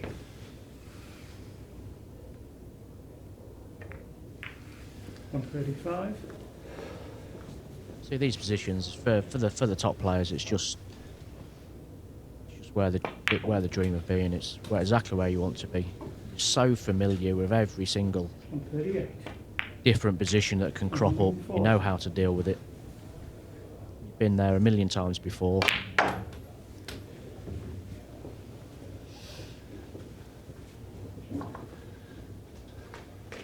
$143. So he's back plumb at the top. floating white, and this is going to be another sizable break, I'd imagine. Not that he needs another one, but he, like I say, Dave just can't stop, so all he's trying to do now is increase that scoreboard. 8th century of the final. Yeah, that's not, I mean, I know that sounds a lot to probably the casual observer, but it's certainly, to anybody that's in the club and seen Dave play, they won't be surprised by that whatsoever. Nor will they be surprised by the current margin in the points tally. I don't want to sound disrespectful to Dhruv, but I think this is what people were expecting to happen, just based on Dave's form and scoring power he's shown all week. It's going to take one hell of an effort from anybody to topple him, and nobody's got close. Yeah, finals in Q Sports are their own ecosystem, there's no doubt about that. You can get some astonishing results, but Causier is such a master of his trade that he was a prohibitive favourite to win this match. Ultra consistent. So, right, I'm leaving the commentary box now, Phil. Thanks very much. Handing back over to Jason Colebrook. Thanks, Rob. Thank you very much indeed. And in 12 months' time, or whenever the World Championship is, let's hope you feature in the final again. Thank you very much. 175.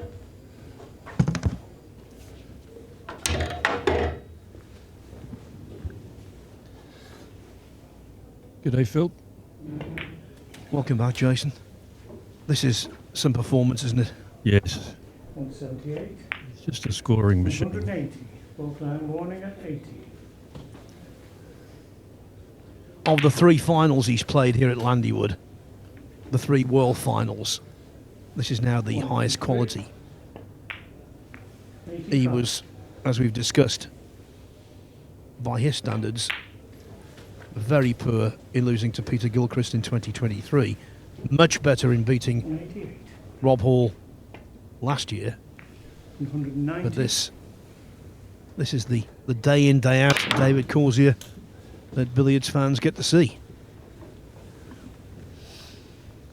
And I just bumped into Dhruv in the men's room, and he was telling me how discouraging it is when you're this far behind, how difficult it is to knuckle down and produce breaks.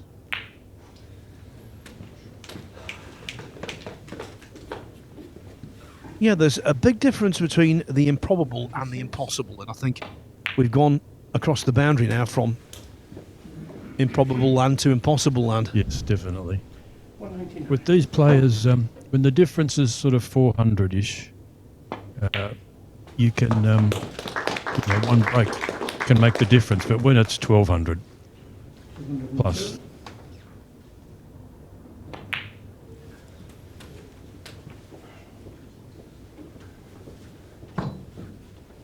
And what a lovely victory lap, one of the lengthiest in sport, 70 minutes to show off and build some breaks. yeah. And for Dhruv, I'm sure he'd just like to get some respectability. He'd just love to make a break before this is over. 210. 212.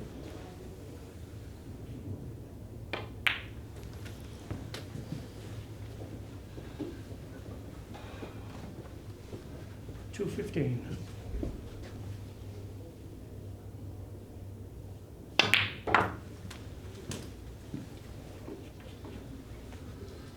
When a team is better than the rest by some distance in American sports, they call it a dynasty. 220. Dynasty. The Causier dynasty is still alive and kicking. No signs of any 3. weakening whatsoever. He is the master of this game.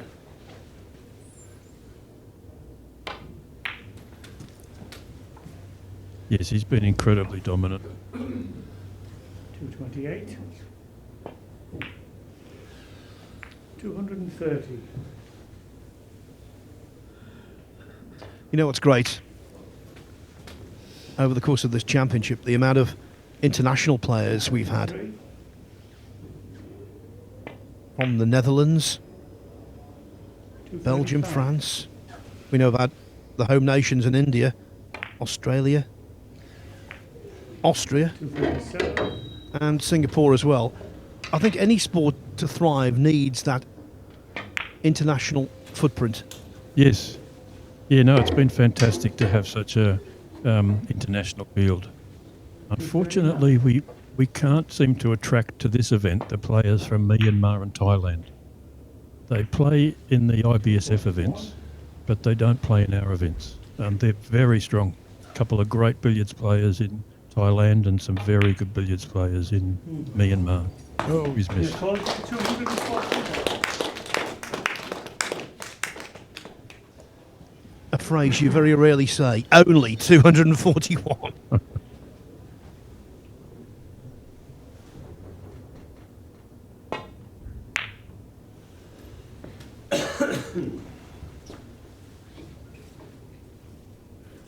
Three.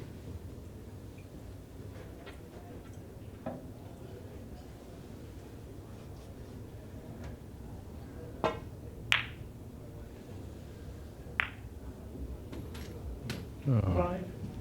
7. that's just the way it goes. He just can't seem to get anything to go right for himself. That could so easily have jawed and left him in off, and he would have been away.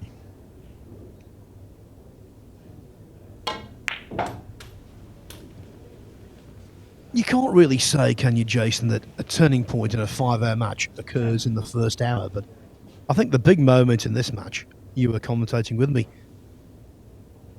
Dhruv Sitwala, after a slow start, was on a break of 98. He had to cross the balk line, and he wanted to do so by coming off the side cushion first with power on a red that was over the pocket, and he was using the rest. He miscued on that. He was only 1 point behind at the time, having made a decent comeback.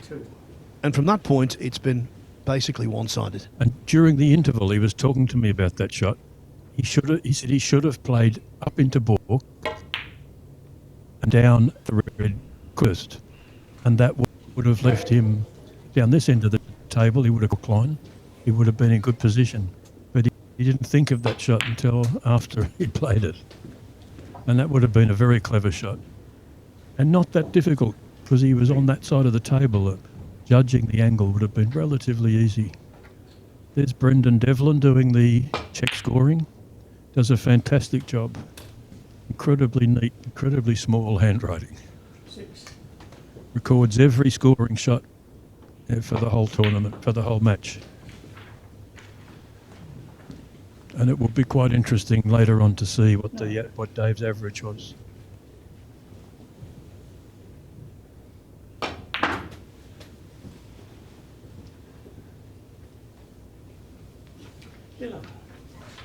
It's a work of art.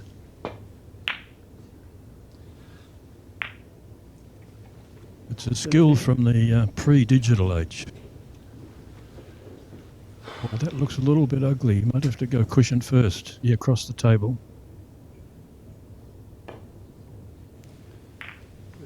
50.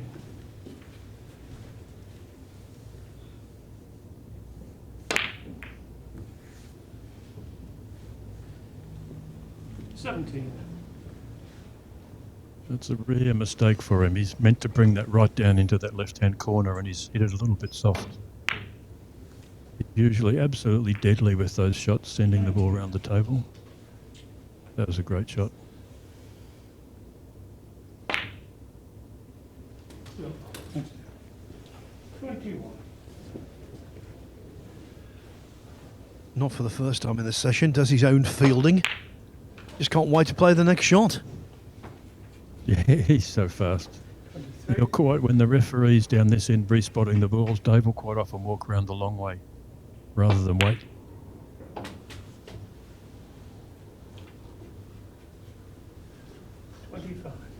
There's Yujo Park of Korea, the official marker of the match.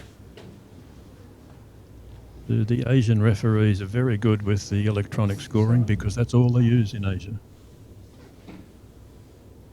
Most of the venues there don't have traditional scoreboards.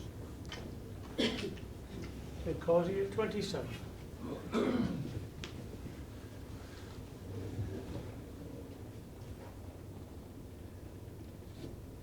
So Causier's lead almost 1,300 points. Three.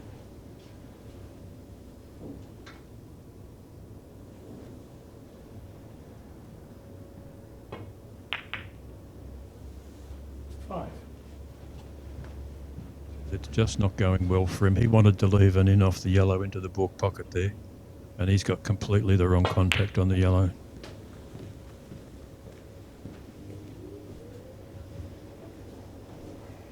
Eight.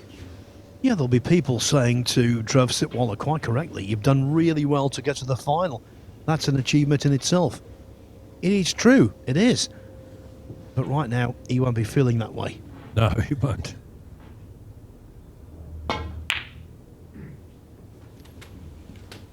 But when this is over, he'll brush off his disappointment very quickly. He's a really terrific guy, great temperament, nice guy.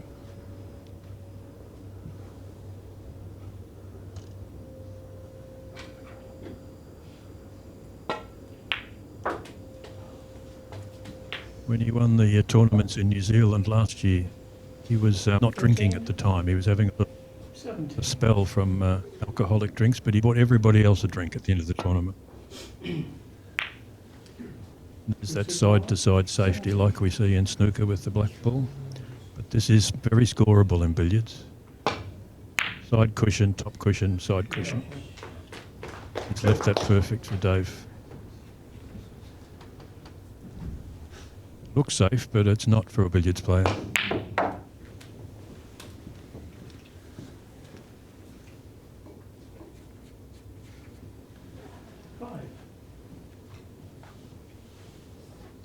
So for Sitwala, it's going to be a third World Championship final defeat.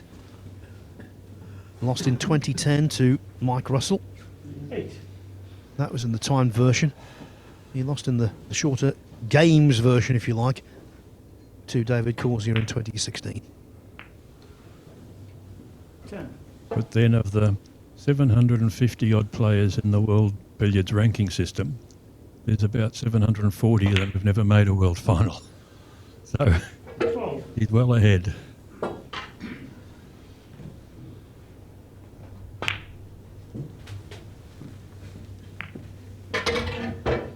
course, in terms of 15. the World Snooker Championship, the player who's been closest to the title most often without actually winning it was Jimmy White, who appeared in 6 world finals without success. Yeah. 17.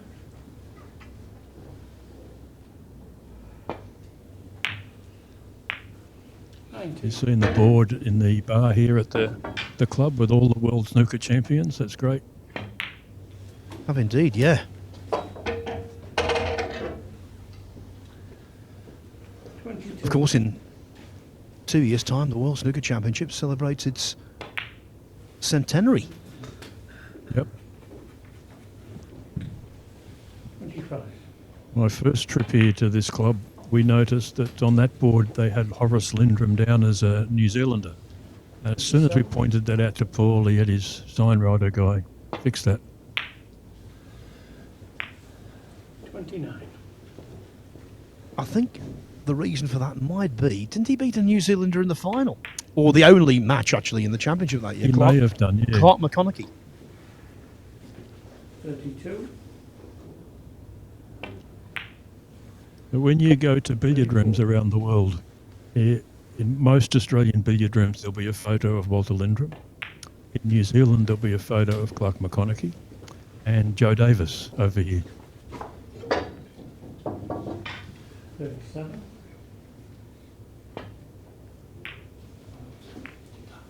I never met 39. Joe, but I did know his brother Fred Davis. Had some really interesting chats with him. Of course, he played professionally 42. on the snooker circuit until he was 78 years of That's age. fantastic, isn't it? He's the only snooker player I've always called Mr.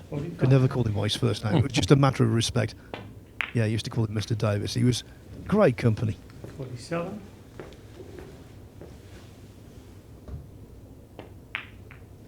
49.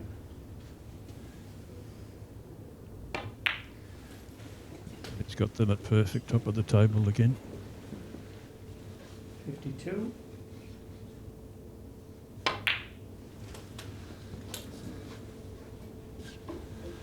We've only seen him playing floating white this week, but he's very comfortable with postman's knock. In Singapore, he made a 600 odd break that was mostly postman's knock. 60.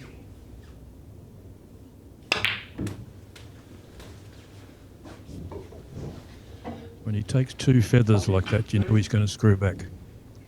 On most of his other shots, he just has one little feather. 65.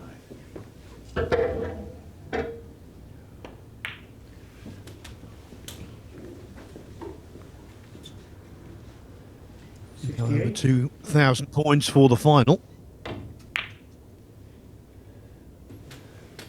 And well on course to exceed the number of points he scored in last year's final against Rob Hall. 2,088 on that occasion. 74.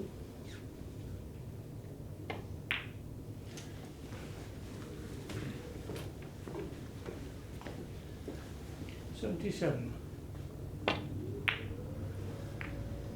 79.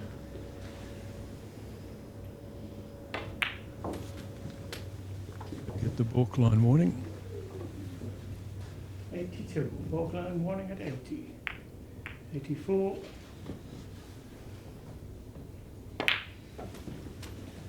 'Referee Steve Harrison seems to have done a faultless job here. 87.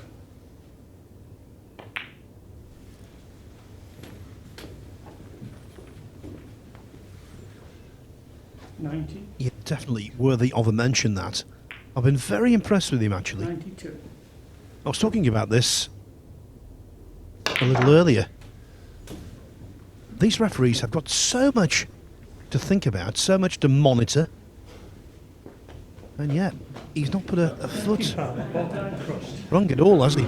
He's a little bit lucky there. They're all having a chuckle because that's not the way he was planning it. 97.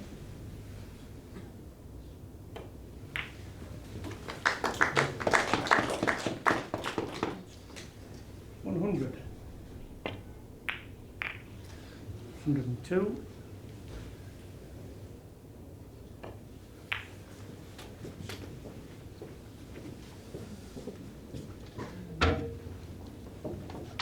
105.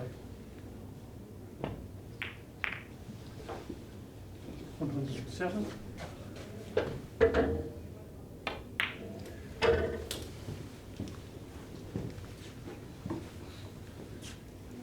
110. So, Phil, I'm going to invite you to have a 10-minute break. We're going to be joined by a special guest commentator. Listen, when I leave the commentary box for Jason Ferguson, that is what they call an upgrade. 17.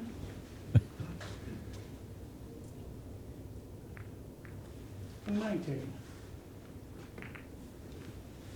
121.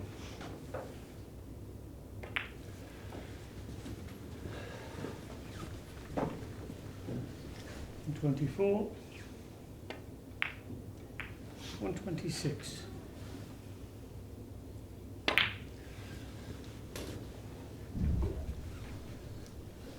129. 131. So I'm joined by Jason Ferguson from the WPBSA. G'day, Jason. Hi, Jason. It's a great pleasure to be here, and it's great to be at this wonderful event again. Yeah, no, it's great to see you. For any of our confused viewers, Jason with the Australian accent is me, and Jason with the English accent is from the WPBSA. Yeah, thank you, Jason. And we usually meet in different parts of the world. And, We do. It's great to be here in the UK with this wonderful event, watching this wonderful action. 144. I mean, Dave Causier, is it me or did you just make this game look too easy? Oh, he's a machine. Absolute scoring machine. 147. So when I see you, you've always just come back from somewhere. Where have you come back from this time, Jason? Well, it's been a long week. I had a few days in China at the Xi'an event, and I then went via Dubai, and I was in Albania, where we have had the European Championships is currently taking place, and we ran one of the Q Tour events there. So it's a really full calendar these days, and believe it or not, the WPBSA outside of the World Snooker Tour actually runs 350 event days within the year. Wow, that's fantastic. Was that your first time in Albania? No, we ran a World Amateur Championships there. It's a really up and coming place. There's a great team of people there that are really so keen on this sport, and they're developing really well, and they've become a trusted partner. So we're very happy to go back and make things a little bit bigger. 169. What else is happening on the global Q Sports scene? Well, there's no bad news really. The sport is just billiards in general. Billiard sports in general is growing everywhere, and it's becoming, you know, the popular participation sport. Snooker is leading the way in terms of viewership, and that's really opening up new markets. The more that television broadcast, streaming, and digital rights change, you know, the more the viewers. And it's incredible, really, to see this sport today. You know, I've been back in the chair for 16 years. And the growth has really been exponential over that period, and I've really enjoyed seeing it and seeing what it is today. Now, I heard you say before that snooker is even growing in America at the moment. Yes, I was on the phone last night to the Americas. PABSA, Pan American Billiards and Snooker Association, that we started working with back in 2013 when we were out in Colombia. They've gathered members, they've gathered support, now running tour qualification across the Americas. And last night, AJ rang me there and said, you know, it's just great. There's new clubs opening. And I mean, who would have thought that we would have seen snooker clubs opening in the USA? No pool. Fantastic. Ajaya Prabhakar is still on the board there? Yes, he's leading the way. Again, he's a real passionate person. He loves snooker and billiards, and you know, still competes himself, but he's really keeping things together. He's done a great job. It's not easy starting new markets. 202. Another big break. What about South America? How's things there, do you know? Yeah, we were down in Rio de Janeiro last year looking at the tour qualification and the structures. Igor's just done well again. He'll be returning, yep. Igor Figueroa. He's a great player. But again, it's interesting to see some of the Snooker Brazil clubs. They play a different game there, just usually one red on a smaller table. But actually what you're seeing is some of those clubs now installing one or two full-size snooker tables. Right. Sorry, I should say billiard tables. Yeah, no such thing as a snooker table, of course. But you're seeing full-size tables going into some of those clubs, and the participation is just enormous. So how did Igor get so good in a country where there's not a strong tradition? Well, they play their own game there, and it is actually snooker, albeit less balls, smaller table. But actually, it's one of the few Q sports where the skill is exactly the same as snooker. Okay. You could pick up a snooker Brazil player and drop him in the Crucible Theatre, and the likelihood is he'll start making century breaks very quickly, because the cueing skill, the timing, the ball control is actually the same. And speaking of ball control, look at this man. Yes, just unbelievable. 225. I'll be very interested to see what his average is at the end of this match. I think it'd be pretty healthy. 28. Well, it's just poetry, isn't it, this? And it's amazing how he retains that top of the table, and when loses it, regroups the balls. Well, he gets them back so fast. He can appear to be in a little bit of trouble, and 4 or 5 shots later he's back at the top. Yeah, that's right. I really love this game. It's one for the connoisseur. You've really got to appreciate the skill involved. You could take any of our top snooker players and say, have a go at this, and actually, you know, most of them can't play enough shots, and most of them can't, you know, score the cannons, and it is a different skill. But this game can teach so much in terms of control and keeping balls together. 243.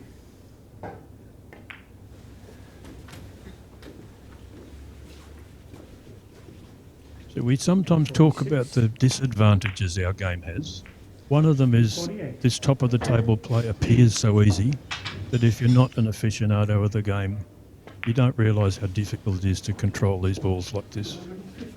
Yes, that's right, Jason. It really does look easy when you see it at this level, but it really isn't. It's so difficult to string 10 points together. That's right. And yet we're looking at breaks of 100, 200, 300, and it's quite incredible. And the other disadvantage we have in the timed format is, like, if it was snooker, you can be 5-0 down in a best of 11 and you can still win. But in this game, you're 1,500 behind. It's over.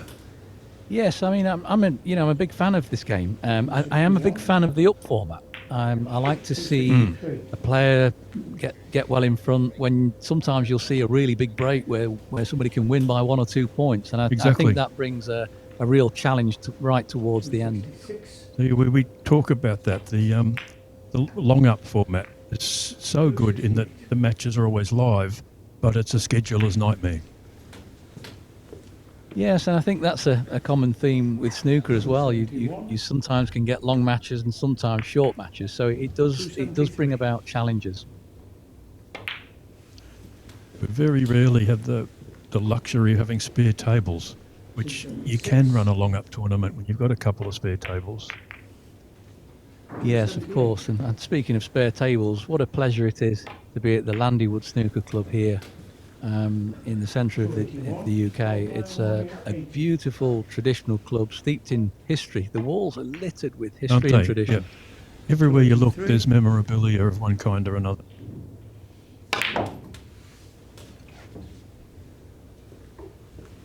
Here he goes again, all the way around. Does that go in? Yes, it does. So he's had that a couple of times this match. He played one of these earlier and got very lucky. Tried to screw in off, it jawed, and came back and made the cannon. So I heard something interesting from Paul Lloyd the other day, which I hadn't heard before. I'm interested in your opinion. He doesn't nap these tables anymore. He doesn't use a napping block. He just uses a brush because he thinks that the heavy napping wears the cloth out faster or something. Well, quite possibly. I mean, the tables here are absolutely superb, aren't they? They're beautiful. I mean, the condition of this whole place is quite incredible, really. And I'm surprised that he's not using a napping block because you don't see fingerprints on them. And you also don't see ironing marks, so it's not like he's using a super hot iron. I'm sure it's, hot, but not that, scorching hot we see. Yeah, it's a very good point. And I think we'll be having a chat about that. Maybe Paul's got all the answers here, I think. He might have, yeah. Diverging from billiards and snooker for a minute, what do you think about this hayball craze? Well, it's there are so many cue sports in the world.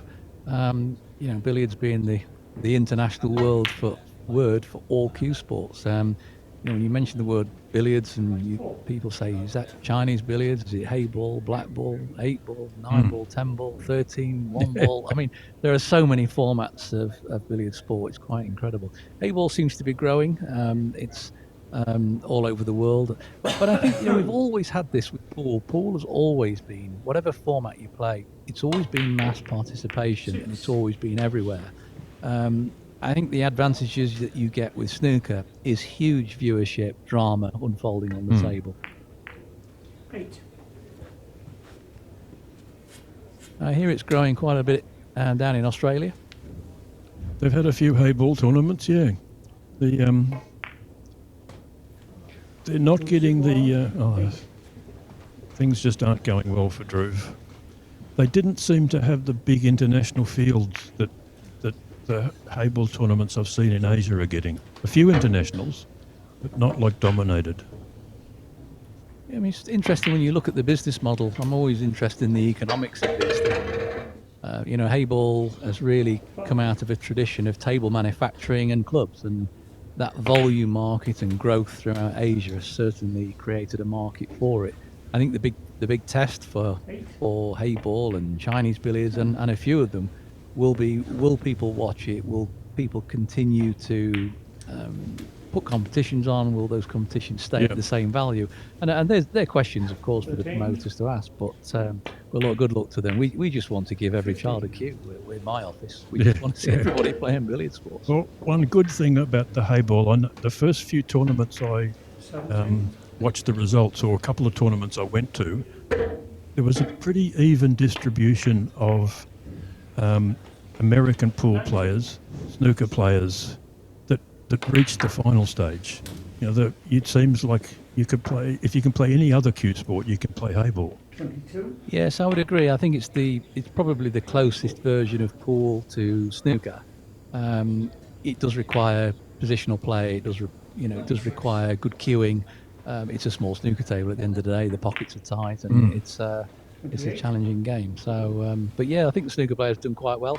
And look, you see one or two of our guys popping up and having a go, and why not? Good luck to them. Yeah, especially if there's some decent money on offer. Yeah, surprise money will always attract the field.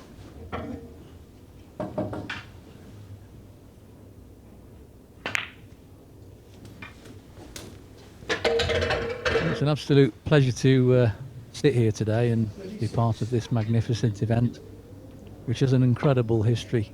It does, doesn't it? Yeah, 150 years odd of World Billiards Championships. Gone through a few different variations. It was a challenge event for a lot of years. 41. 43. And the magnificent trophy, which you guys very kindly refurbished for us, and we're very appreciative. Well, it is a beautiful trophy, the John Roberts Trophy, named after John Roberts himself. It's a real piece of work, and I believe it's the oldest World Championship trophy of any sport in the world, Jason. That's correct, yes. Occasionally gets called the oldest sporting trophy, and it's not. The British Open Golf and the America's Cup Sailing both predated by only a few years. Yeah, and it's great to see these things still in circulation, and there's always a story behind a great trophy and a great title, and I'm certainly a big believer in ensuring that a trophy represents the effort and difficulty and the skill that's required to win major events. And you know, trophies are something that we take very seriously at the WPBSA. In 2019, I carried that trophy with me on the plane back to Australia. I was quite nervous about it. I didn't want them to take it off me and make me put it in the cargo hold. No, that would have been a disaster, I think. So well done to you. It's still here with us. And there were a lot of raised eyebrows when I went through the scanning X-ray in Dubai. Yes, I can imagine. Well done you, anyway. Yeah. And then we had COVID after that. The trophy lived for a year in the Singapore Cricket Club because we couldn't get it back to England. 73. Yeah, and there again, you talk about another great traditional club, the Singapore Cricket Club. Fantastic club. You know, the one thing you will find all over the world is beautiful old billiard clubs and sporting clubs everywhere in the world, and it's really part of history. I heard you talking about the RAC club in London earlier. I think they have a reciprocal thing with the cricket club, and they do a social. They send a few players backwards and forwards each year for a social day. That's right, Jason. In fact, the private clubs really are part of our history in billiard sports. You go around these clubs, and actually that was the foundation of where this sport came from. You know, billiards came from the great country houses and the great estates and the private clubs. And a lot of those clubs still exist around the world, and there is a network of play, both in snooker and billiards, throughout those clubs. The RAC club in Pall Mall in London is the one that I visit, and it has one of the finest billiard rooms in the world for sure. And I know that they play against other clubs around the world. There's the Hong Kong Club, the New York Athletic Club, Stephen's Green Club in Ireland. It's a real network, and people really still enjoying the traditions of billiard sports. 93. Because there used to be, at one stage, going back a long way, this used to be considered the gentleman's game.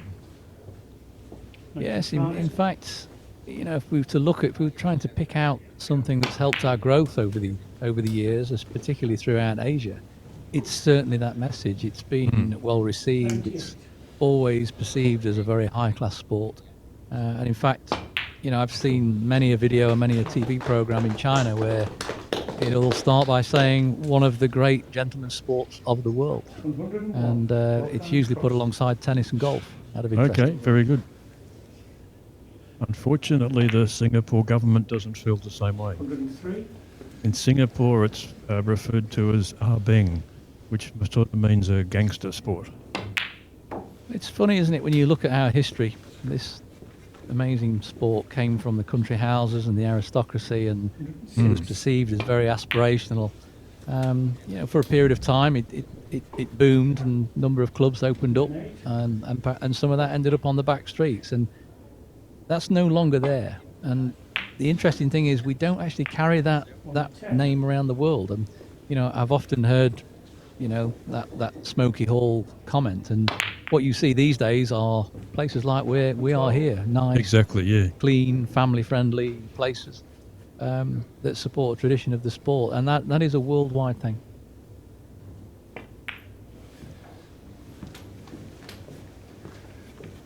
Yeah, the old expression was that a good billiards player was a sign of a misspent youth, but that's no longer the case. No, and how these games are changing over the years. And I've just come back from Xi'an in China, and just to say how you're seeing a real different attitude amongst players. You look at the top end of the game, you've got players that are fit, well, got nutritionists looking after themselves. I turned up at the event in Xi'an. I thought, well, always good when you get off the plane if you can go to the gym for half an hour or an hour. 125. I went in the gym, it was absolutely packed with snooker players, and the bar was empty. That's fantastic, isn't it? 128. Yeah, I think the players of old wouldn't have had any idea about nutrition and hydration and all that kind of thing. But now the players are all fairly knowledgeable.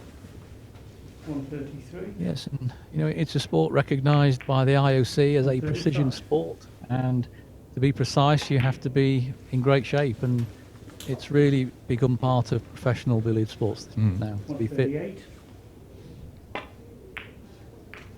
140. Dave's making another big break. Dave's always also making it look easy again. Incredible. What a player. 143. We were talking earlier on the commentary about average shot time. These guys play so fast. 145. Except average shot time. Wow. 147. Wow, incredible.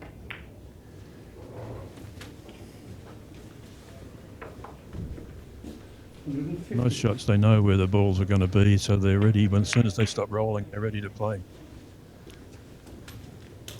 152.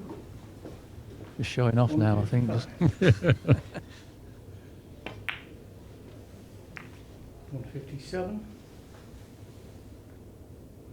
I always say, anybody watching this, just pop down the local club and try this around the top of the table. I can guarantee within one or two shots the balls are starting to spread apart, and it's really, really difficult to keep them together like this. And I mean, this is just billiards at its best. 165.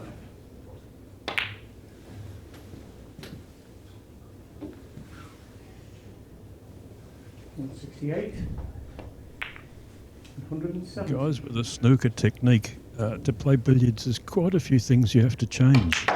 There's a lot of shots down the top of the table where deliberate feathering is a disadvantage. The player will just take the ball, the cue back a couple of inches, tap, tap, tap. And you also, you can't always stand up and walk into the shot because it breaks your rhythm. In billiards, you're often just adjusting slightly while you're down. Yes, it's certainly a different technique to playing snooker with that smooth follow through, and it's as you say, it's very, very fast for a start. And I think there are very few snooker players that actually practice billiards. I think there's one or two that have made quite big breaks, but they're few and far between. And I guess when you think back in the day of Steve Davis and these players, Ray Reardon, you know, they all started out playing billiards, and snooker was just not around in the early days. 191. I don't know about the situation here in England, but in Australia, all the sort of cities and towns would have a snooker league 6 months of the year and a billiards league 6 months of the year. And if you didn't play billiards, you didn't play at all that 6 months. So all the snooker players used to be able to play a bit of billiards, but that has changed. Yes, and even looking at our own organisation at the WPBSA, you know, over the years things have evolved, and everything started out as, of course, as just a billiards council. Later became snooker and billiards, and you know, it was later the WPBSA acquired the old organisation and became the World Professional Billiards and Snooker Association. But even then, the WPBSA began with billiards. Yep.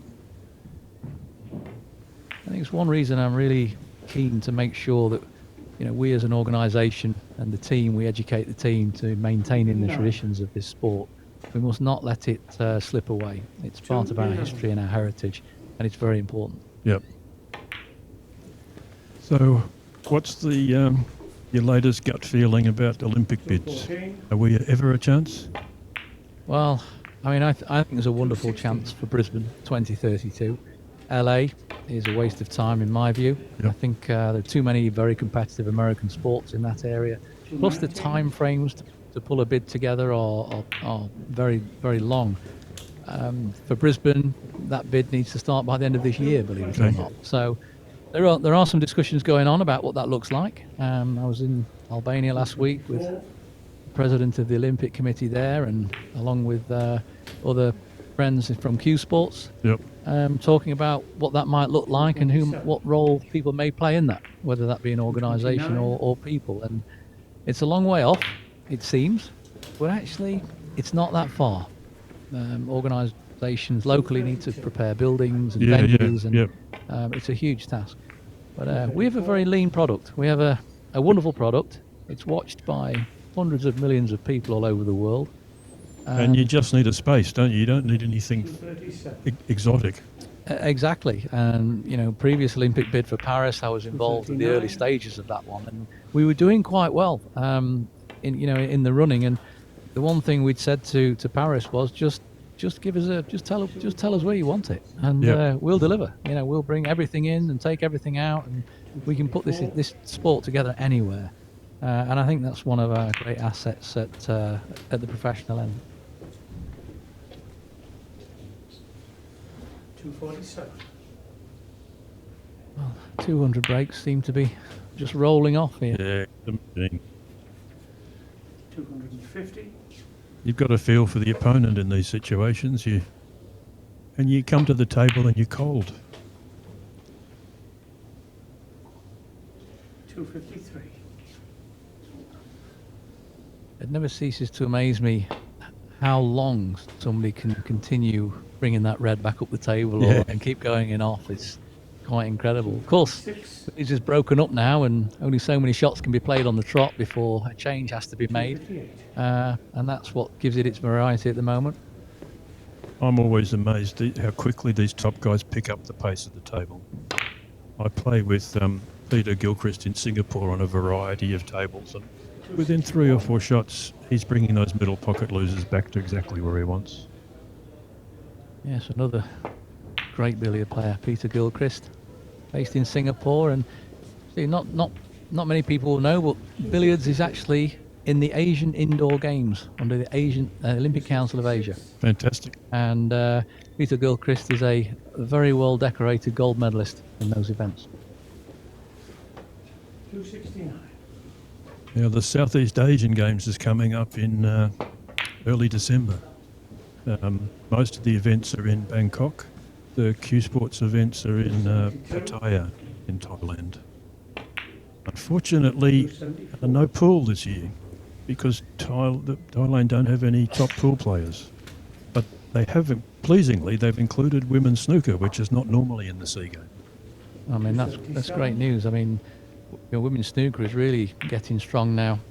It's, the Thai girls are great players, or Thai women, I should say. Yes, and there are more coming through. World Women's Snooker Championship, now based in Dongguan in China, and it's growing every year. Last year it really looked like a major ranking event on the World Snooker Tour. It's going to get stronger and stronger, and Thailand is making a huge impact in that with talent. I've been very impressed with what I've seen of Bai Yulu. 287. She looks like a great player. Yes, and she's been competing from very young as well. I remember seeing her playing snooker at school many years ago in China, and even then we thought, wow, this girl's going to be good. And sure enough, she went on to win the World Championship. 292. She's qualified for the World Snooker Tour, and she's doing some damage on that tour as well. Yeah, I saw that. She won 3 qualifying rounds in a row in one of the events. Yes, there's a lot of debate about women's snooker and are men at an advantage. So it's a great conversation to be had, and 298. what we see is a sport with a great deal of finesse and timing and skill and discipline. 302. 300. I get the feeling that he's running away with this match 305. now, Jason, don't you? And this is the stage where the billiards enthusiast is just hoping for a big break. They're hoping that Dave can run this into a massive break. I mean, we're always hoping for the 1,000. 310. 313. There's never been a 1,000 break with the balk line crossing rule. I'm not sure whether it'll happen. Yes, it does add a complication. But you look at how billiards has developed over the years, and the old players, they once mastered how to get the 2 balls jammed into the pocket, so they could just keep getting cannons, and weeks went by while one player was at the table. And 499,935. yeah, there you go. I assume this is the half balling off. Yep. My limited knowledge of billiards. I did make a 300 break once though, That's Jason, I very will good. tell you. That's very good. I did play a little bit of billiards when I was playing snooker, and I loved the game, but it does affect your cue action, so you Yes. couldn't play it all the time. You Yep. had to limit it.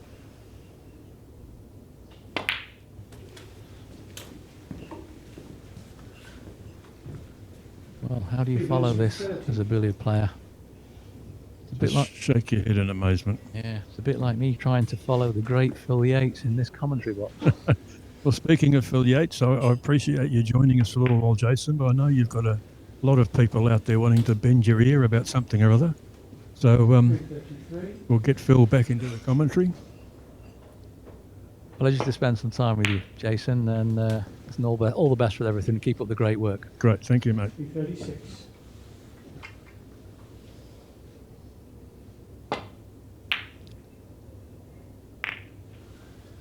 $338.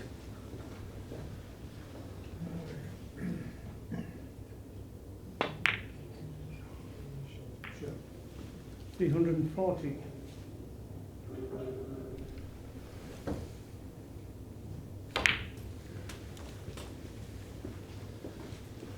This could be a very big break now. 343.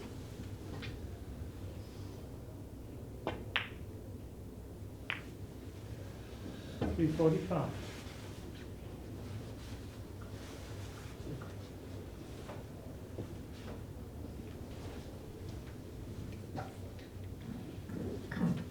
A couple of choices. He's just deciding which way to go.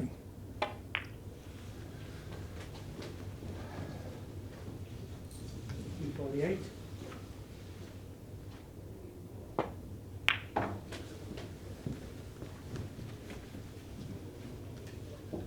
$350. So after the upgrade, here's the downgrade. Welcome back, Phil. Thank you. Glory Hog coming in for the big break and the end of this match. And it's been a remarkable performance. Causier could be on course here to win by over 2,000 points. Awesome.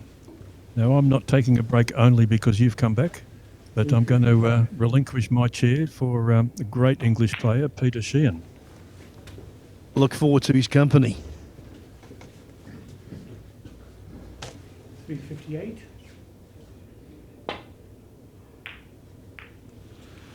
$360.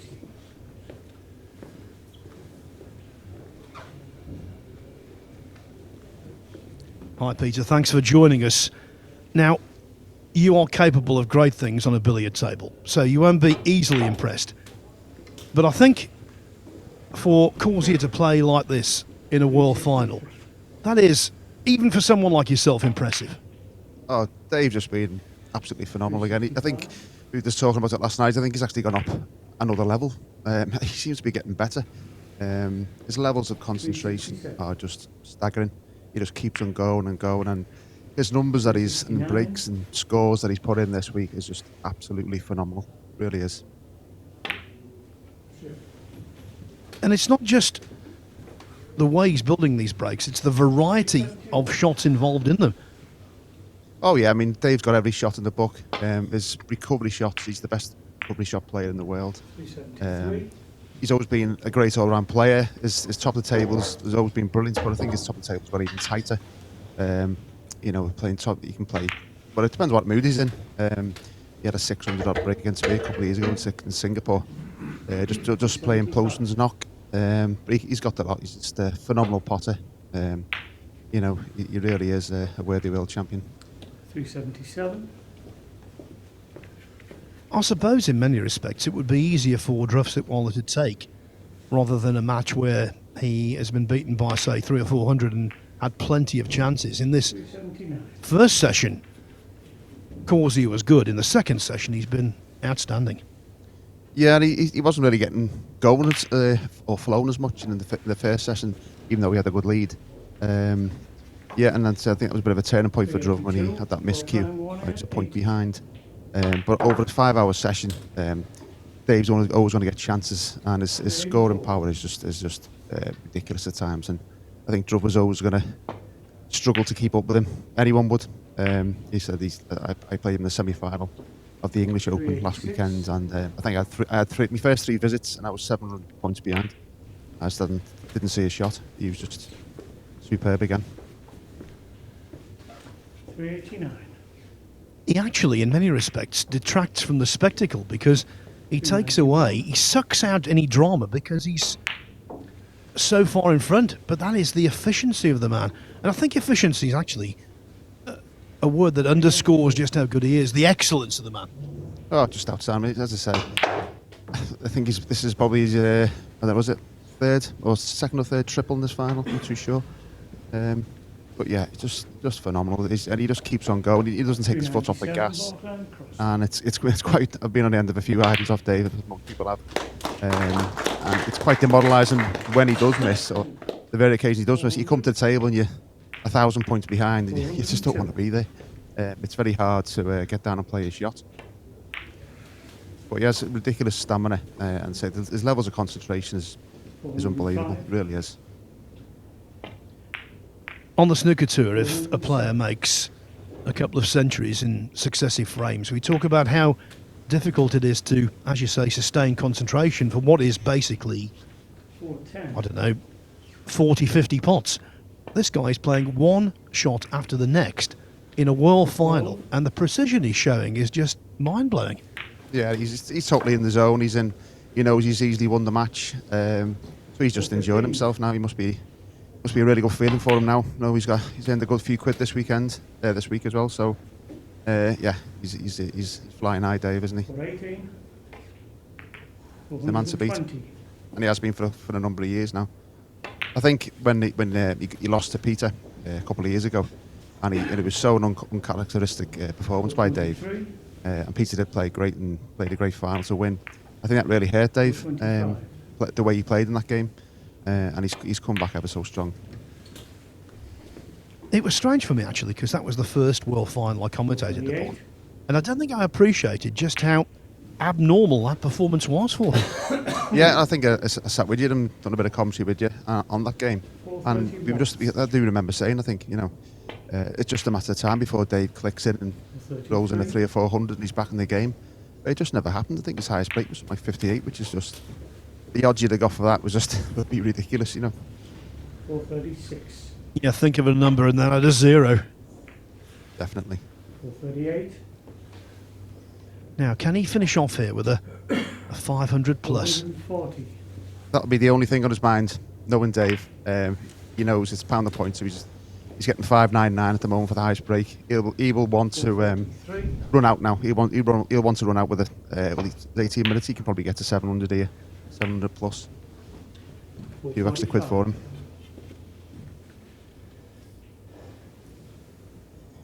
Well, he's now 2,000 points clear. 2,000 points clear of Dhruv Sitwala. And I feel sorry, feel sorry for Dhruv. He's a great guy, great player, but it was always going to be difficult to hold on to Davies, the way he's playing, the way he's scoring. It really is. In my opinion, I think Dave's he's on a par. Talented as Ronnie, just a ridiculously talented cubist, unbelievable.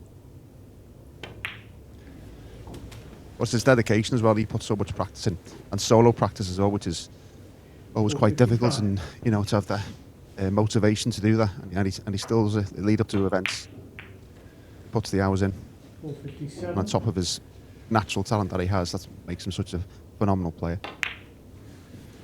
Plus, as people are probably aware, that he works full time as well. He's a delivery driver, so he's got the energy, even at 52, and he just keeps on getting better by the looks of it. 461. Well, he's delivered a tour de force here. Absolutely spellbinding stuff.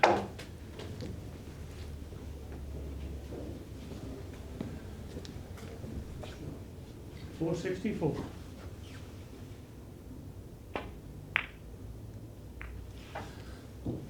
$466.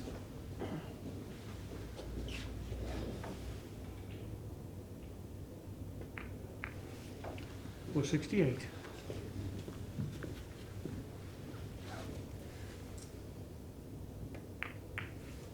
$470.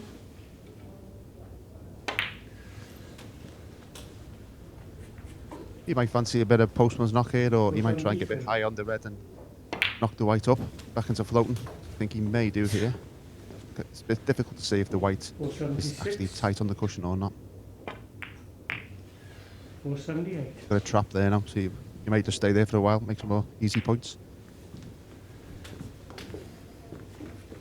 He does actually say he prefers playing postman's knock, this style of the top of the table.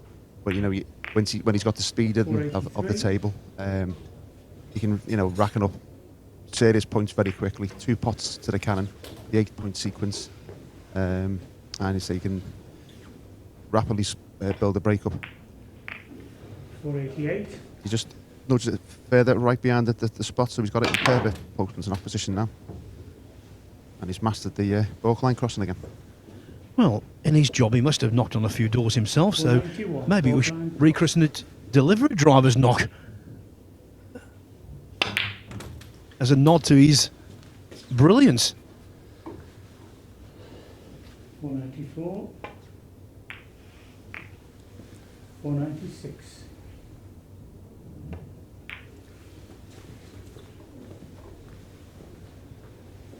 $499. If he runs out here, he'll be talking probably around 750, I think. That's what we'll be thinking. Got the time, 15 minutes. 5-6 minutes per 100. 504. Well, you've heard of the Daytona 500 and the Indianapolis 500. This is the Causier 500. And it might become, as Peter said, 6 or 7. 509. Yeah, I've mentioned for Dhruv, congratulations to him reaching the final. Really good achievement. He'll be disappointed, but I think he'll get over it quite quick. He's realised he's played an absolute legend of the game and a phenomenal player. But he's had a good week's work, Dhruv. So well done to Dhruv. And it was his birthday this week as well. So happy birthday for the day, Dhruv. Yeah, David Causier though blowing out the candles. 519.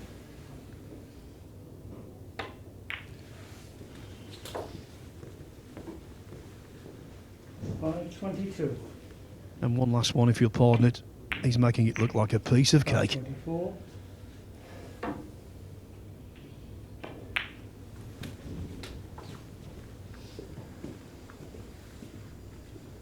527. I wouldn't put it past Dave to run out here, and that white ball doesn't move more than an inch from where it's positioned now for the next 13 minutes.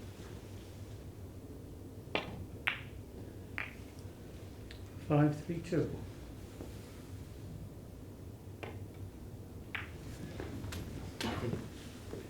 I'll say it now quite forcefully. It's absolutely criminal that someone as good as David Causier doesn't get the recognition he demands, that he deserves. This guy's a genius.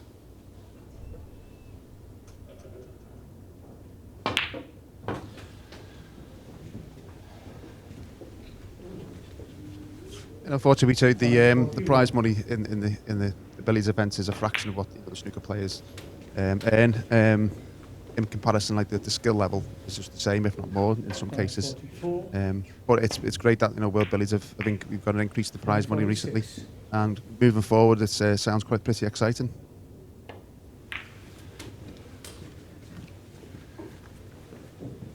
Certainly for likes of Dave, so his talent deserves to be able to play this full time. Really, that good. 552. 554.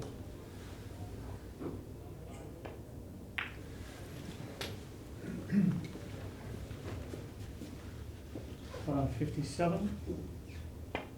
So now we're getting into the high break territory. He made 599 in a group match against Mel Oakes earlier in the week. That's under obvious threat. 562. Yeah, as I said, that's all that's been in his mind. The last hour or so of this mismatch. That's he'll be want to beat his break to get a few extra quid. It's the way he thinks. 567. He's a machine.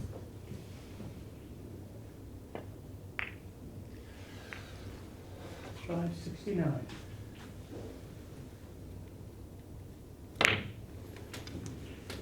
Okay. 562. More shots to be back down again. The white balls come up there, sits down on the invisible line, as we call it. He'll be one of the ones that gets on the left-hand side of that white with the red on the spot, just to push it back in. 575. A little bit short, so he's got the drop cannon. He plays the drop cannon so well. He always gets a really good contact on the second ball. 577. That's perfect. Little cannon and he's away again. Cannon, pot red. Cannon, he'll have perfect top of the table. 579.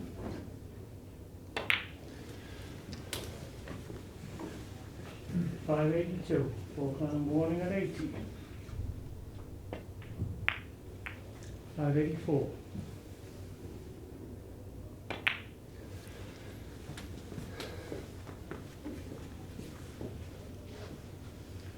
587. 589.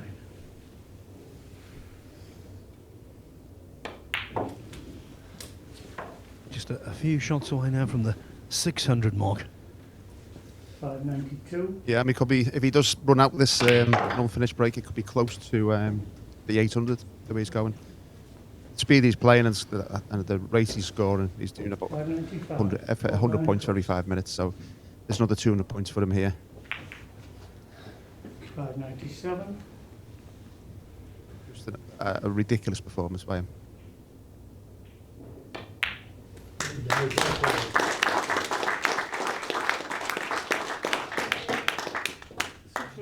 Warm applause, richly deserved. $602.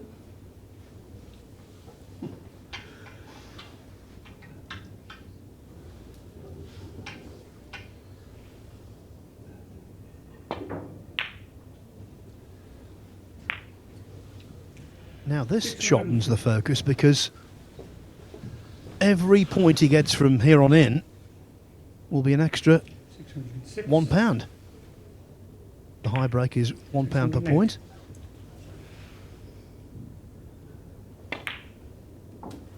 He might get around him when he comes in after the final then. 610.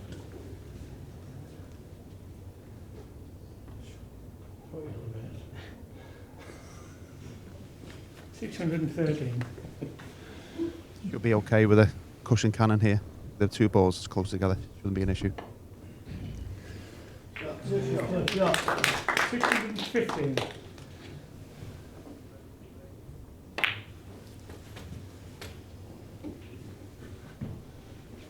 You know, you hear sports commentators use the word mesmerising about certain performances, but this really is mesmerising. Yeah, it's Dave on full song. He's a joy to watch. He really is so quick. Sees the shot. One or two feathers, he strikes, and he's walking around. And all the time before the ball's respotted or the ball's stopped, he's queuing up for the next shot. 626.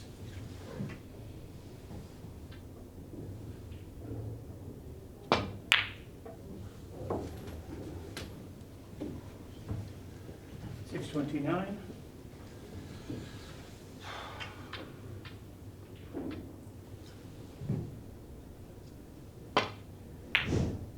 All right. 632. Whoever said great shot, son, was right. It really was. 634.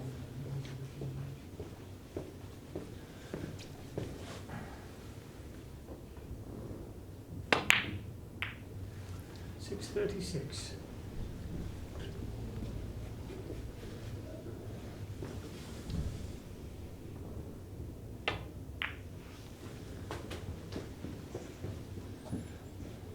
638.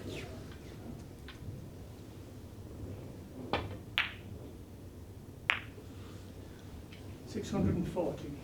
The red ball was the insurance there. He was trying to get the white in position to leave the in off, but he's put the red over the centre pocket, so he's got a scoring shot. 643. 6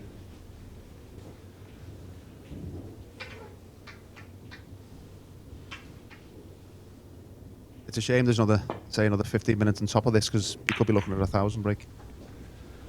645. We're going to run out of time, unfortunately. That was a lovely shot there. He'll push the white behind the spot. Pot the red, he's back to top of the table again. 647.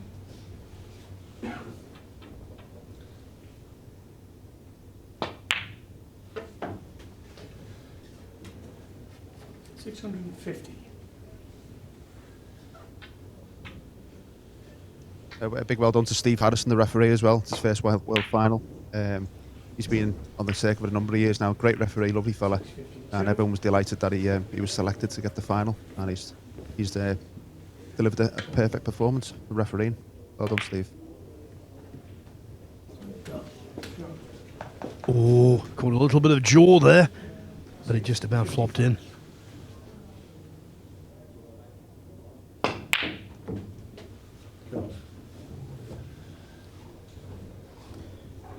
That could have gone a lot worse, so that's not too bad for him.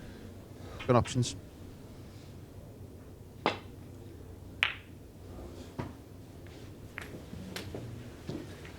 $660, 663. 665.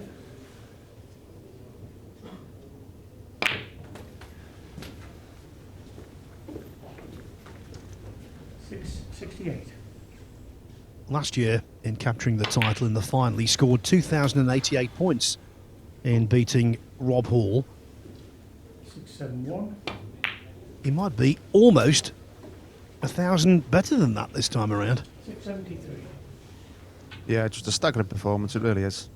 Scored some 3,000 points, 5 hours. 675. David's when he gets ahead of you, it's such strong front runner. Similar to, like, say, as you say, with Ronnie O'Sullivan or Judd Trump. Once they get ahead, it's so difficult to stop them. Just keeps on going, keeps on going. 680. Walk line warning at 80.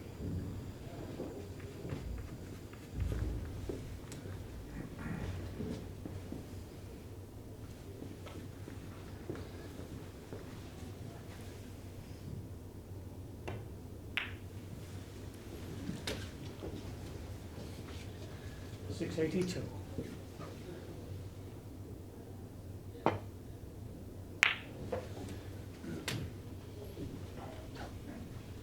$684.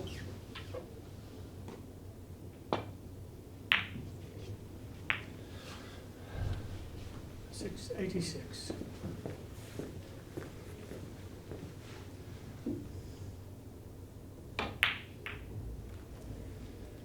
$688. I'm really pulling for Causier here. What a fitting way it would be to close out the week, to close out the championship with an unfinished break in excess of 700.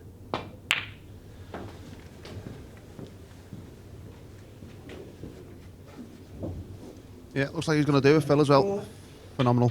I say that the speed of the breaks just slowed down a little bit because it's gone to all-round play. If he was at the top, perfect position, he'd probably be on about 670. Sorry, 770 now, approaching 800. But it just takes a bit more time with the balls in open play. 699. Could be over cover here, which could be a bit unlucky.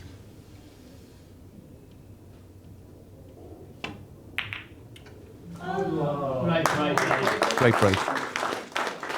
699. What a shame, but what an effort also.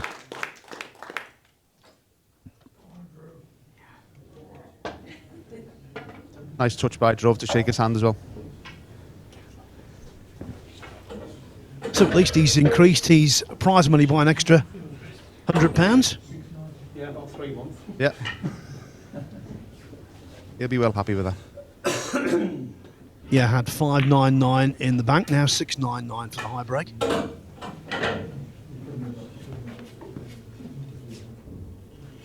Three.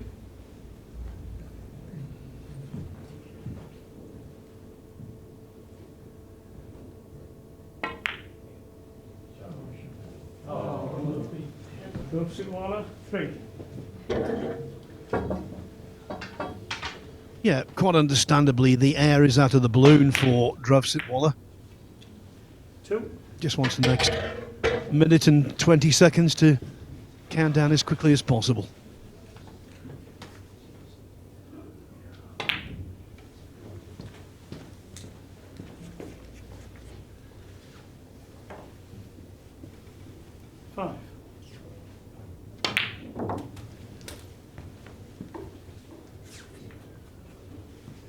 The other thing as well, he's played so brilliantly with the side all day. Check side on his last positional shot there. Yeah, he's got phenomenal cue power, this Dave.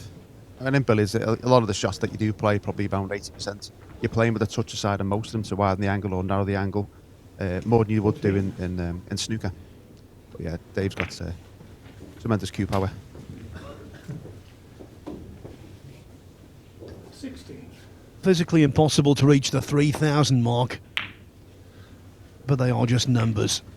18. The achievement is golden. It's there for all to see.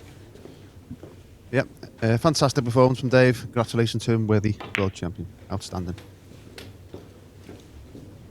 20.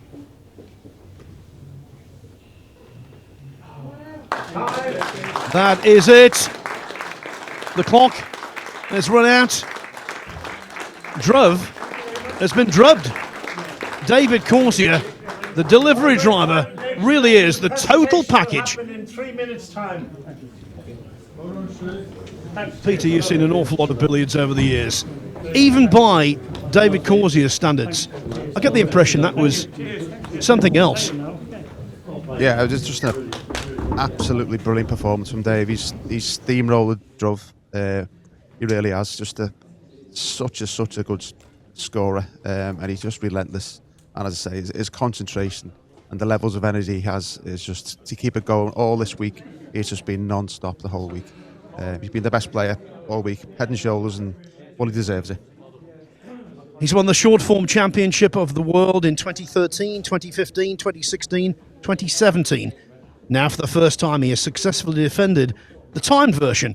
2015, 2017, 2022, his earlier triumphs, and now he's back-to-back in 24 and 25.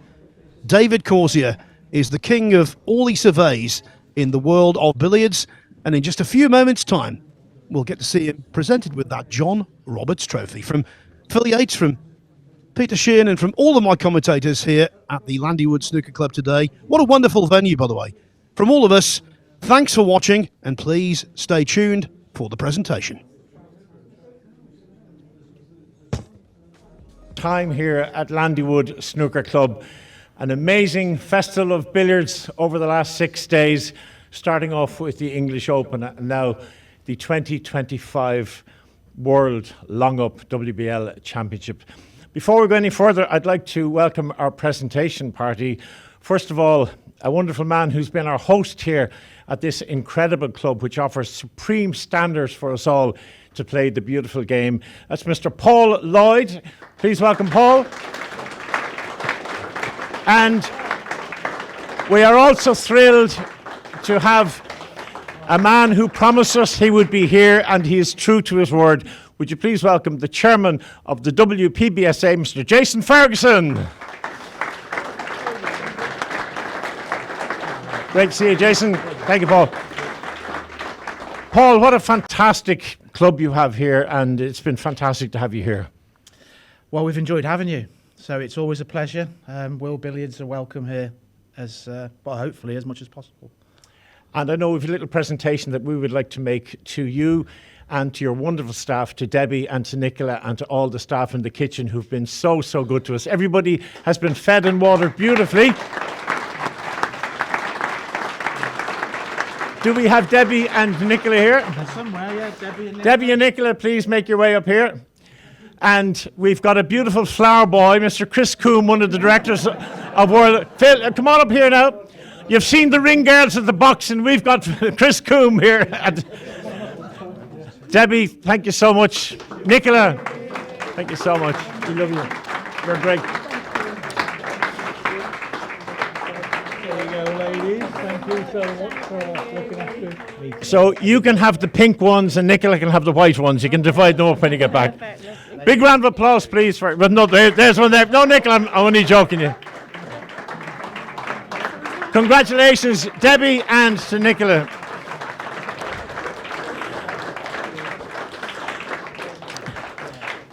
As Jason Ferguson knows only too well, we really need top-class referees, and it's wonderful when referees have volunteered to come from all parts of the world to be here with us to celebrate this brilliant game. So we would like to make a presentation to our referees, some of whom have come from Hong Kong, some from Korea. First of all, Mr. Kilnam Lee. Thank you, Kilnam.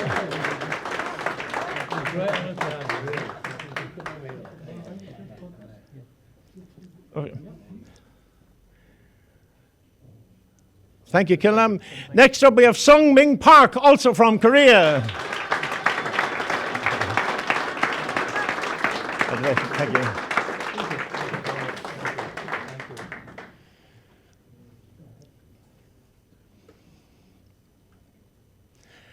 Any of you who were in Carlo last year for the match play, and hopefully you will be there again next April, will have seen her on our wonderful opening ceremony playing fantastic violin. She has promised not only to bring the violin again this year, but bring her electric violin.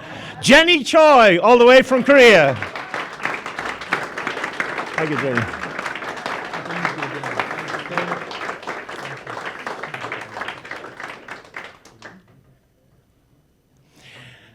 Next up, a man who says when he gets home he's going to crack open a tube of lag on the barbie, and it's Mr. Paul Cosgrove, all the way from Australia.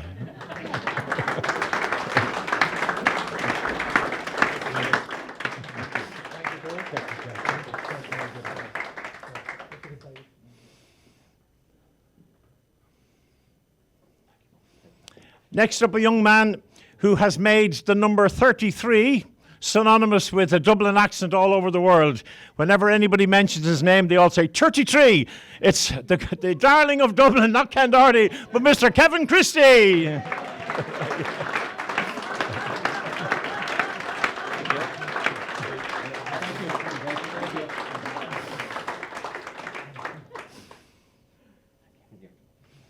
And a man who, in Irish terms, is regarded as an absolute gentleman, and I'm proud to call him a really good friend and a man who has the height of respect in the billiard fraternity no matter where he goes in the world. He is dignified, respectful, meticulous to a detail. He has the skinniest pencil pen for notating things that you'll ever see. He is brilliant. Mr. Brendan Devlin.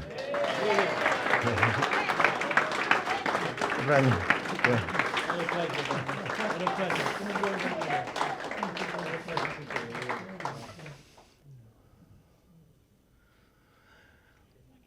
Our next referee is a man that, I don't know, every time I see his name, I just feel I need to go into a voice of a guy doing a promo for a movie. He was a man in China, in Hong Kong. He decided to come to referee in Landywood. Miramax Pictures presents, for one night only, Rocky Chan.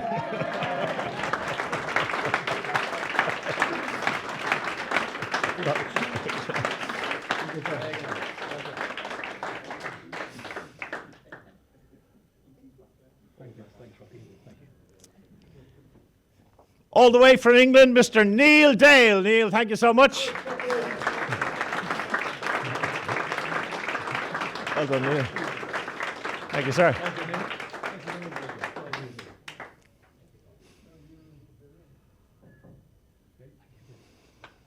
And a man who's been refereeing for more years than he cares to remember, and in fairness to him, he was struggling with a cold for the last few days. Did it stop him from being here? Not at all. He did a Trojan job. Mr. Chris Ellis. Thank you, sir. Well done, Chris.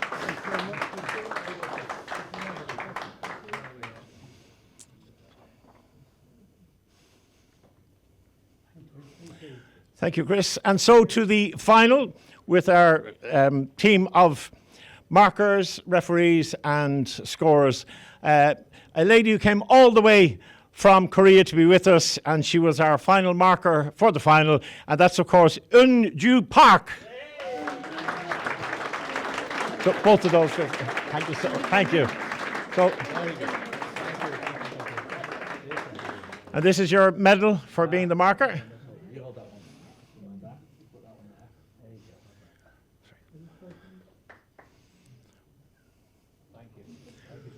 Congratulations. I shall get this one out of the way quickly. It's one of my best friends, one of the most modest people I've ever met, the father of all of my children. The tournament controller is me. Thank you. Thank you, Jason. Thank you. Thank you.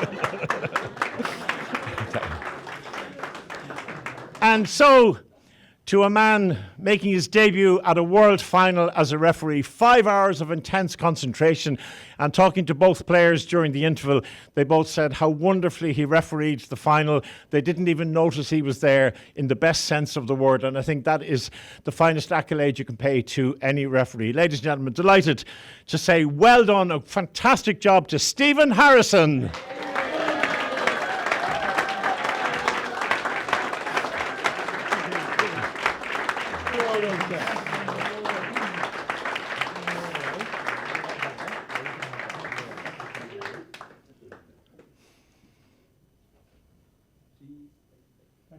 Thank you, Steve. Well done. Great job.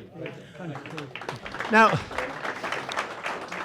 we're going to present the two semi-finals, and then I'll have a word with Jason, if I may. And the first semi-finalist, a man who is one of the finest tutors that we'll find around the place, one of the most brilliant break builders, who has the most beautiful, perfect tempo around the table. You wouldn't know whether he's 1,000 points ahead or 200 points behind or whatever. And one of the things I've tried to do as a bad billiard player is to follow his discipline of, even if he's 18 inches away from a little in-off, he will give it exactly the same detail of attention on every shot. We could all learn from that. One of the nicest guys on tour, Mr. Rob Hall.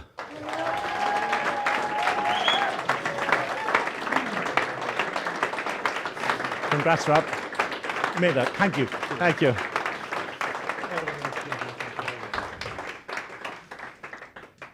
And more importantly than that, he arrived in with sweets every day for the referees. That's a good guy. And the other semi-finalist, and I must say I'm proud of his achievement, he's one of the hard-working members of the World Billiards Board, and it's very difficult on occasions to be able to concentrate on playing when I'm grabbing him saying, what do you think of this? Should we do this? Where's that? Did we say we do that or whatever? So to be able to put that behind him and to play really, really good billiards, I'm very proud of his achievement to make his very first ever semi-final in a World Long Up Championships, Mr. Darren Clark.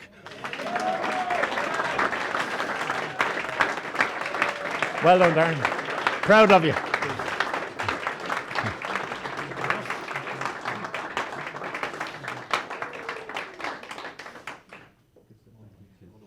Jason, just before we go to the presentation now of the runner-up and the winner, I'm not putting you on the spot. You've talked greatly about your love of billiards, about it being the founding father of the game. We have the oldest World Championship trophy in the history of sport. It does mean a lot to you, and you are committed to helping us as best you can. Of course, this game is really, we owe everything to this game, because without it we wouldn't have snooker, we wouldn't have other cue sports around the world, and we certainly wouldn't have a global sport that we have today. And you know, you look around this room, every little photograph and every person you see on the wall, there is an enormous story behind it. And there's no greater story behind this sport than this game, billiards. And we love this game. That's why we're called the World Professional Billiards and Snooker Association. Thank you so much. Good words there from Jason.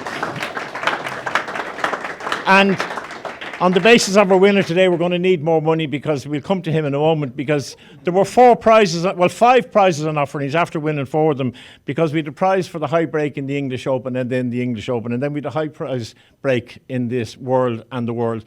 The only thing that he appears not to have won was there was an offer from Wayne Carey in New Zealand. Hello, Wayne, if you're watching, of £100 for anybody who got a 10 break. I'm surprised he didn't try and stitch that one up as well. Anyway, let us come to the runner-up. And a beautiful player of the game, a lovely man who smiles always, as we mentioned earlier on, had his 53rd birthday yesterday in the company of some of his friends. Some had to leave and go back to India. He didn't get a chance to play too well today, and when he got in, a couple of little missed shots cost him dearly from a man who appeared to be quite on form. But you will not meet nicer than Dhruv Sitwala, our runner-up in 2025. Thank you, Jason, for everything. Wonderful.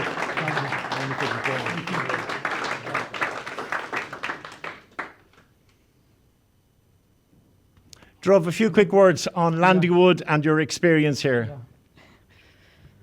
First of all, speaking after you, Angus, is like, you speak so good that it's like trying to taste water after having nectar. So I'll try to match up to you, at least 50%. To begin with, thank you, Jason. We really appreciate what you do for the sport of billiards. It's the need of the hour that you have promoted the sport right from New Zealand to Canada. In fact, it's passing every continent. And that's actually what billiards should be doing, and that's what you are doing. So I'm very proud that you are promoting the sport in such a big way. And I'm sure it will come up with more prize money as it becomes more popular. And the world body, my friends Darren, Chris, Jason, who did fantastic work, and you have not only good human beings but good friends. You've always helped me at the very last minute regarding my visa papers and my immigration problems. Thank you so much for everything. And lastly, of course, it's difficult to speak about my opponent because he has dominated so much, not only today but overall in the last decade especially. It's not easy for the referee, Stephen, to do the refereeing for 5 hours when somebody's playing at such a slow pace like David. You know? It's not... Of course, he was lucky that a fast-paced person was not dominating today like me. But David, as Angus said, you know, like when I play, it's like a sailor going in the rough seas and trying to protect himself, like very slow sailing process. And when you come, it's like a jet ski, you know. Before the opponent opens his eyes, he's already done with the work. So I can't even say it was a bad day at the office because I did not even approach the office, it seems, today. Anyway, that's your greatness, and I'm sure your family will be more proud of you with every coming year because of your achievements. And your dominance also promotes the sport in such a nice way. You're a big name back in India, whether you're aware or not, I don't know. But Everybody, you're like a household name in India because everybody sees your game and says, how can you make 1,000 points in an hour, just over an hour? Because even 1,000 break for us is like more than 2 hours, if at all we reach that break. So David, thank you so much for showing us such a great, fantastic billiards. And Paul, thank you. Giving us the venue from the Landywood Snooker Club means closing the tables means it's a loss of income and business for you, but you have come forward to generously give your venue, and we have been so grateful to you. Thank you so much for supporting our sport. And I think that's all from my side, and thank you for all the spectators. If I may take the liberty to praise you all, that when everybody is sitting opposite the table and not a single movement for 5 hours, that speaks volumes of your well-preparedness as a spectator. So thank you all, and looking forward to come here again. Thank you, so Angus. much. Thanks. What a gracious loser, runner-up, ladies and gentlemen. Don't forget your trophy there. Dhruv Sitwala. And just before we make the final presentation, a quick word about Sam Jones and TYP, who are our streaming experts here. We've invested money in trying to bring the small game of billiards as it is at the moment to the highest possible quality. And I think we've achieved that with our branding and with when you're able to look back on the reserve now we have of wonderful matches all on our YouTube channel. And Sam, thank you so much. A great job. Sam Jones, ladies and gentlemen, on TYP. He's out there.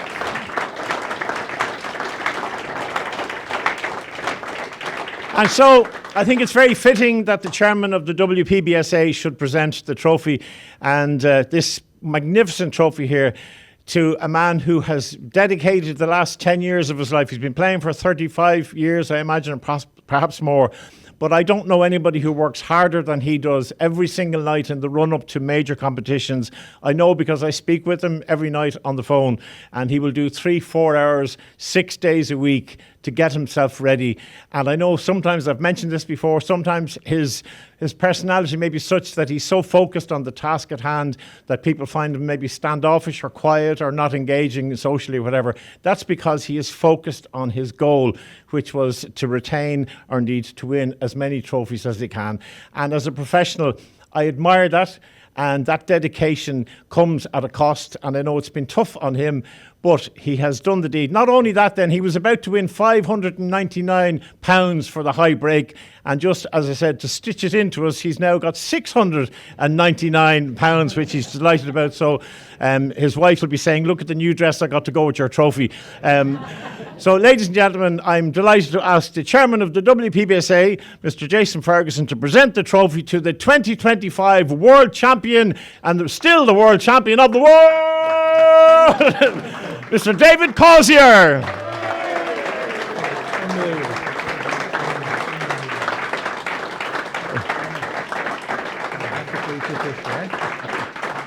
Get in there now.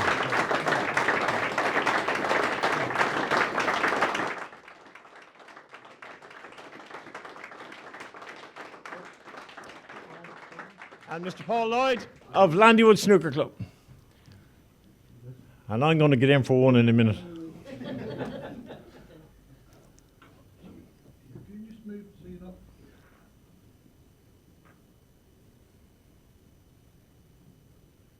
And one quick one, yep, please. Hello, Mummy. I was on the television. Thank you so much. David, a quick word from you. Thank you. All right, thanks. I'd just like to thank all my sponsors. Obviously, everyone knows Landy Snooker Centre sponsor me. Paul, club's first class. You know, as I've told you, it's the best club in the country. Conditions are absolutely superb. If you come to a tournament like this, and you have to play well, because these tables are very unforgiving, and you've put such a fantastic set of staff together, I think you deserve a massive pat on the back for what you've done for Billiards. Thanks very much. There's a lot of people that are behind me. I'll get the easy part, just turning up to a tournament. Everyone knows who they are, who's behind me. My wife at home, she doesn't get much credit off me. I must be horrible to live with the last couple of weeks. And she's been on her own with the kids, with mother-in-law and father-in-law helping her out. And I just want to say a massive to Louise and the kids, and I'll see you all tomorrow. Thanks very much. Well done. our champion for 2025, Mr. David Causier. Congratulations. We'll see you in Torquay for the next tournament, and don't forget a festival of billiards in April in Carlow, where we'll have the Irish Open, we'll have the World Match Play and an IBS tournament as well. But we'll see you around the world. We're looking at Canada, we're looking at Australia, we're looking at Scunthorpe, we're looking at everywhere. Just checking, no. I mentioned Torquay, yeah, absolutely. No, but please, thank you so much. Once again, ladies and gentlemen, what? I don't say Torquay, I said Scunthorpe as a gag. That was a joke, I was being funny. Honestly, Oh, yeah, okay. Thank you so much from all of us here at the brilliant Landywood Snooker Club. A very good evening. Talk to you soon. Thank you.